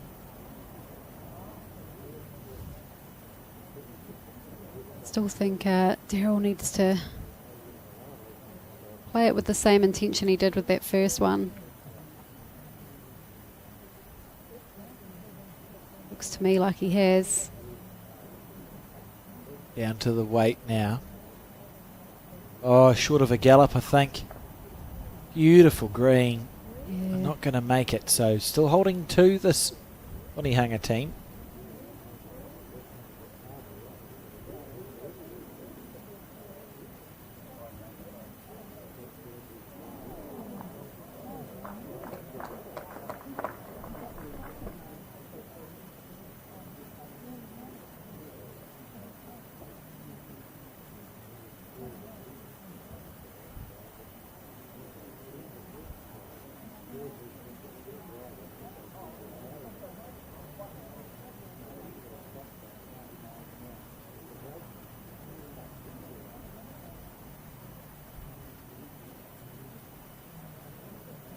No change there after Neville's bolt. Brendan playing this with confidence, but I'm not sure if he'll get the clean run he needs. He is. He's going to find the gap. Oh, he's got it too clean. Goodness. Gave that I a think really he's good moved effort. it. It's no longer second shot. But that actually encourages the blue. You can trail the jack a bit further for a 4 now because you're only holding 1. Trail it back 3 or 4 feet to the bottom left, and Which I think is how you sort of need to play in these conditions. Again, I think we're coming into the headwind, he's close here. and when you play it with the trail speed, you're actually drawing a shot. Look at And- this. It's perfect. It's perfect. Oh, well played, Neville Hill. Can't tell if that was a pre-chalked bowl or maybe just scuffed. He probably pre-chalked it. That's outstanding stuff. And Onehunga with a good head here. Can Brendan ruin it with a drive shot on his backhand? Done a few of these today. He's cleared a lot of those position, which isn't a bad thing. Destroyed the bottom left of the head entirely. It's good to see teams quick to the drive when there's a reason to do it. They're not driving at nothing. Yep. It's like, right, we know that we have this weapon in our locker. Ooh. Floorboard's moved. And Brendan just adding some extra chalk there for Neville's bowl. It's lovely. I think Liam probably on the forehand here to not make the target any bigger, or does it not really matter? 6.5 dozen the other, Terry. I don't think you'd want to fatten this. Yeah, my instinct was forehand. Because you hide him behind that bowl that sits at 1 o'clock to the 11 o'clock to the jack. Yep. Well, he hasn't fattened it. What's the call here for Brendan? Are we searching down the backhand? I think, yeah, but ditch weight, right? So that your collision bowl, if you got the blue, would hang around for shot, and if Absolutely. you narrow, you're scooping it into the ditch. Yeah, I think an ideal shot for him is to replace the shot bowl and do it in a way that, like you say, his bowl hangs around, but he's going big. That's too quick. Don't want the red one, but he missed it, so that's good. I said it. I mean, it's probably that weight. You're probably either a kill or you're fine, which I don't mind. Why is he cupping the bowl? What's he driving at? You know your strengths as well. You must have a lonely bowl. Yeah, that red one. Oh, look at this! Look at this from Liam Hill. Oh, if it holds, square. Oh, What do you mean if it holds? I don't know. I'm sorry, that was my fault. I thought he had that perfect. Oh, I thought he had that actually square up dear. until he didn't. So, big effort again. Oh, you wouldn't want to somehow chip yourself out. Are you okay, Alex? No. Well, that was a bit of excitement that we probably haven't had in the last couple of ends. Goodness. Certainly the first several ends of the game were quite exciting. Actually got an eye twitch going. 4-10 the score now, and we're on the 10th end? 10th end. 11th end. Yeah, I've missed an end. You've missed an end. Yep. And they've missed an end. Oh. Well, that'll be interesting. I'm no longer keeping score. That was your one job. Sorry, that's a bit mean. It's a bit mean. That was one of the things you were doing. Yeah, it wasn't actually talked about. I just want to put that out to the world. Oh, we'll wait and see. I'm pretty sure I'll our make scoreboard's sure right. that's a 4 anyway. I'm not sure if they've turned over the ticker. Right. Not the start Steve Bicknell would be hoping for. Am I allowed to read out another excerpt of the Mr. Bowles book? It'll start raining, Alex. That's why I'm asking for permission. Don't put this on me now, but yeah, go for it. I'm interested. Thank you. So it's a great book. It's written in chapters, and he's got a chapter called Human Incidents, which is, I think, just like funny stories. And he's talking about the Taranaki Fours, and he said it was his first year playing the Fours, so this must be the early 40s. And he said that year I can remember playing a team from fielding, and our leading two had gone mad, which must have been playing really well as opposed to literally gone mad. Suddenly the opposition three approached me. Pete, he said, when are you going to declare? I think it's time he went into bat. Isn't that funny? I like it. He scored so many shots. So Very it was their good. turn.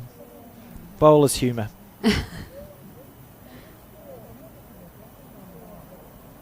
Anyway, back to the bowls, and it's not raining, so we're okay.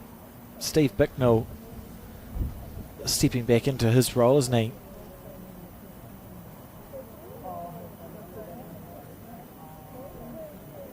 Yeah, we are seeing some looser heads come into play, but Steve Bicknell does manage to get one close. So, even though I'm sure you'd love to do better with your second one, you'll take that when you compare to the other bowls on the head.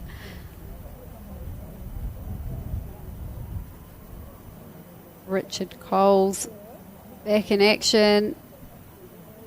Onto the shot bowl. Oh, not quite enough, maybe. Very good bowl, regardless.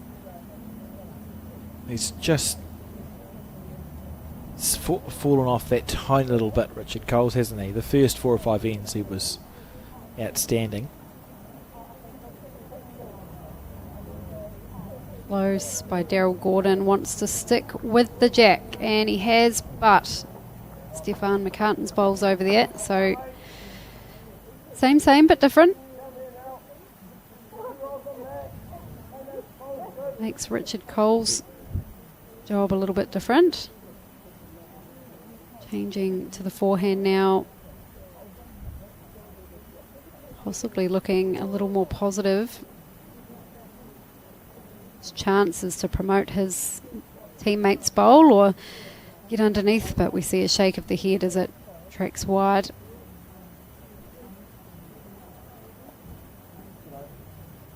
Possibly a little overplayed as well. I'm sure they would have loved that bowl to stay up on the paddock.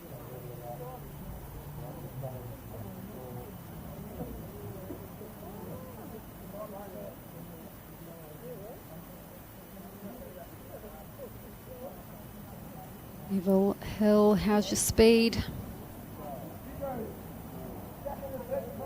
The line was really good. Seeing the jack move around a lot in this game, which is what you find. Are we seeing... Okay, no. Don't mind me.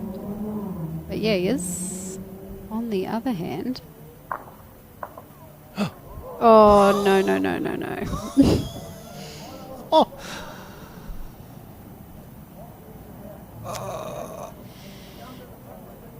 Yeah, that's interesting.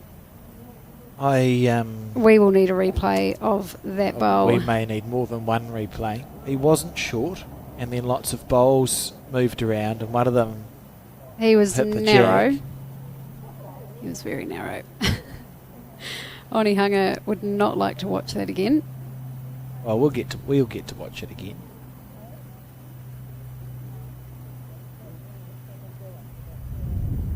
I can understand. I don't know. It was a good result, but I respect the willingness to hit stuff. And now he might draw a shot by the ditch. And look, it's not like Brendan got that result and then the entire team jumped around celebrating, right?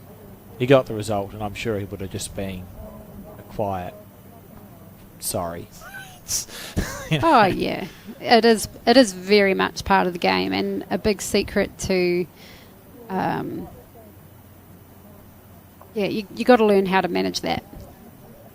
Oh, and psychologically, it goes for you and against you as well. We've all had games where everything we turn touches to gold, regardless of if we're in the area or not. And we've had games where you play people and you go, I might be buying a lotto ticket this week because I've obviously got no luck. Here we go, Liam on the forehand.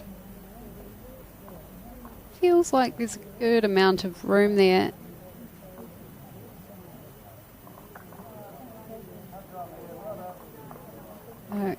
Giving it a good shout early, so must be in the area. Andy Bowl.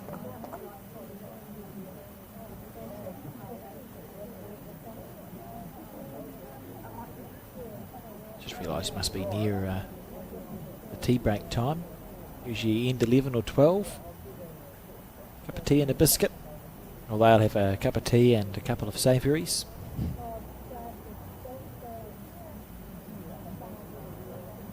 Adam on the forehand. I'm not sure if they have to have the tea break or not. Have to read the conditions of play. It'd be interesting, wouldn't it, if a team just if a final opted just to play out the 25 ends without having that break.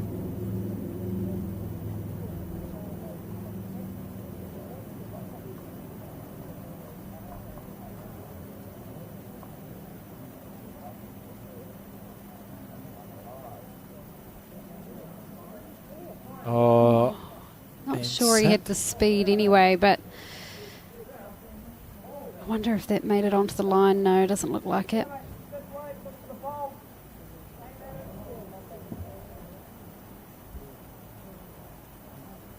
Looking for the bowl here. Is he coming back in time? No. Swing and a miss, and we see Onihanga score again.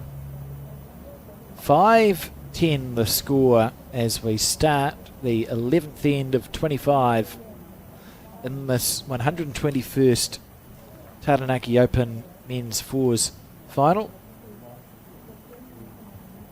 Great game underway.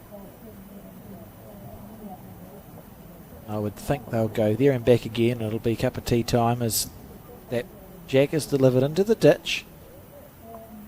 Interesting.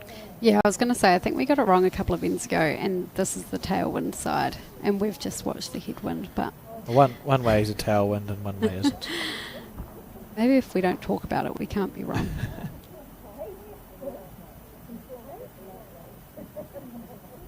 Well, 5-10, absolutely anyone's match at this point. Good for the viewers. So easy for a 25 end game to blow out.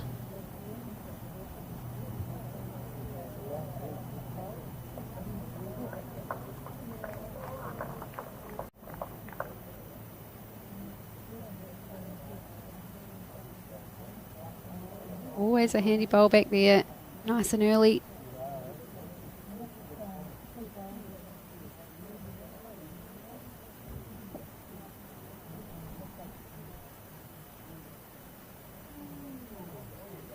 Looks to be some pretty decent weather at the moment, so I hope I haven't chucked on a commentator's curse.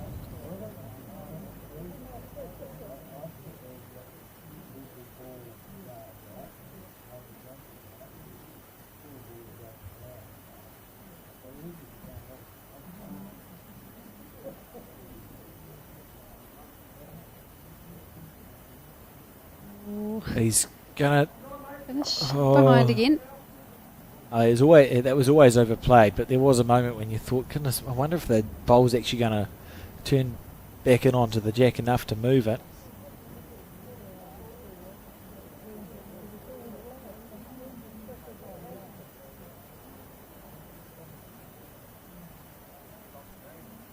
Needs to hang around. He's not happy with this end. On the forehand. Stefan's semi-final was a really good display of fours leading. This looks handy. Good bowl. It's a lovely bowl. Interesting job lead in the fours, because in theory, reasonably simple, right? There should be nothing in your way, or very rarely there's something in your way, so if you've got a favoured hand, you can play it. But it's harder than it sounds, because you're also asking people to be focused for 15, 18, 25 ends, 50 bowls. It's 2 bowls, very few and far between, with changing conditions. And you're just so exposed out there, whereas, you know, playing in the latter half of the end, you can get away with some bowls because you're making connections. You can miss in the area when you play the last 8 bowls, but the first 8 not so much.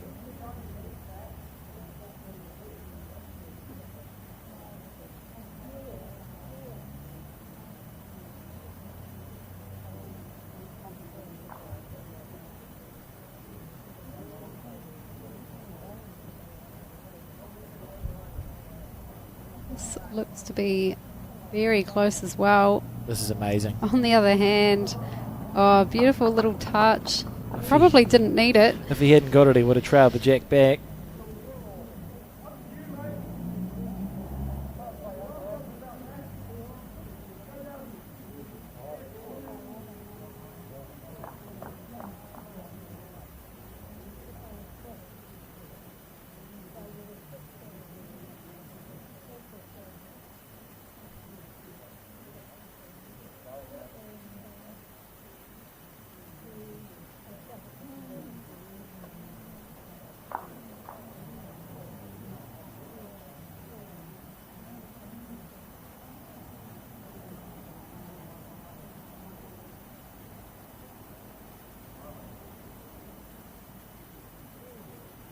On the backhand.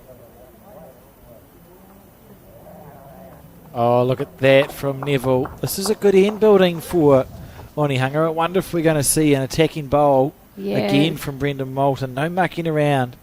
It's certainly been their style of play. They don't let anything build up. Oh no. Did you think he was going to get the inside half of that short bowl, Terry? Yeah, I was just thinking it was one of the looser drives he's played, but of course we did see one the end prior and that came up trump, so it could have been a case of deja vu, but it wasn't. And Onehunga will be pleased they've survived 1 bullet, just 3 to go now.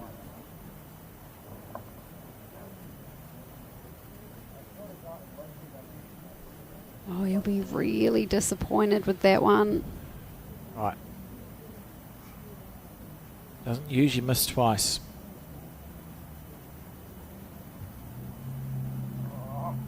Oh, he's not happy.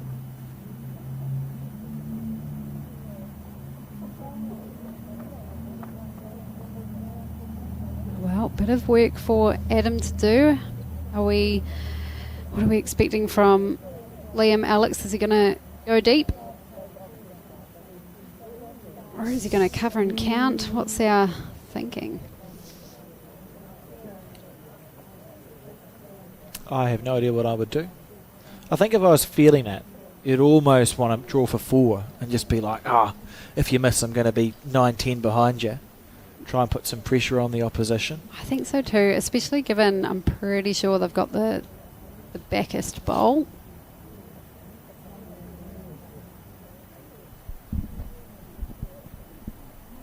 And if Adam is in the area but doesn't get any jack movement, it might be that he only peels out 1. Although, I think the way it's sitting, I'd expect at least either the jack to move or 2 bowls to go. But time will tell.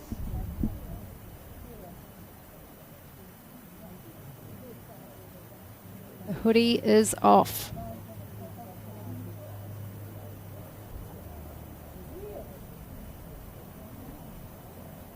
Close. He's got it. Very good. That was a lovely bowl from Adam Blucher. Oh, they're playing well, these guys. All 8 players playing good bowls. As we relive, look at that. Lovely shot from Adam. Little fist pump to celebrate. Love to see it. It's almost the... we're back to that more old-fashioned style of game in this final, where there's plenty of killed ends, plenty of driving when you're down. When we used to play on the quicker greens with the more turning bowls, it made more sense to drive than it did to play run shots. And we're seeing, maybe with the conditions as they are, a little bit of wind, a little bit of rain. Yeah, quite often when the conditions present some challenges, you don't muck around too much with the in-between shots, and you do just commit to a draw or drive game style. I think we do see a little bit of rain coming through again.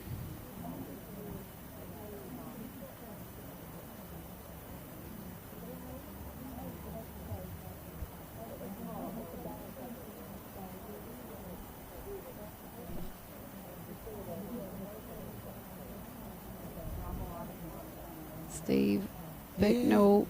Oh, the line was good. The rain has made a return. It's supposed to get better in the afternoon, but it's the afternoon now, so I don't understand why it's not getting better.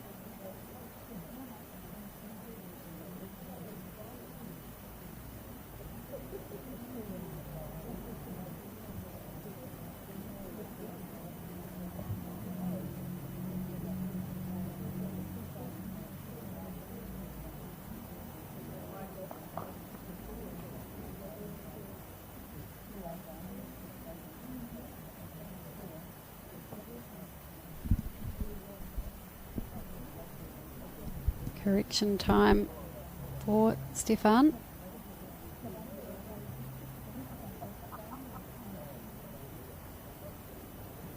Yeah, nice bowl. That is a good correction.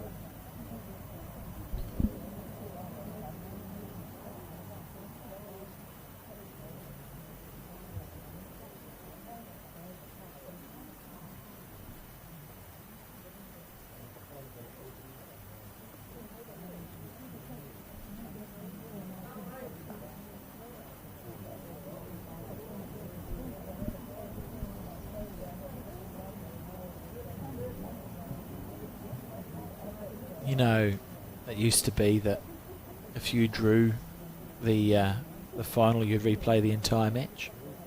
Yes, I have heard that. Was that both indoor and outdoor? Yep. And I think in the women's outdoor game, it hung around a bit longer. I know Bev Morrell won a national title in the mid to late 80s, where I'm sure it was a replayed women's fours or women's pairs match.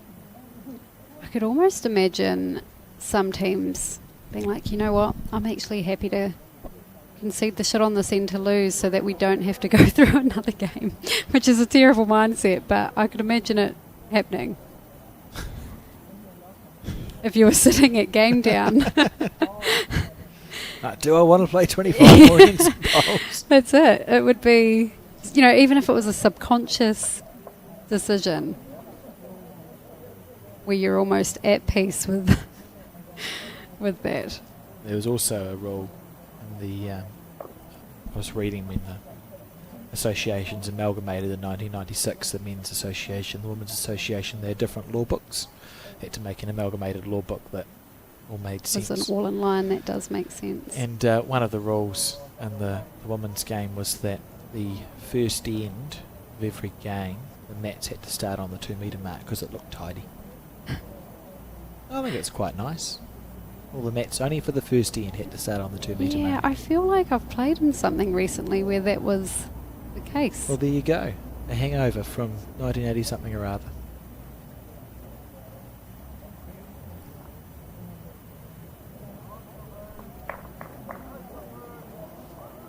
That was a lovely bowl. Bones going, I haven't played my bowl yet. Be the constellation pairs that's going on. Oh, that wind just about knocked Bones over.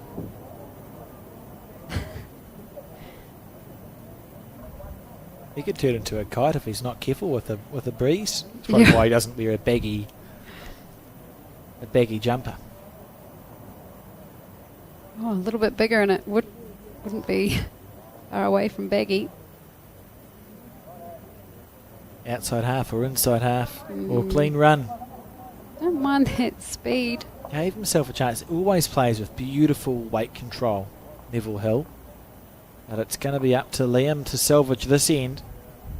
Onehunga have had a good run, but they find themselves now looking at, that's at least 4 or 5 shots down on the crossover, courtesy of a kill from Adam Blucher when he was 3 down the last time they played this way, and it's quite a different situation now. Liam's got two decisions to make. He could back his drive with a jack-sized target and see if he can kill it, or he's drawing for second. Yeah, what a turnaround. I think Liam's right. I think you have to draw this, even if he's just handy so that his next one, there might be a better opportunity and less holes. Don't know. I didn't think he liked it, but maybe I've misheard. He didn't like that. And he's now committed to the draw. Well, it depends what Adam does here.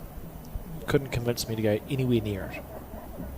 There's so many holes. If you are going to near it, that's the place you want to go to because it's protected by the 2 short bowls. So Yeah, you're not actually beating that bowl, you're drawing to the outside of it.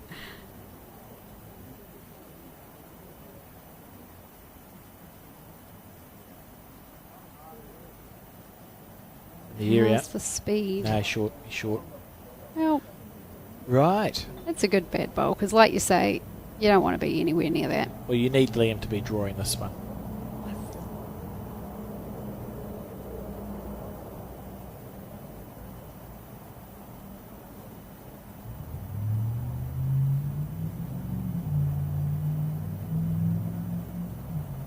Bit more of both, but I'm wondering if he's going to get stranded out there. Well, this is an important end because there's about to be a bundle coming the way of Tiatu. And to really rub salt into the wound, Adam will be looking to make this bonus bowl count. Could be a 4 or a 5 or a 6 here for the red stickered team. That looks a good path. How's the speed? Has to make it count. Just a touch of something. And he knew it too. Well, let's see what the damage is for the Onehunga team. I would say we're looking at maybe 4 to Tiatu here after all the work that Onehunga's done to claw back to within a handful of shots. 1, 2, 3, 4 conceded. 5. 5. I'd say just 5, but This is a massive end for this game. There's no way that isn't. makes that kill of Adams, the end before, so much more important.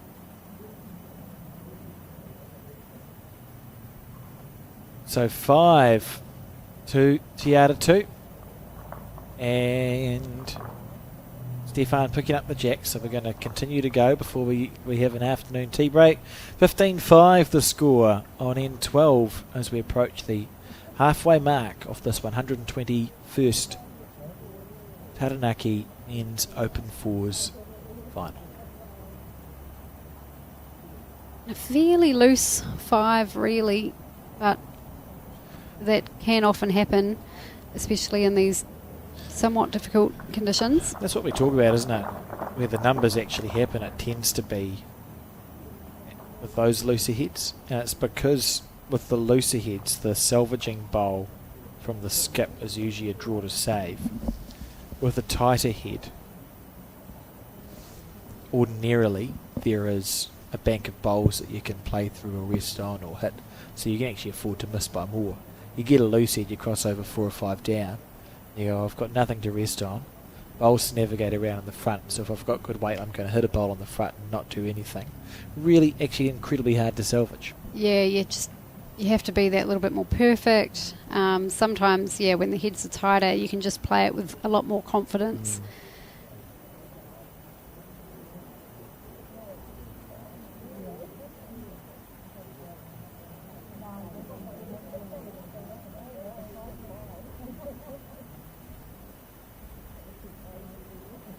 Lovely bowl here from Stefan on the jack. Nicely in behind it. Yeah, very well played.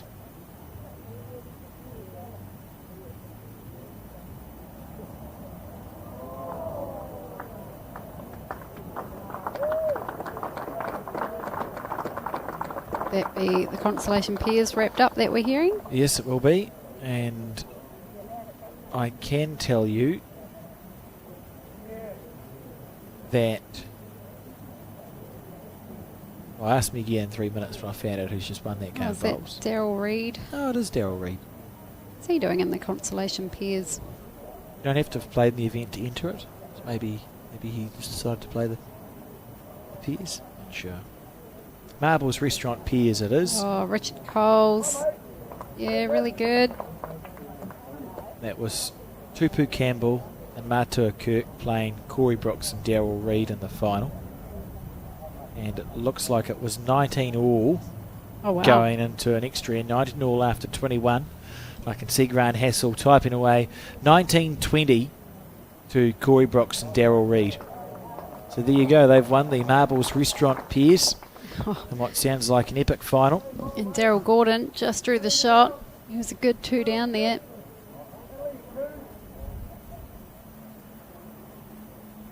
Yeah, that must have been a great consolation pairs final. Even better to win it if you haven't played in the fours and not qualified, because then you just feel like you've won an event rather than... That's great. Needs to hold. Oh, just underneath. Yeah, looked a pretty good speed.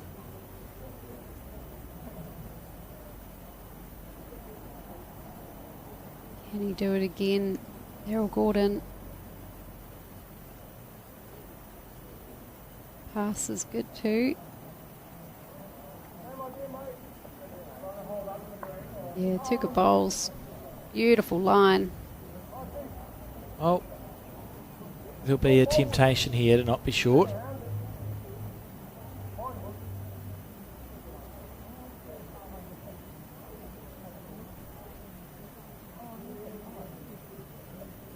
Matching the one at the back is good.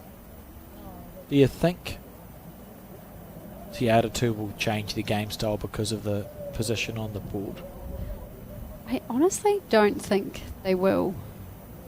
I think in the semi-final they stuck to a pretty similar game plan. There was maybe one end we thought they might back off a little bit, but they still committed to a drive when they were 2 down.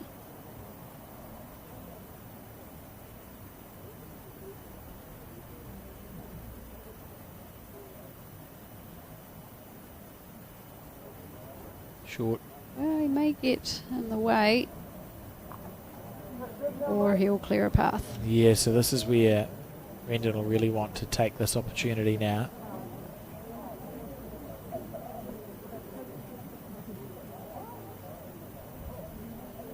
Turning away. It's turning away.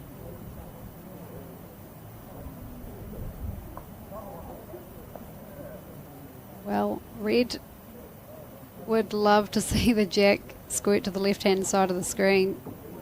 Adam could pull that off. They'll be sitting pretty. So we see Neville on the forehand now, looking to get onto that side of the jack, but also wanting another one on the head. Wasn't able to achieve either of those things. If the jack isn't touching the shot bowl, it will go back more diagonally than straight across. So those two red sticker bowls of Tiatu's at the bottom left of your screen, the jack could actually go there, provided it's not touching the black bowl. So we know it won't. If it isn't, it shouldn't squeeze across sharply. It should go back in that 7 o'clock direction. Oh, I think it'll be the perfect slice for those bowls. Oh, is he going to get the edge?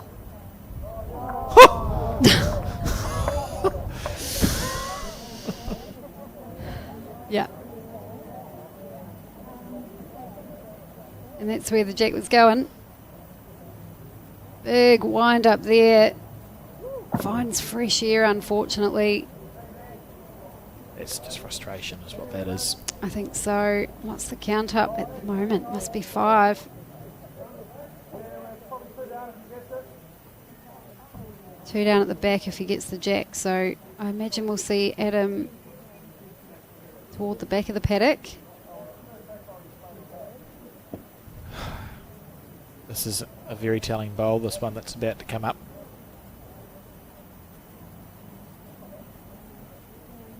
On the draw.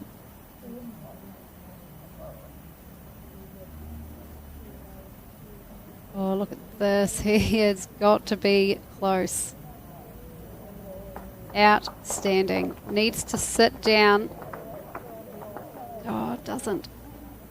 I don't know. Certainly the 1 down, possibly 2, but a great saving bowl regardless, especially after a drive. To come back from the just blind frustration of having just thrown a bowl a million miles up to draw that second shot. I mean, that's a good result from Adam. Yeah, you could see the way he turned his back and walked back toward the mat that, you know, he knew that he was on the wider side. It looks like they're breaking for morning tea. Well, it's not morning tea, it's afternoon tea, but thank you for tea. trying, Terry, because I wasn't paying that much attention. So it is afternoon tea time now on the 13th end as the Tiatu team leads the Onehunga team 16 shots to 5. We'll be back at about 3:15.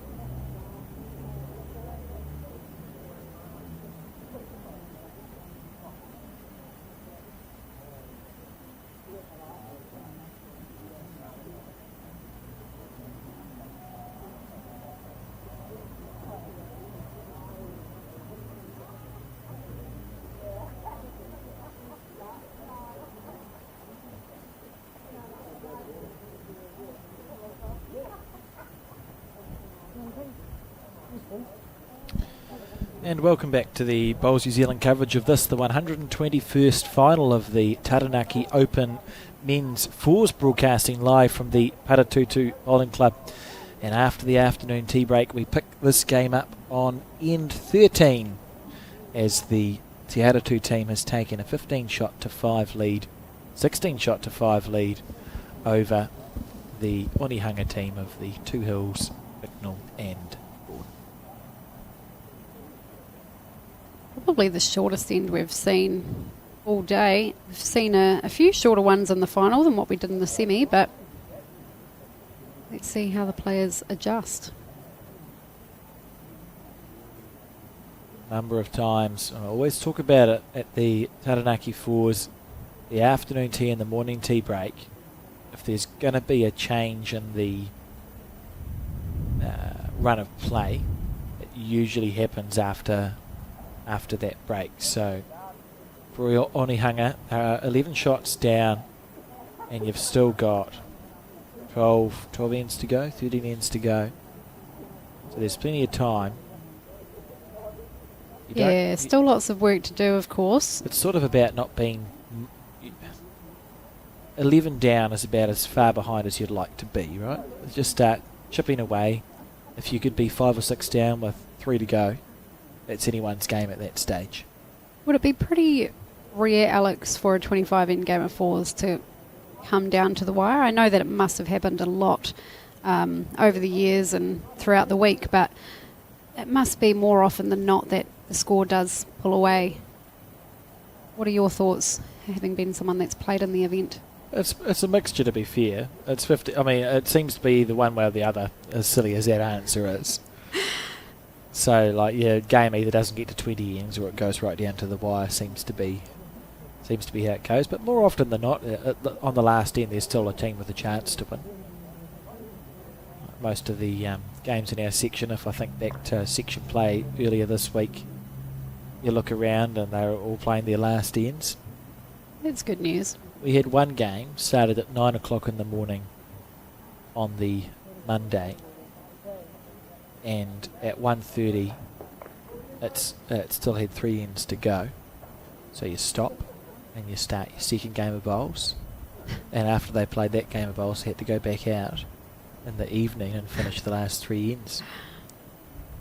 Must be quite a different experience for bowlers. You may have touched on it before, but remind me, what is the reasoning behind the 25-end game of fours? Is that just, to keep the tradition from the old school format? Yeah, so it's just about the only 25-end fours tournament left in New Zealand.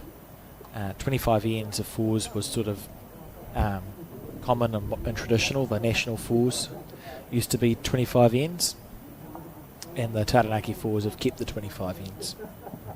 So yeah, it's just a traditional format. You get 180 teams coming along to this thing, which is comfortably the largest fours tournament in New Zealand. It's been bigger than the national fours for over 20 years, to give you some sort of, it's probably more like 30 years it's had a larger entry than the national fours. And they restrict entries to teams from outside of Taranaki have to be from the same... Outside of Taranaki have to be from the same centre, and teams from inside Taranaki need to be from the same club.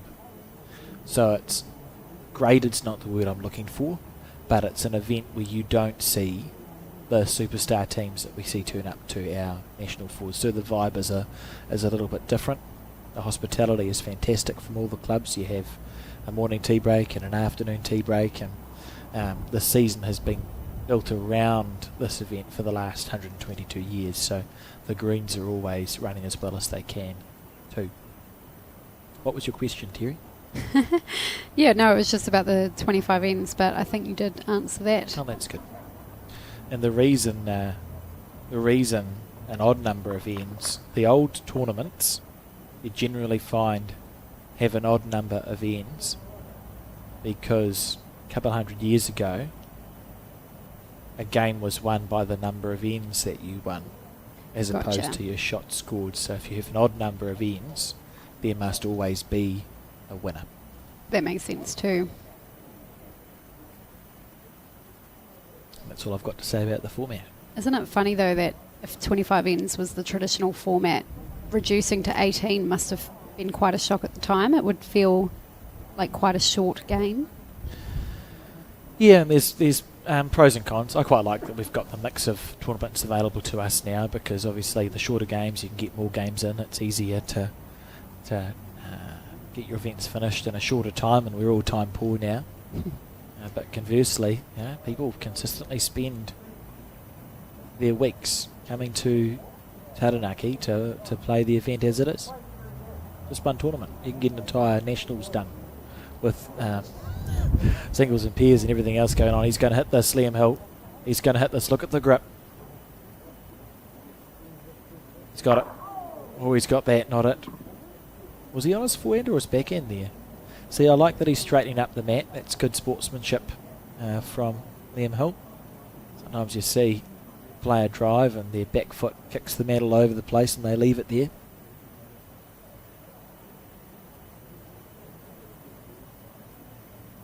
Adam, where's he going? What's actually at the back? Looking to just draw his third shot there. Leading his last. And he has done that. Very, very good. He's going to drive it again. Got that cup delivery. He's on his backhand, I think. Lots of movement, with the fingers. Oh, gets the jack off of the shot bowl. That's because he hit it hard enough that the bowl's going to have a sharp reaction. A good bowl there from Liam Hill. Lance Task has just reminded me that Dan Dickerson was 16-7 down against Ray Martin's team one of the times he won the event. Yeah, that's good going. We do love to see a comeback as a viewer. It's exciting. It's great for TV. That's what you want.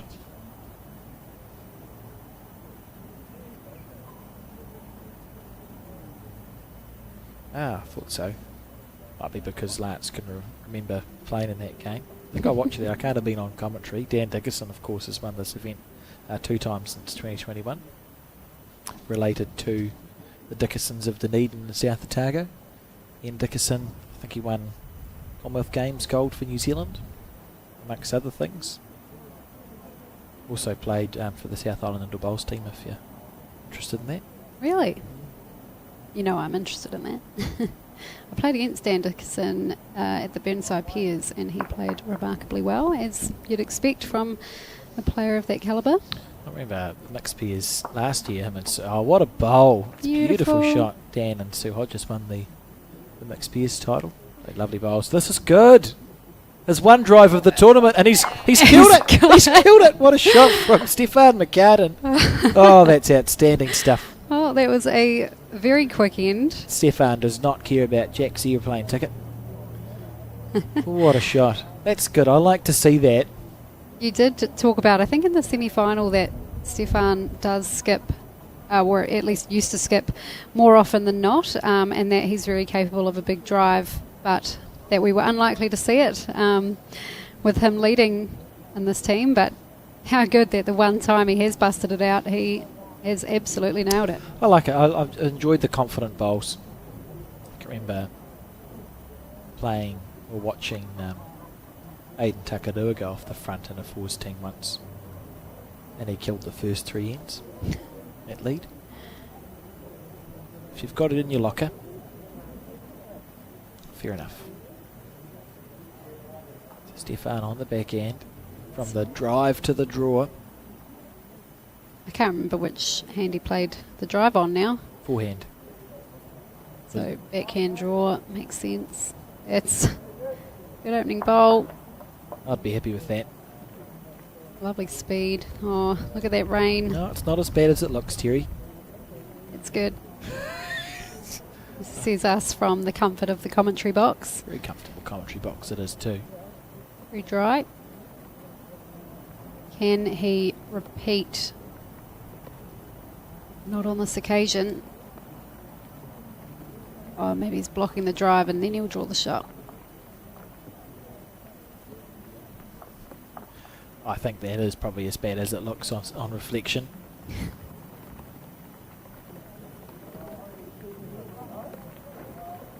Stefan following this one up, maybe looking for some shelter. Oh, the line was good. Lovely line. Bicknell to make a correction on his backhand. I like his hat. Yeah, it's a nice hat, isn't it? And it would be good protection against the rain as well with the solid brim. Close here. Will he run around that bowl? You can see Brendan's called a stand inside. Steve Bicknell walking on the right, and Daryl Gordon just standing there by himself. It's not as bad as it looks, Brendan, says Alex. That's quite funny.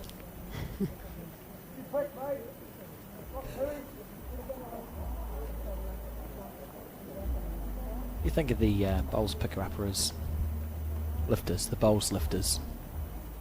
I mean, yeah, they're obviously great for those that require them. I think I would leave it behind far too often. That's why you buy two. But then I'd leave them at the bowls club as well, I think. Yeah, I'm that person. The less things I need to take care of, the better. I know the feeling. Oh, that's an outstanding bowl. This is what we'd seen in the opening ends of the match from Richard Coles. He was all over it. Daryl Gordon, I apologise. Oh. So if you are in the market for purchasing a telescopic bowls lifter, you can get ones at a very good price from the Bowls New Zealand online shop. If you go to bowlsnewzealand.co.nz, $35 for a bowls lifter. Like maybe a late Christmas present for someone.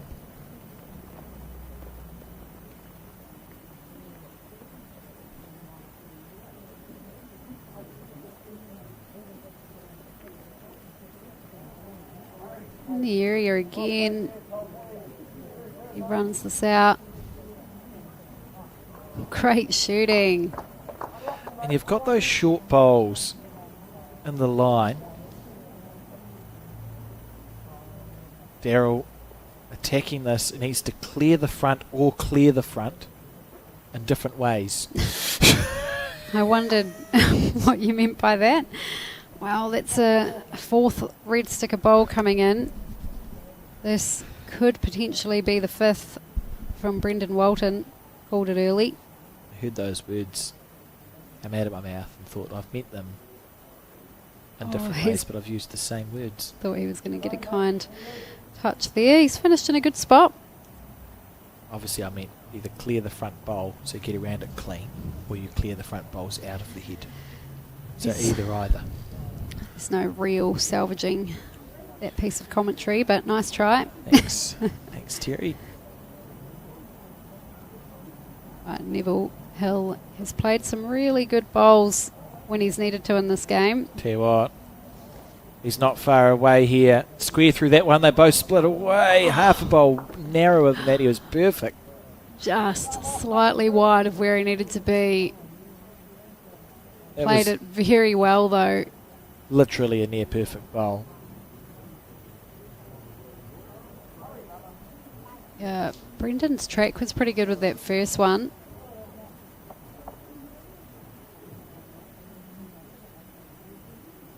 As it was the second time round, just not quite finding the speed for another shot. Unfortunately for Neville, he's opened the head a little bit as well, so there's holes for bowls there now. He's sort of really unlucky to settle the head out. Being asked to switch to the backhand. Yeah, I still didn't mind coming down that same forehand side because he had, the second shot bowl to sit off. I think would have been a nice option and not too dissimilar from his first bowl. Plunked into the front stuff.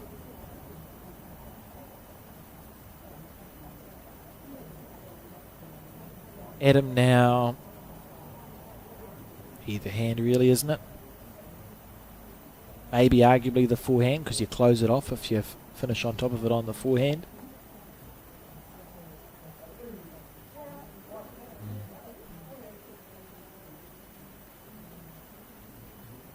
Yep, it's got it away good.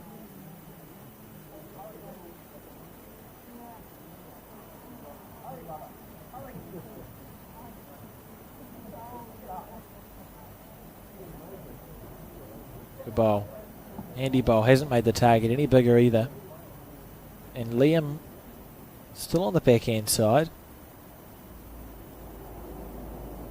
Gets it away very smoothly. How's the line for this side of the rink? You got the weight to hold it. In theory, it's narrow. It's almost come through to a handy enough spot, but not quite.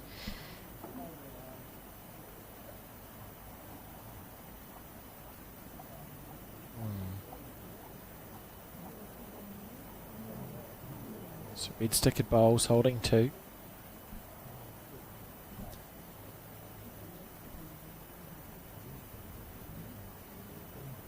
And him on the forehand again. Yep, it's got it away good. Has he got it away too good? He's got doing his best. Yeah, I don't know doing his why he best doesn't like it. impression of the thinker.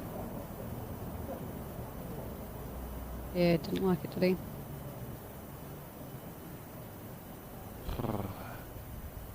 Nothing to hit. So it's just about making a correction on the backhand. It's funny you notice people when you're not having a good time sometimes. You know what I mean? Like there are days Yep. you can play a game of bowls and I couldn't tell you anything that was happening around the green. This could be very close, Alex. He's nailed Clean it. run to the shot bowl or the jack. Oh, what a bowl! Oh, is that for 2 as well? That's as good a bowl as you'll ever see. That's great stuff. What a shot from Liam Hill, and it is worth 2. 7-16 the score. And we're on the 14th end. What a shot. Oh, a very timely bowl as well. What a shot. If they can back that up again, they'll be happy. It'll close the gap that little bit more.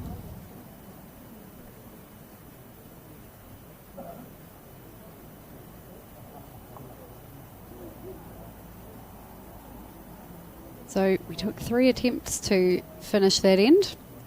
And we got there eventually after the 2 kills.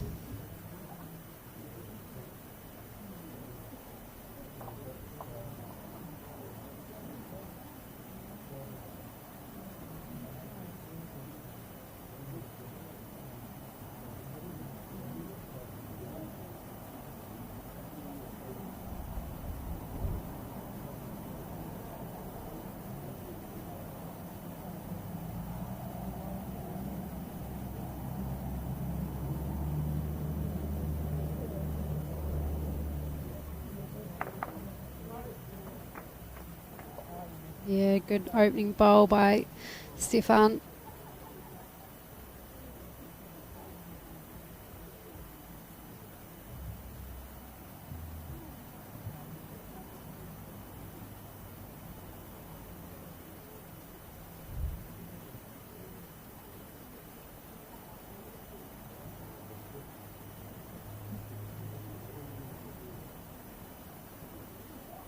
Good spot for Steve, but a chance here for Stefan to double down on his first bowl. Put a little bit of pressure on the Yoni Hunga team.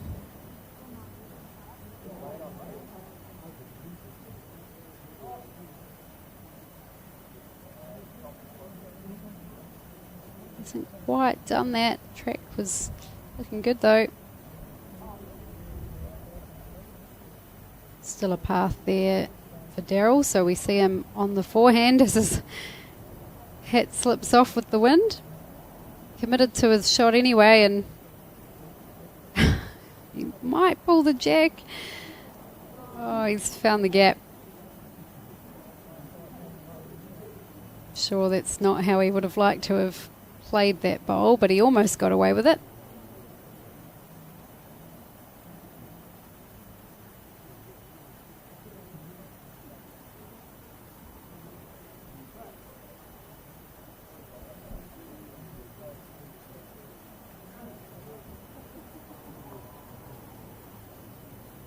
to be for Richard Coles with his first bowl this end.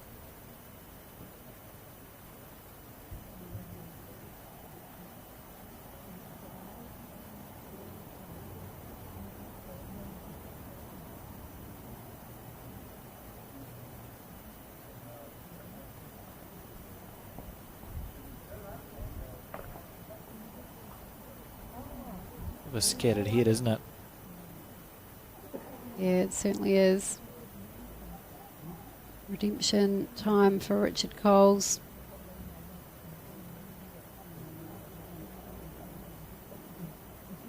Watching with interest for this one, and I can see why. Oh, just going to connect with that same bowl. It's looking good otherwise.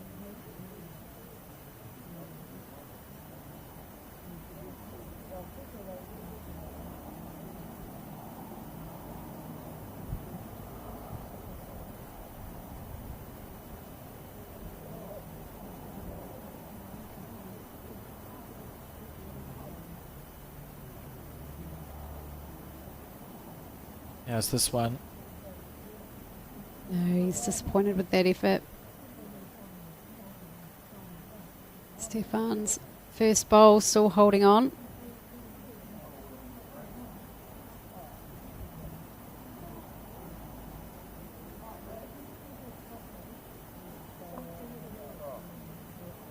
Oh well. Found its way to a good spot.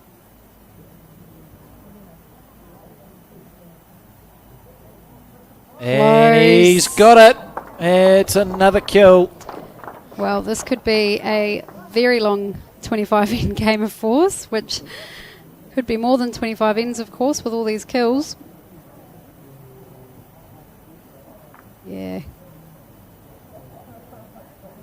I don't even think he watched it hit the jack. He just knew, and Yeah, never looked like missing.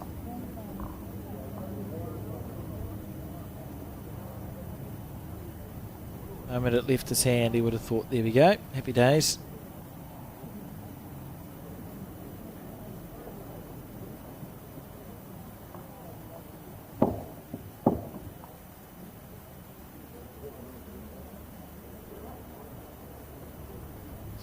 And 14.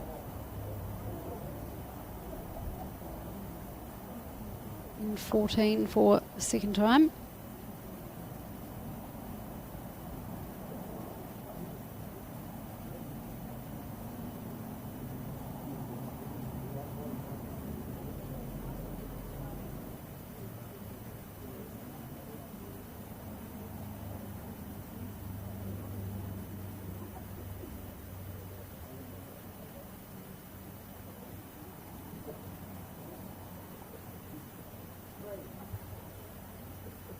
So seeing another mid-length jack here.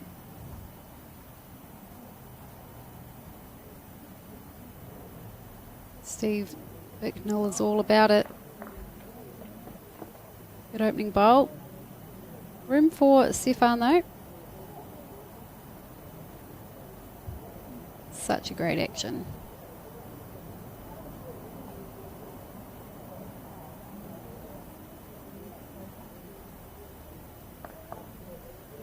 Bowl. You happy with that one as a start? Definitely.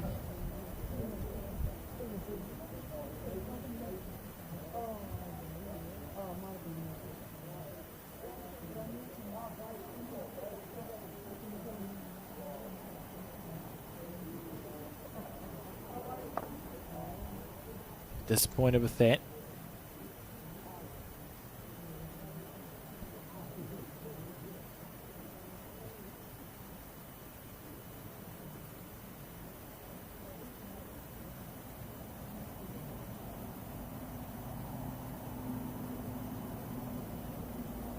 In the area again. Very steady.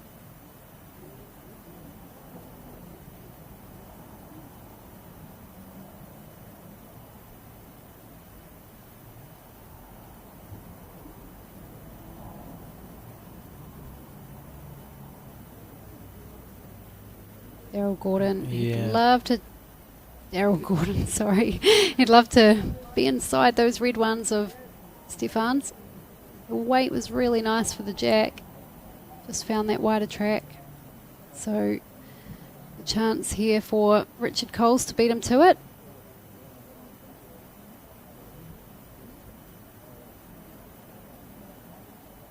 If he picks the jack up, he could be close here. Inside out. She's going to find the gap.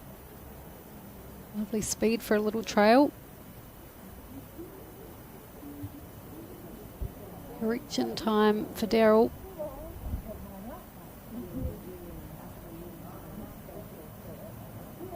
Half a chance. May need to connect with something. Not sure what I'm talking about there. He drew a really nice shot. Yeah, just drew the shot. Yeah, beautiful bowl.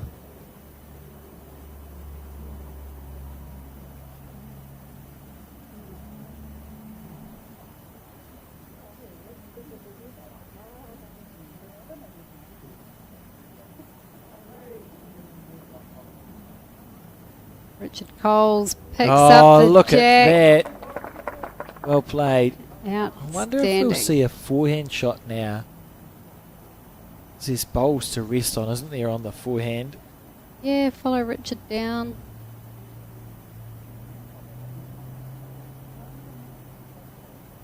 These are the sorts of shots Neville seems to really enjoy.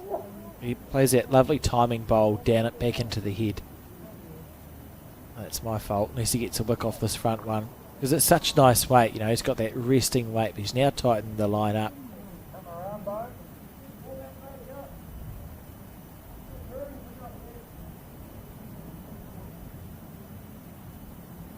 Well, Tiatu, they are holding shot, but again, any jack movement will work in their favour. They've got a nice pocket of red stickers there. Beautiful speed for the draw shot.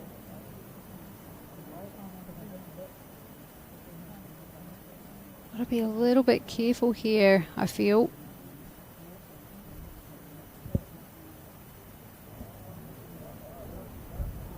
Interested to see what the call will be. He's unfortunately Neville's tightened it up with where his bowl's finished. Some more weight rather than less is required to get. Yeah, still a good Underneath shot it. down there. He's very close here. Yep, Don't run on too much. Yep. that's a perfect bowl really. And the Very weight good. control, that's just an outstanding weight control there from Neville Hill.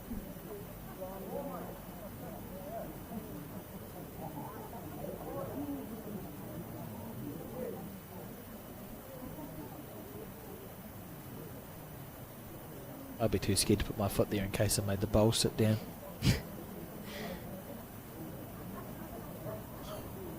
The bowl sat down. How's this? How's this from Brendan Walton? Oh, And if the bowl hadn't sat down, that would have been a better result from Brendan. So he's a bit unlucky there, really. well, without the foot, he might not have known what he was doing, Alex. Yeah, touche.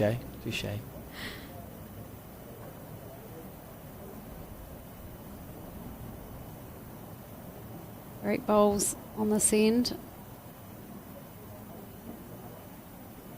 Neville's blue bowl, of course, is sort of finished in amongst that pocket of red, so they'll be happy with that one there.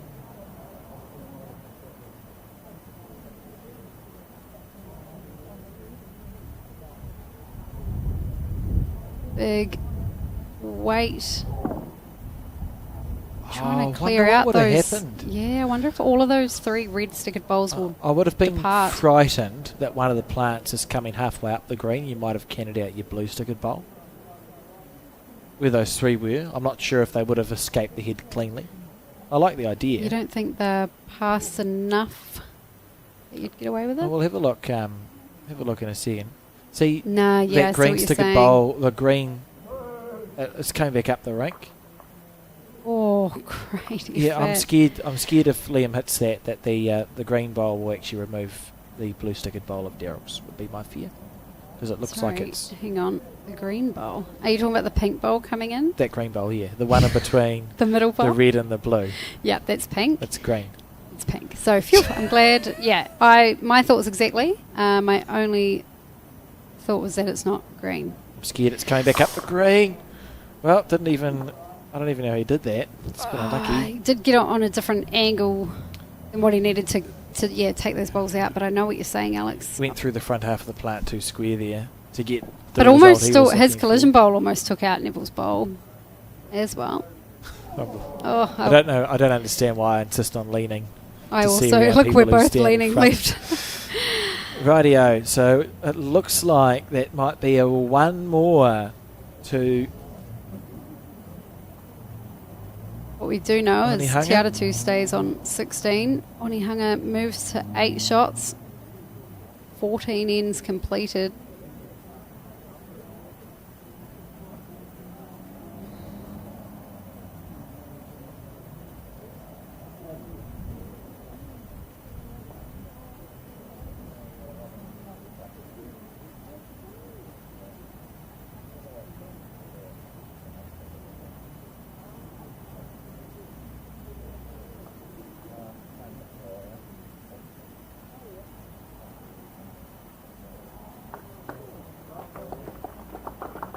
Well, Yes. they are playing out of the Onihanga and Districts Club. This team is wearing Auckland Bowling Club shirts. I mentioned it's the oldest club in New Zealand, founded in 1860. It wasn't until 1888, so that's 28 years, where the club purchased its first lawnmower. It cost £6, and before then they used to use scythes to cut the grass. It's what the Grim Reaper holds. Imagine that. To cut, so they'd have to cut the grass with Grass with a blade. before they Yeah, got their that first sounds. lawnmower. 1888, 28 years of using blades on sticks to cut the grass. I imagine the mower would have been a very exciting era. It's also interesting to note that in 1888 the Auckland Bowling Club Committee debated the issue of banning straight bowls, but decided against it to preserve peace and goodwill among the members. Oh, lovely speed. How good are those 2 bowls from Steve Bicknell? 1 on each hand as well. He's been steady, hasn't he? You can understand how he's been part of a winning team in the past. Interestingly, and I could be wrong because I did slack off in the middle there, but I think Onihanga have won 5 of the last 6 ends. Oh, it's a 25 end game. They have enough time to work their way back into this. As Lance said, it was 16-7 down at afternoon tea for Dan Dickinson's team in 2021.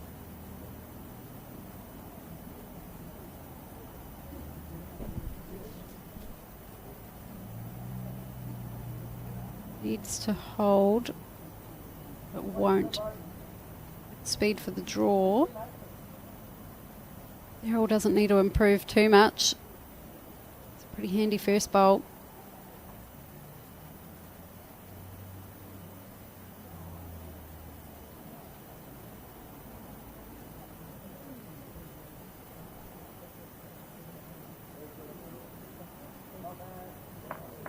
Good spot.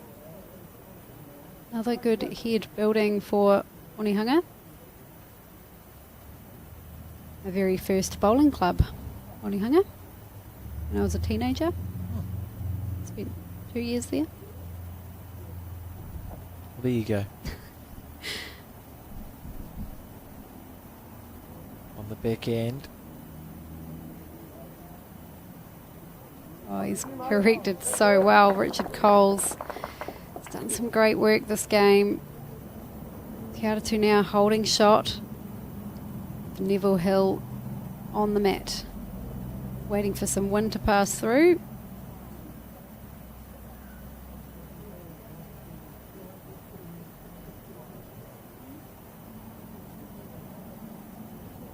Has to be close. It's it square. The crowd goes wild. Well, has he done enough? I'm not sure. I wouldn't say he has done quite enough, but he has done something.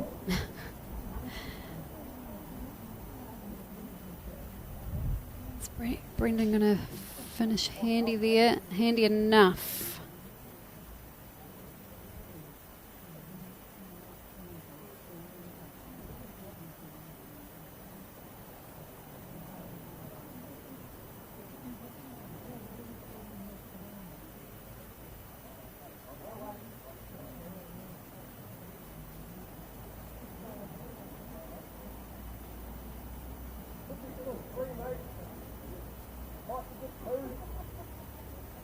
Looking at some big weight potentially. No. Was he just calling a situation on the head maybe? Potentially.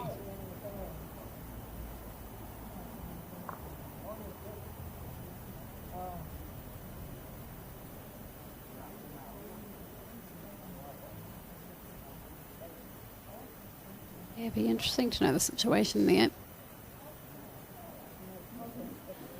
As a measure all round, I'd say Neville's probably holding the shot.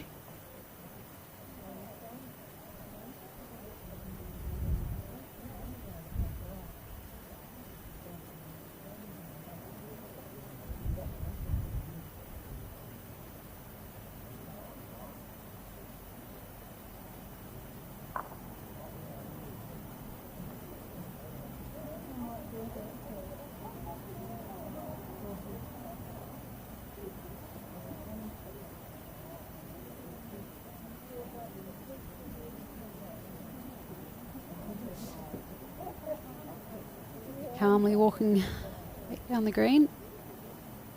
There's a nice little track on that backhand side underneath these wing bowls on the right.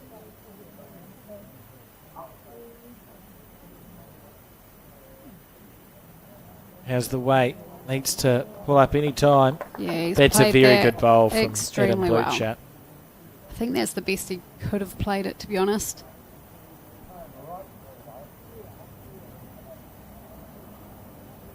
Playing with some weight here. We won't know what happens. Oh, he's got something. That's It's killed. another kill. Good, it's a good thing I got rid of my my Kildare graphic. It would be getting a lot of airtime. So they're starting from the opposite end, given there was only one bowl left to play.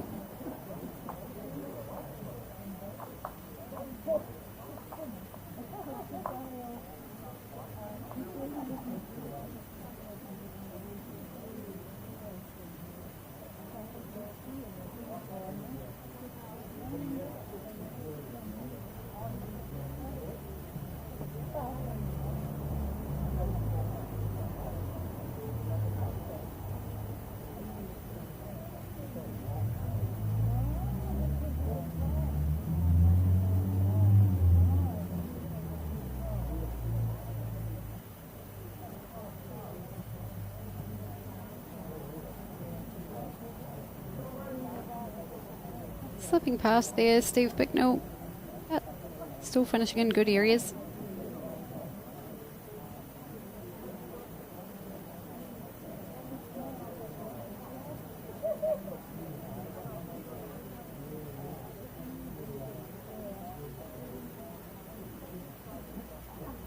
Andy start.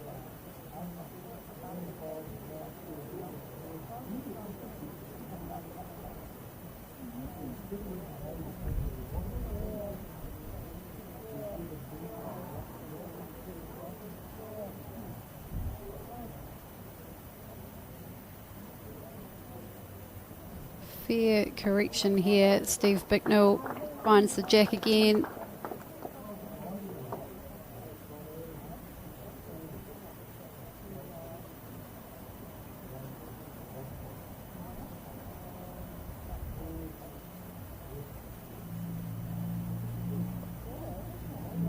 How's this one?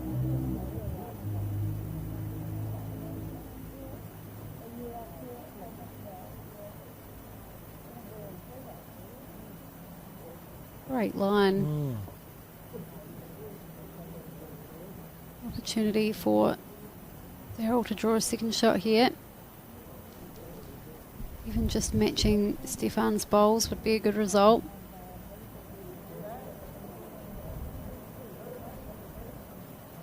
That's a good bowl. Oh, it's just fallen short of a gallop. Yeah, would have loved it to run a little longer. Richard Cole's pretty effective this game. What's he got in store for this end? Tell you what,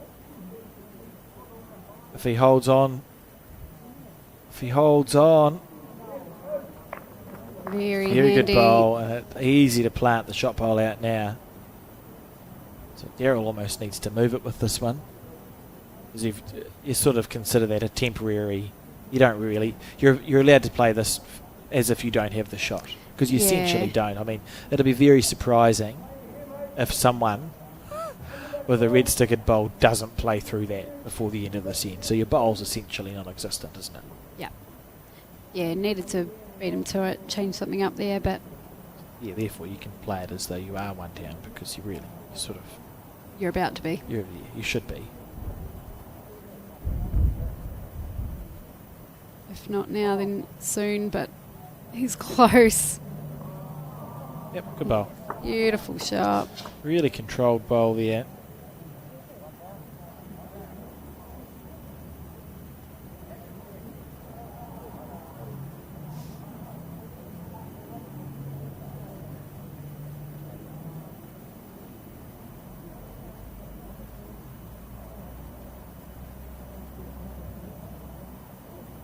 Neville on the drive.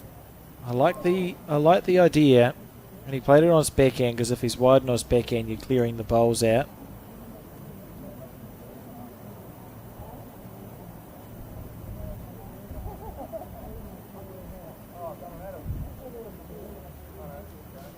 You reckon he's going to have another nibble at this, Terry? Yeah, it wouldn't surprise me.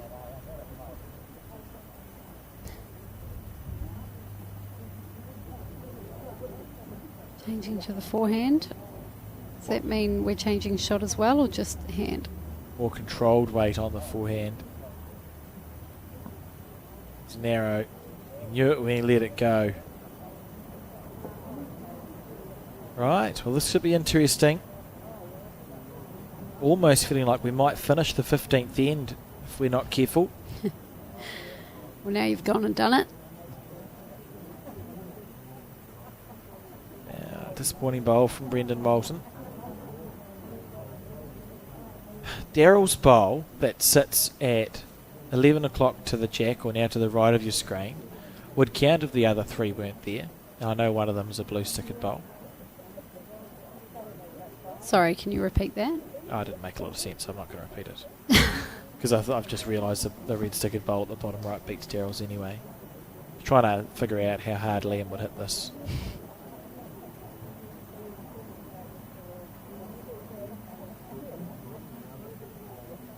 Just won't hit it. Better option. Draw incoming. Great spot. Now he's got the option of coming under that blue stickered bowl, and if he gets a piece of the jack, he's got a blue stickered bowl waiting. If he slides, an inside out off the red ones, he'll be close for shot himself.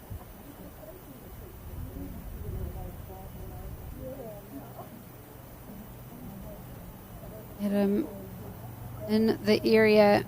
What's going to happen here? Beautifully played bowl. Really good stuff. And I've got a feeling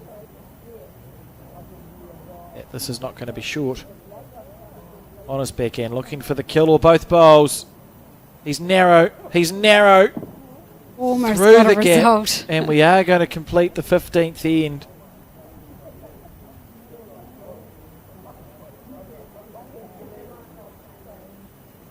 Be around that blue bowl now, or are you still looking under and sitting off any of those bowls? You'd probably play it pretty similarly, wouldn't you? Yeah, I think focus on getting your weight right and hope that everything else takes care of itself. What's your weight in green, Adam? It's all this game is weight and green. Oh, he's in the area again. Slightly tighter, maybe slightly softer. Right, so just confirm. We presume that was a 2. A 1? We presume that was a 1. Oh, no, sorry, it would have been a 2. Oh, yeah, I'd say a 2. You're right.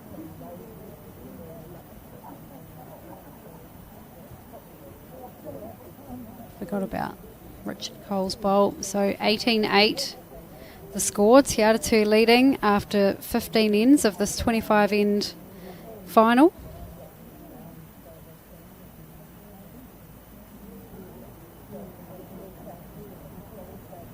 Plenty of ends to go. Plenty of shots up for grabs. Again, we see that mid to short length. And a really good opening bowl by Stefan.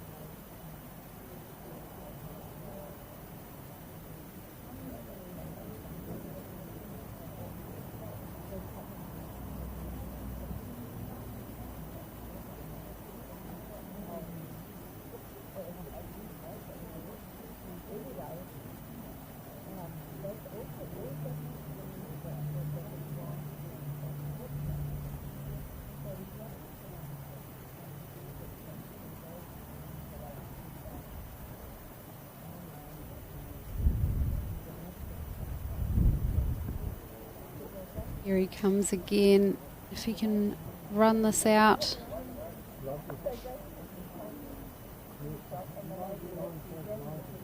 Not quite.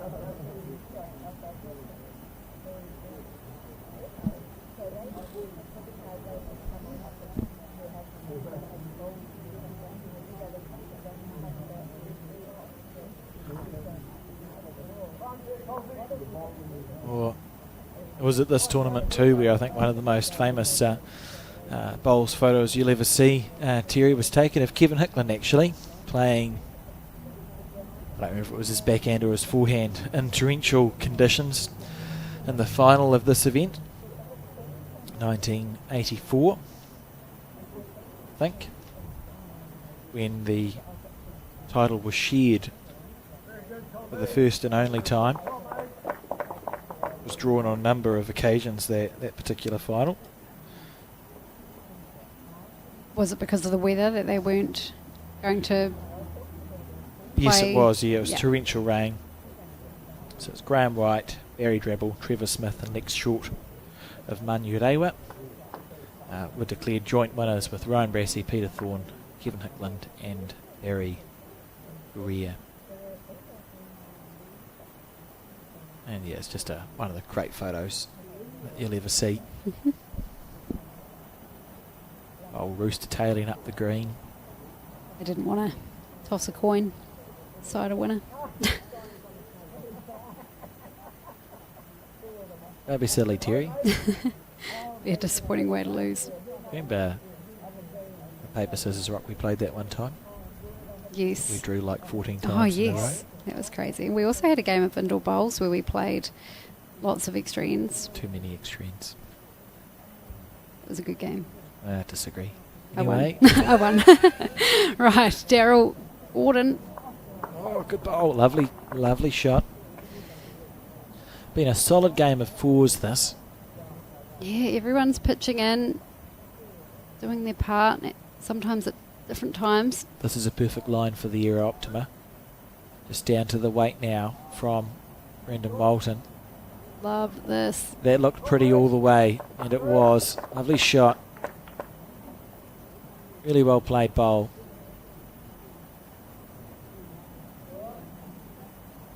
He just said, oops. It's the first time he's actually missed a bowl by a margin that I can remember, particularly on the back end. Yeah, he's always been in good areas. And the bowl halfway down is looking like it's going to do something good. Not on that occasion, but he's got another one up his sleeve. Is Brendan going to finish? It might make things a little harder. He's in the way. Oh, he's got that look in his eyes. Going through it. if anything, you're clearing the front, but he's pulled it again. He's pulled it twice, and this is beginning to feel like quite an important end in this game. He had Onehunga claw their way back to be feeling like they were a chance. They just dropped what did we decide it was, a 1 or a 2 on the previous end. So Tiatu now 10 up, looking good on the head.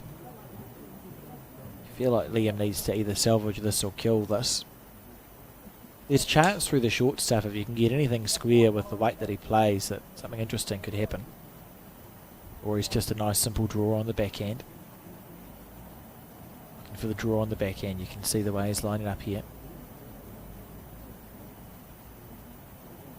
Big moments. As here, oh look at that. That was a mixture of the wind. He never had enough weight, but you could actually see the wind, I think, slowed him down a little bit more than what otherwise would have happened there.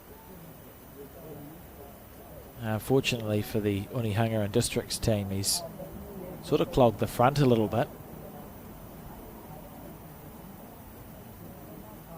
Means that Liam almost has to commit to a dead draw here, and they're a few down on this head. Oh, short's not the end of the world. This is a massive bowl from Liam, and it's not easy. That does make things awkward.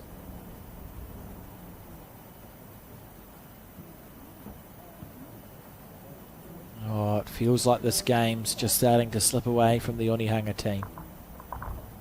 Just a couple of times they've blinked. And Tiatu continue to score 21 shots to 8 now as we start the 17th end.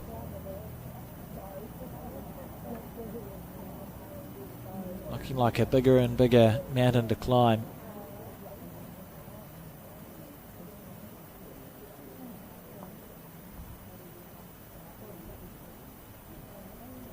Just continuing to go about their business.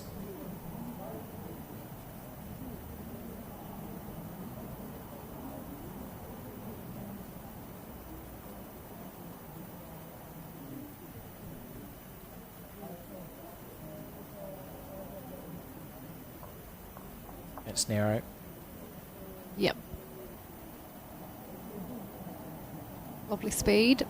Perfect weight. Feels like the conditions could be changing again shortly.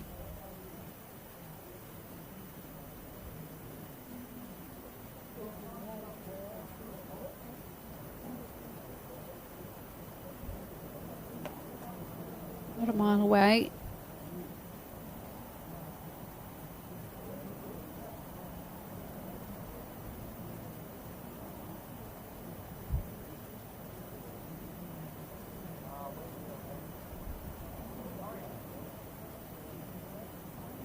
Urging that one to push, but not to be. He'd corrected his line as well.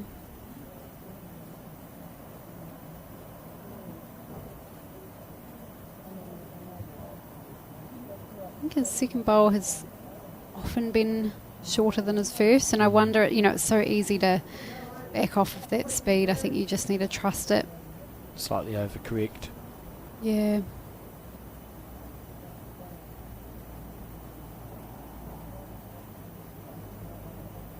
Sometimes I think we can be so focused on giving our first bowl a chance and then not quite approaching the next bowl with that same mindset.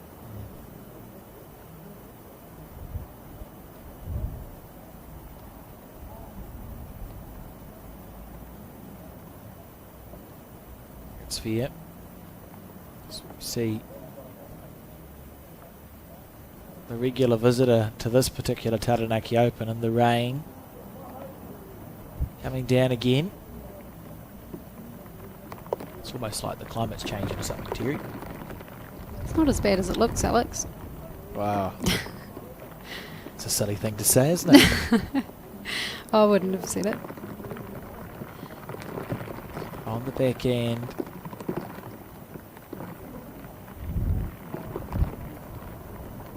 That's a good home on the green. It's not very nice rain. Not very nice rain at all. And on that note, we will take a break for the weather. It's a rain delay. We'll be back as soon as we can.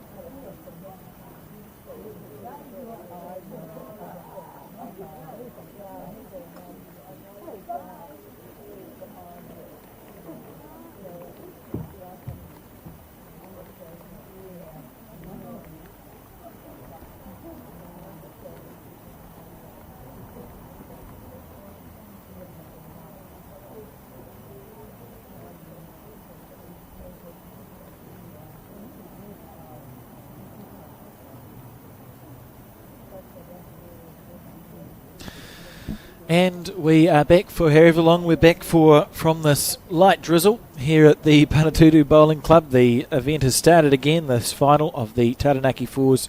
21-8 the score where we left off on the 17th end. And it's Coles on his forehand with the first bowl back from that little bit of drizzle. Now the green isn't going to start really slowing down unless we see some puddling going on. It'll slow down a little bit, but it's not going to be like the players will have to play run shots to get up to the head. It's a water weed that covers this green. It sits flat under the water. So it tends, in New Zealand, our greens tend to hold up a lot better than what you might find in other countries on their natural surfaces.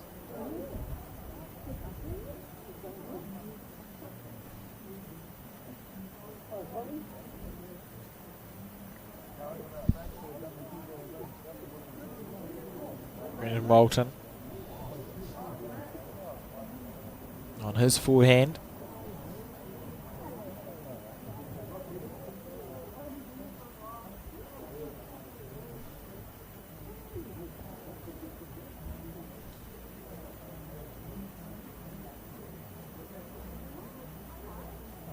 As you wait, Neville.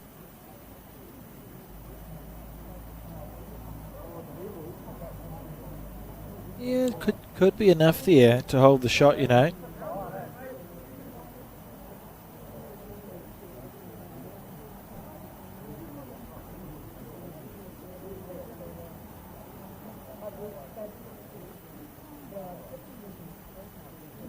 Needs to clear the front one.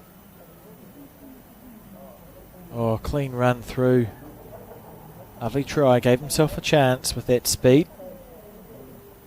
Neville opting to stay on his backhand side.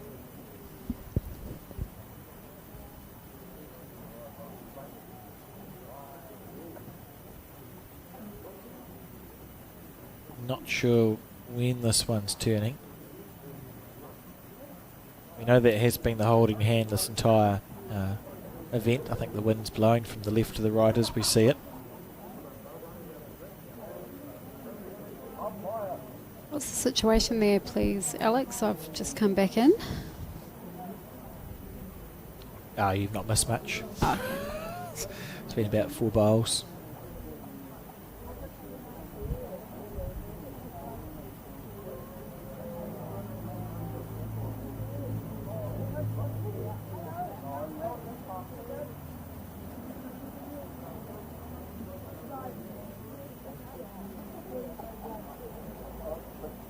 Liam on the backhand, forehand, sorry. It's been a long day.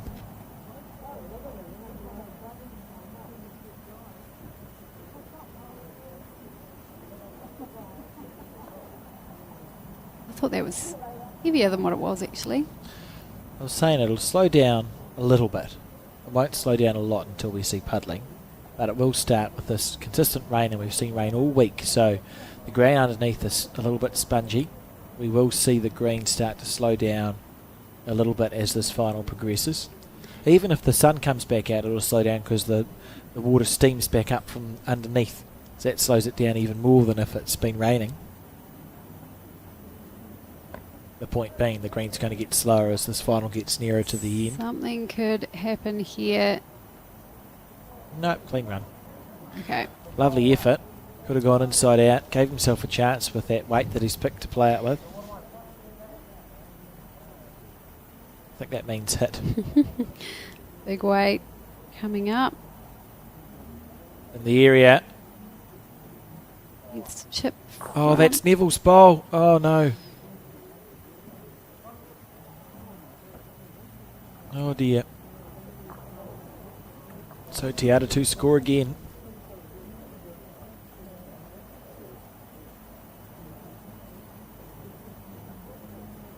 As we slowly move closer to the end of this game.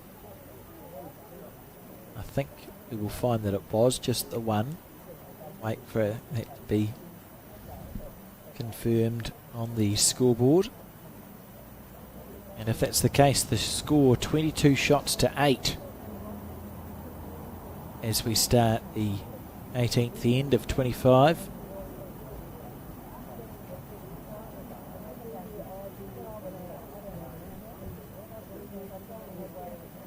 It's got to finish pretty handy. Andy Bolt, yep, nicely played. All eight players have been steady, Terry. Yep. A couple of outstanding bowls from the back end of both teams as well. Those first 3 ends or so as well. I mean, the shots exchanged. Oh, what a way to start a game of bowls. Yeah. It's not easy to maintain that standard throughout a 25 end game though. Or any amount of ends really. Maybe if I do that once a season.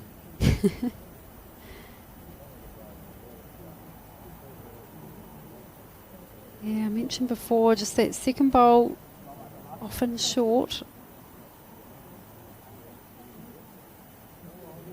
This is interesting. Playing with a bit of weight Inside out. there, but pulled that line. Be disappointed with that one. 2 minds maybe with what speed he was going to play. Yeah.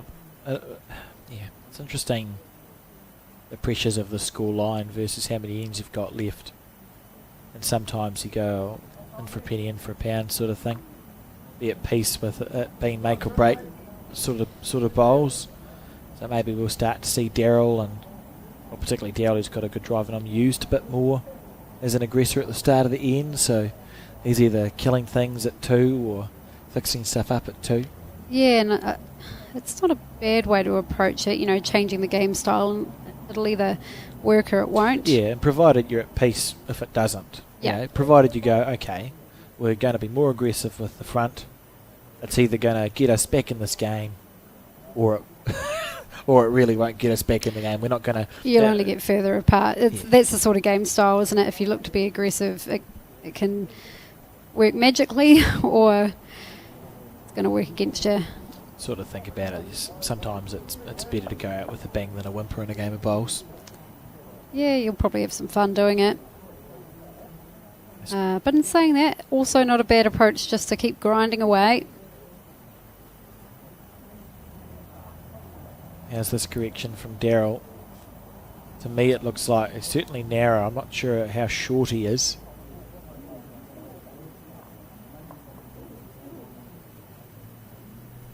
Red sticker bowls of Tiatu's holding 4 shots on this end.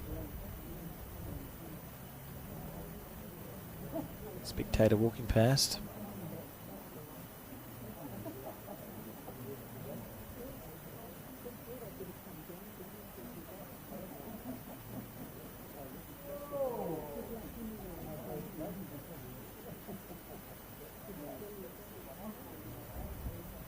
How long will this hold up for? Yeah, pretty good second shot there, Brendan. It's all red stickered bowls on the head at this point.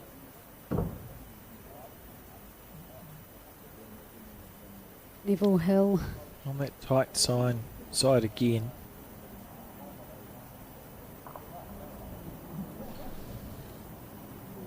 I think one of them needs to do something here for Onehunga. Get a bit of inspiration back into the team. You run the risk of the game just of getting away from them.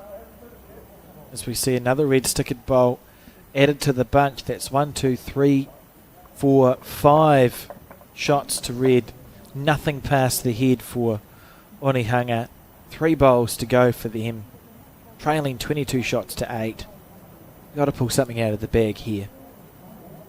Oh, he's added some weight to this, so he might be landing.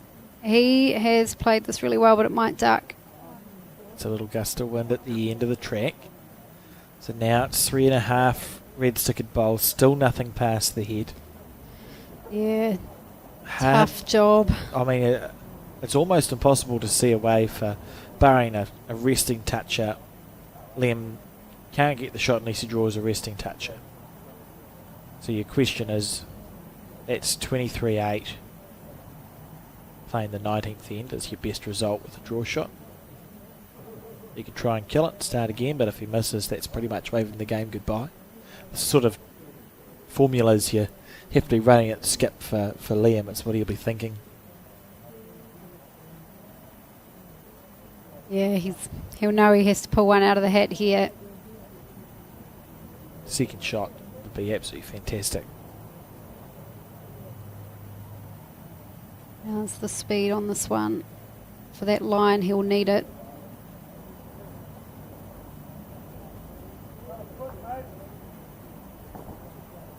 This is huge.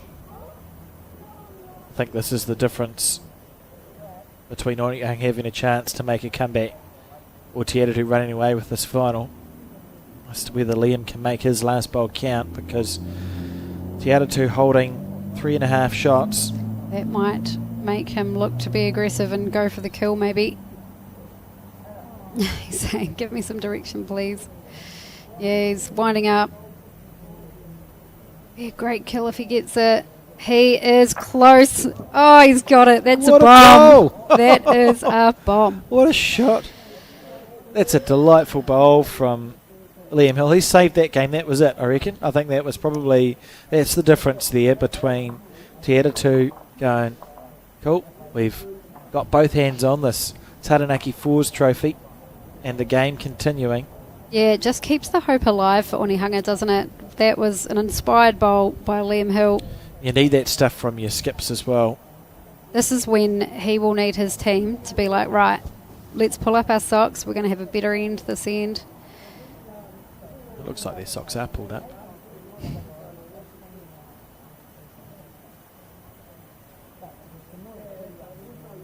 Stefan, though, if he can put the pressure on early, might just kill off their hopes a little bit. Still room. 2 metre mark with the first one, Steve. Opting to do it on his back end. Yep, so this is the tighter hand of the rink.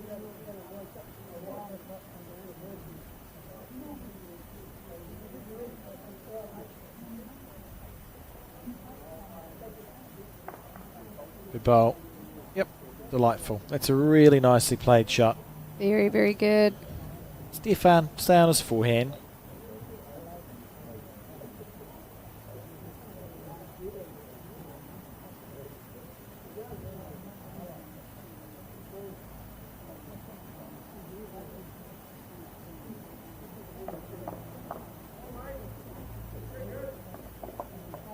Reasonable. No, that's a really good bowl by Stefan.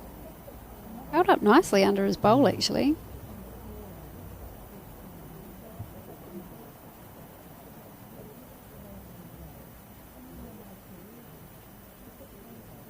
Maybe on the higher side here.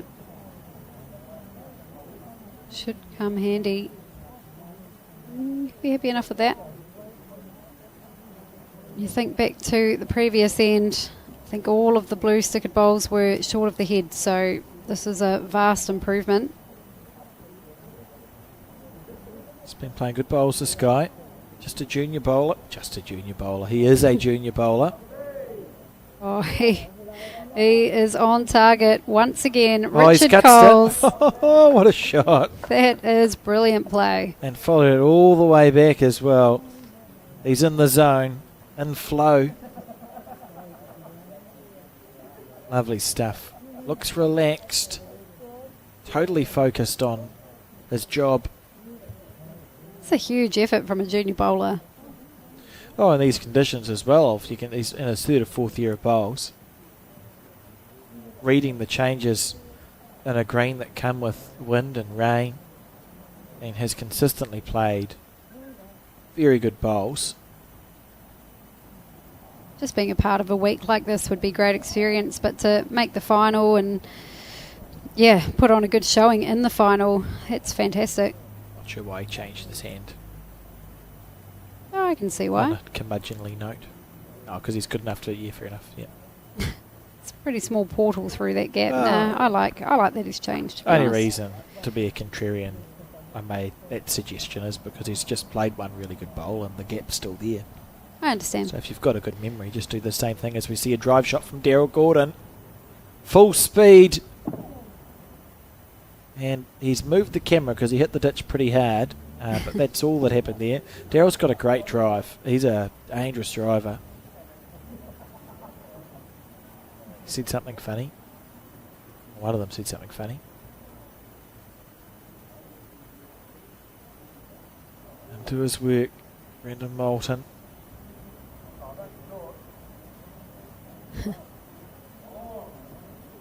He is short, as he indicated upon release, but still there for Daryl. You want to? Oh, it's Neville's turn, but he's looking to chip.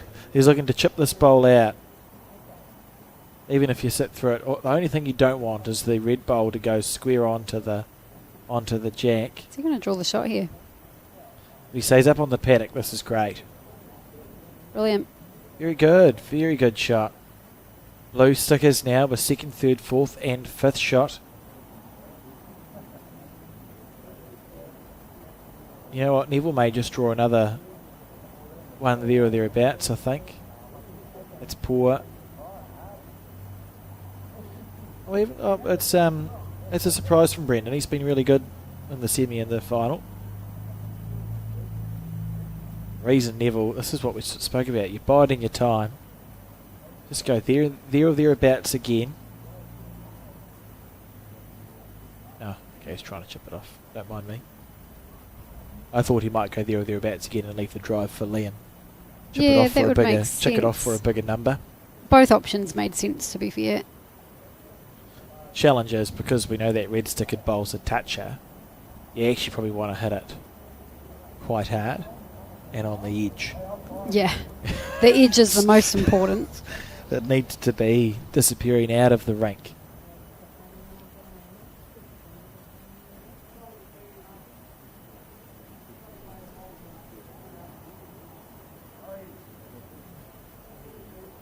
Oh, he's not far away.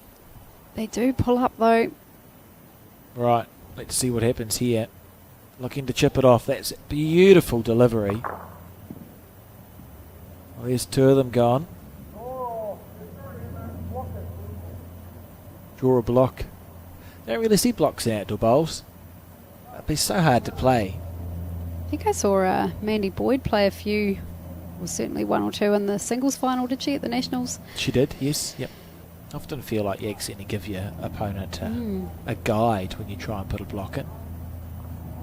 I feel like it'd be more rare in singles too. Alright, he's just going to try and chip this bowl off. Trying to keep with a chance. He's underneath it, so Tiatu are going to score again. And I think it's over. I saw a handshake.